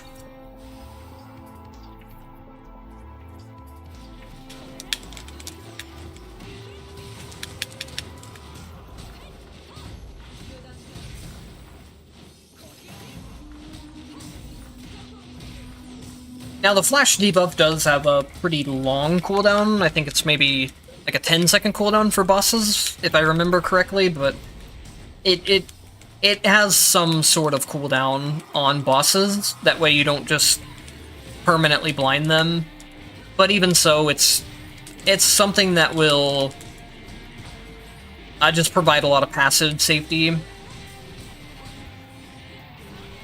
This is one of my favorite setups to just run if I'm running a random build and don't need anything for those slots. Fully Mark and Flash have a good red combination.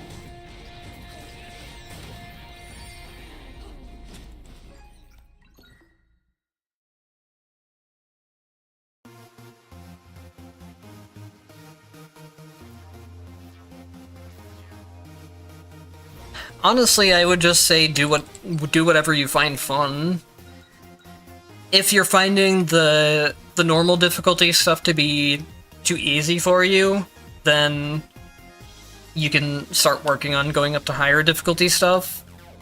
Or you can start trying to push it up as soon as you're able to. The game kind of forces you to gradually increase entropy to some degree. You only have a lower entropy limit until you set your entropy higher and then beat a run. It'll gradually increase your cap for how hard you can make the game. But even on top of that, it's just whatever you find interesting and fun. There are benefits, technically, for playing at high entropy, like being able to reroll shops and then get more potentials that way. You also make more money in higher entropy to use on the shops. But there's no reason to ever force yourself into higher difficulty settings or rush into them.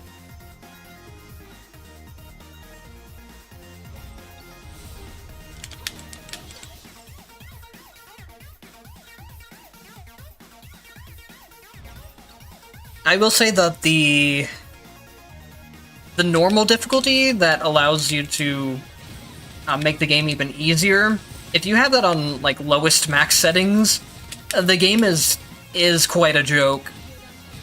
But it's still a good way of figuring out what the character's potentials do and just how to have good control over the character without being in an environment that is punishing, like the higher difficulties are.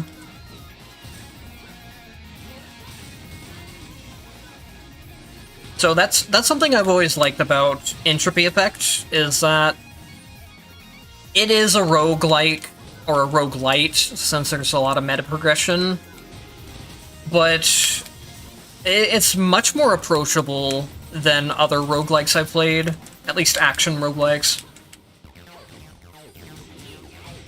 because it does have pretty low base difficulty, especially if you turn down the difficulty options, and then they give you the option of making the game as difficult as you want.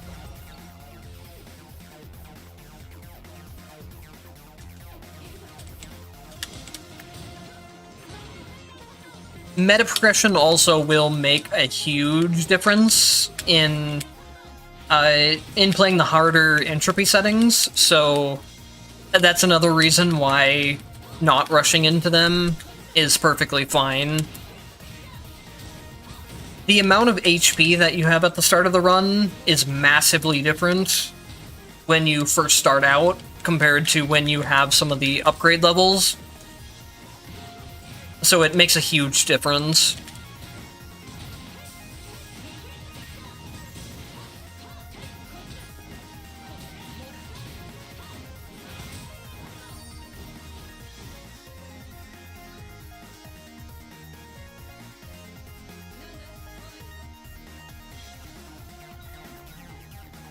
And yeah, I agree about 80 Entropy. 80 Entropy is what I normally find enjoyable to play, because you have the most control over the run. Like in 100 Entropy, what I'm playing right now, I have a lot less choice of what decisions I'm making. From room selections aren't as bad, but having the shop hidden is a big source of not being able to make as many choices throughout the run. Or I guess everything is technically still decision making, but it's more of you have less information in 100 than you do in 80. So 80 will always be much more consistent.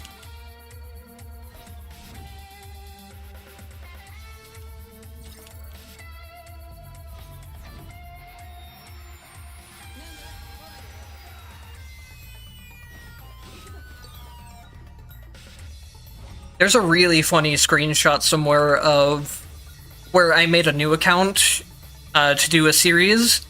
I took a black market and I had something like 30 HP. I don't remember how exactly low it was, but it was in the triple digits. It doesn't help that I was playing Rachel, who has one of the lowest HP, starting HP to begin with. And then I had no upgrade levels. So black market just took my entire HP bar, basically. Mistakes were made that day, that's all I can say.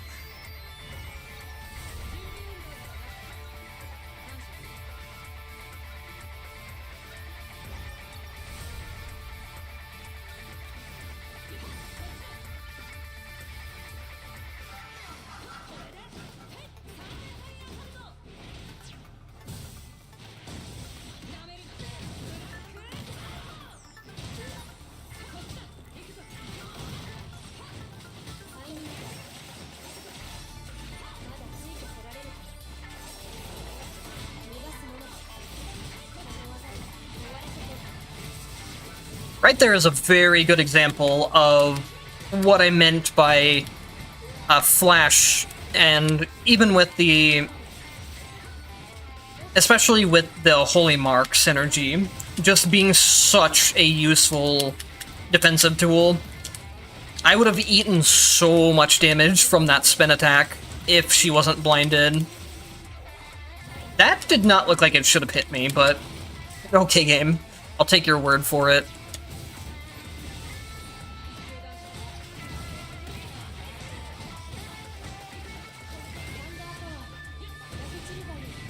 I don't know if I should be doing this in Transcendence, but we're gonna do it.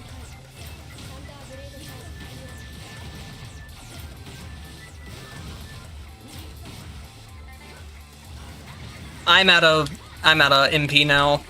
I could have kept using Lock On a couple more times. That is not something I have practiced yet, obviously, with Bullet being so new. We almost got the phase skip though. It was close.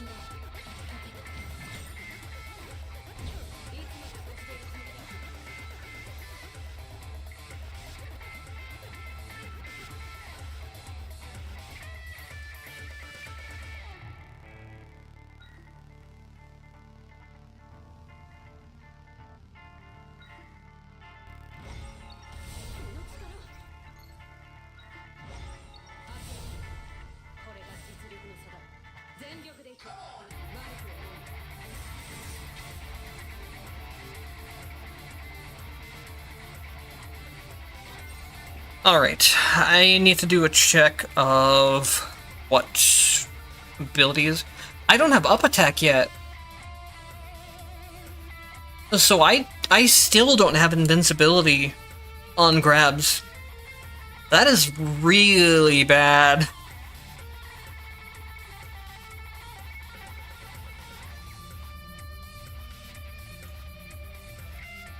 The problem with 100 Transcendence is that you really don't have time to mess around in Alpha Sector much either. And I don't have any exchange points to use on one of the early shops. I don't know how I do Transcendence Susano without immunity frames.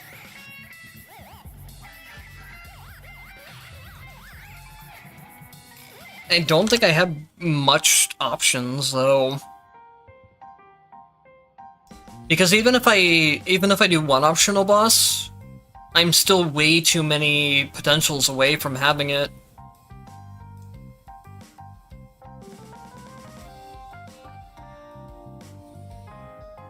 I need to unlock the up attack itself, and then I need to unlock the extended invincibility for it, and then also unlock the invincibility here.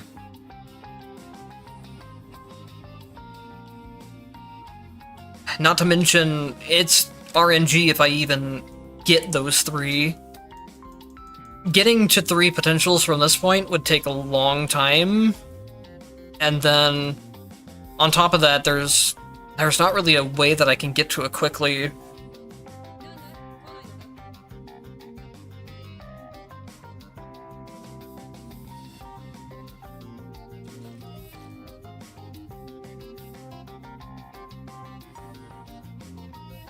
Well, I guess we'll try to make do, see what happens. We need a way different song than this to be playing during the Susano fight. This is way too calm and peaceful. Let me find Lavos. I like that theme for Susano.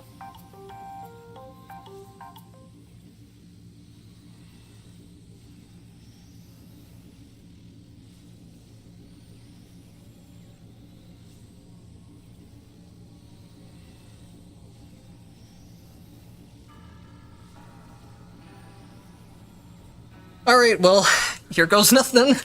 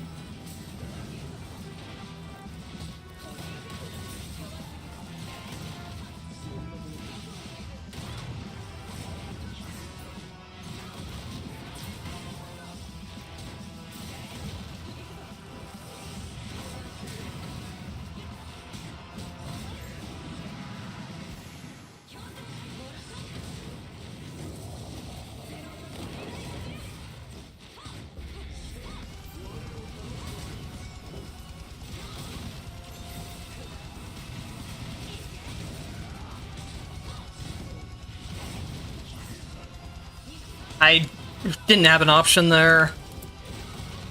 I was stuck in dash animation, or the skill animation. I tried to spam lockout for some... Or not lockout, but pursuit. Not pursuit, lock on. I tried to spam lock on, but I couldn't. I can't mixture here either, by the way, to heal. Because I have it disabled due to Covenant.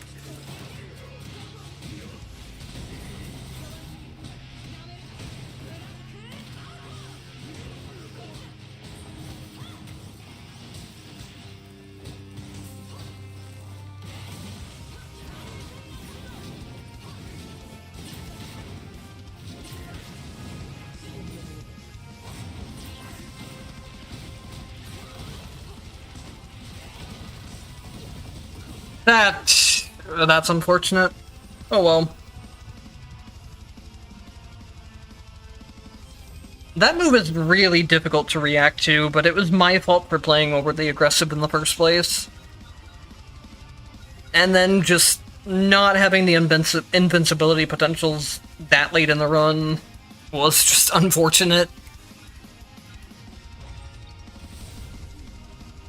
It was still a pretty good attempt regardless. Honestly, like, up until the Transcendence Susano fight, it really didn't even feel like a 100 Entropy or 100 Transcendence run. It just felt pretty normal. But not having an invincibility tool for Susano is pretty rough.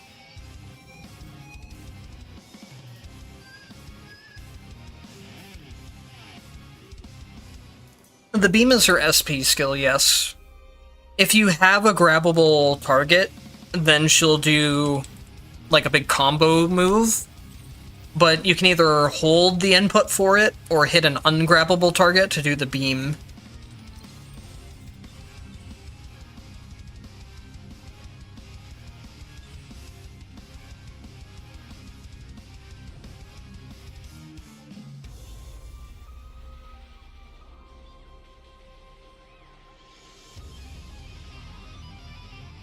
Alright, well, it is getting late here, especially since I started the stream later than usual, so that is definitely going to have to be the last run for today.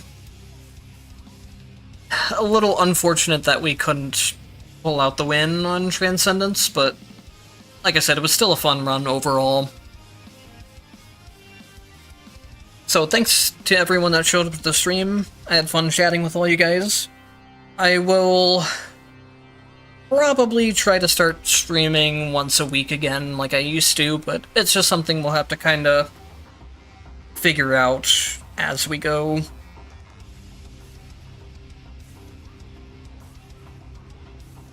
So the basic input is just down plus the skill button, and then if that hits a grabbable enemy, it'll do the combo. If it hits an ungrabbable enemy, then it does the beam.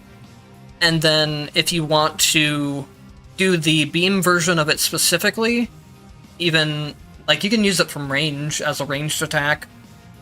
You just hold down plus skill. That's how it works. It's, you either tap the skill button or hold it. Alright. Anyways, thank you guys for watching, and I'll see you in the next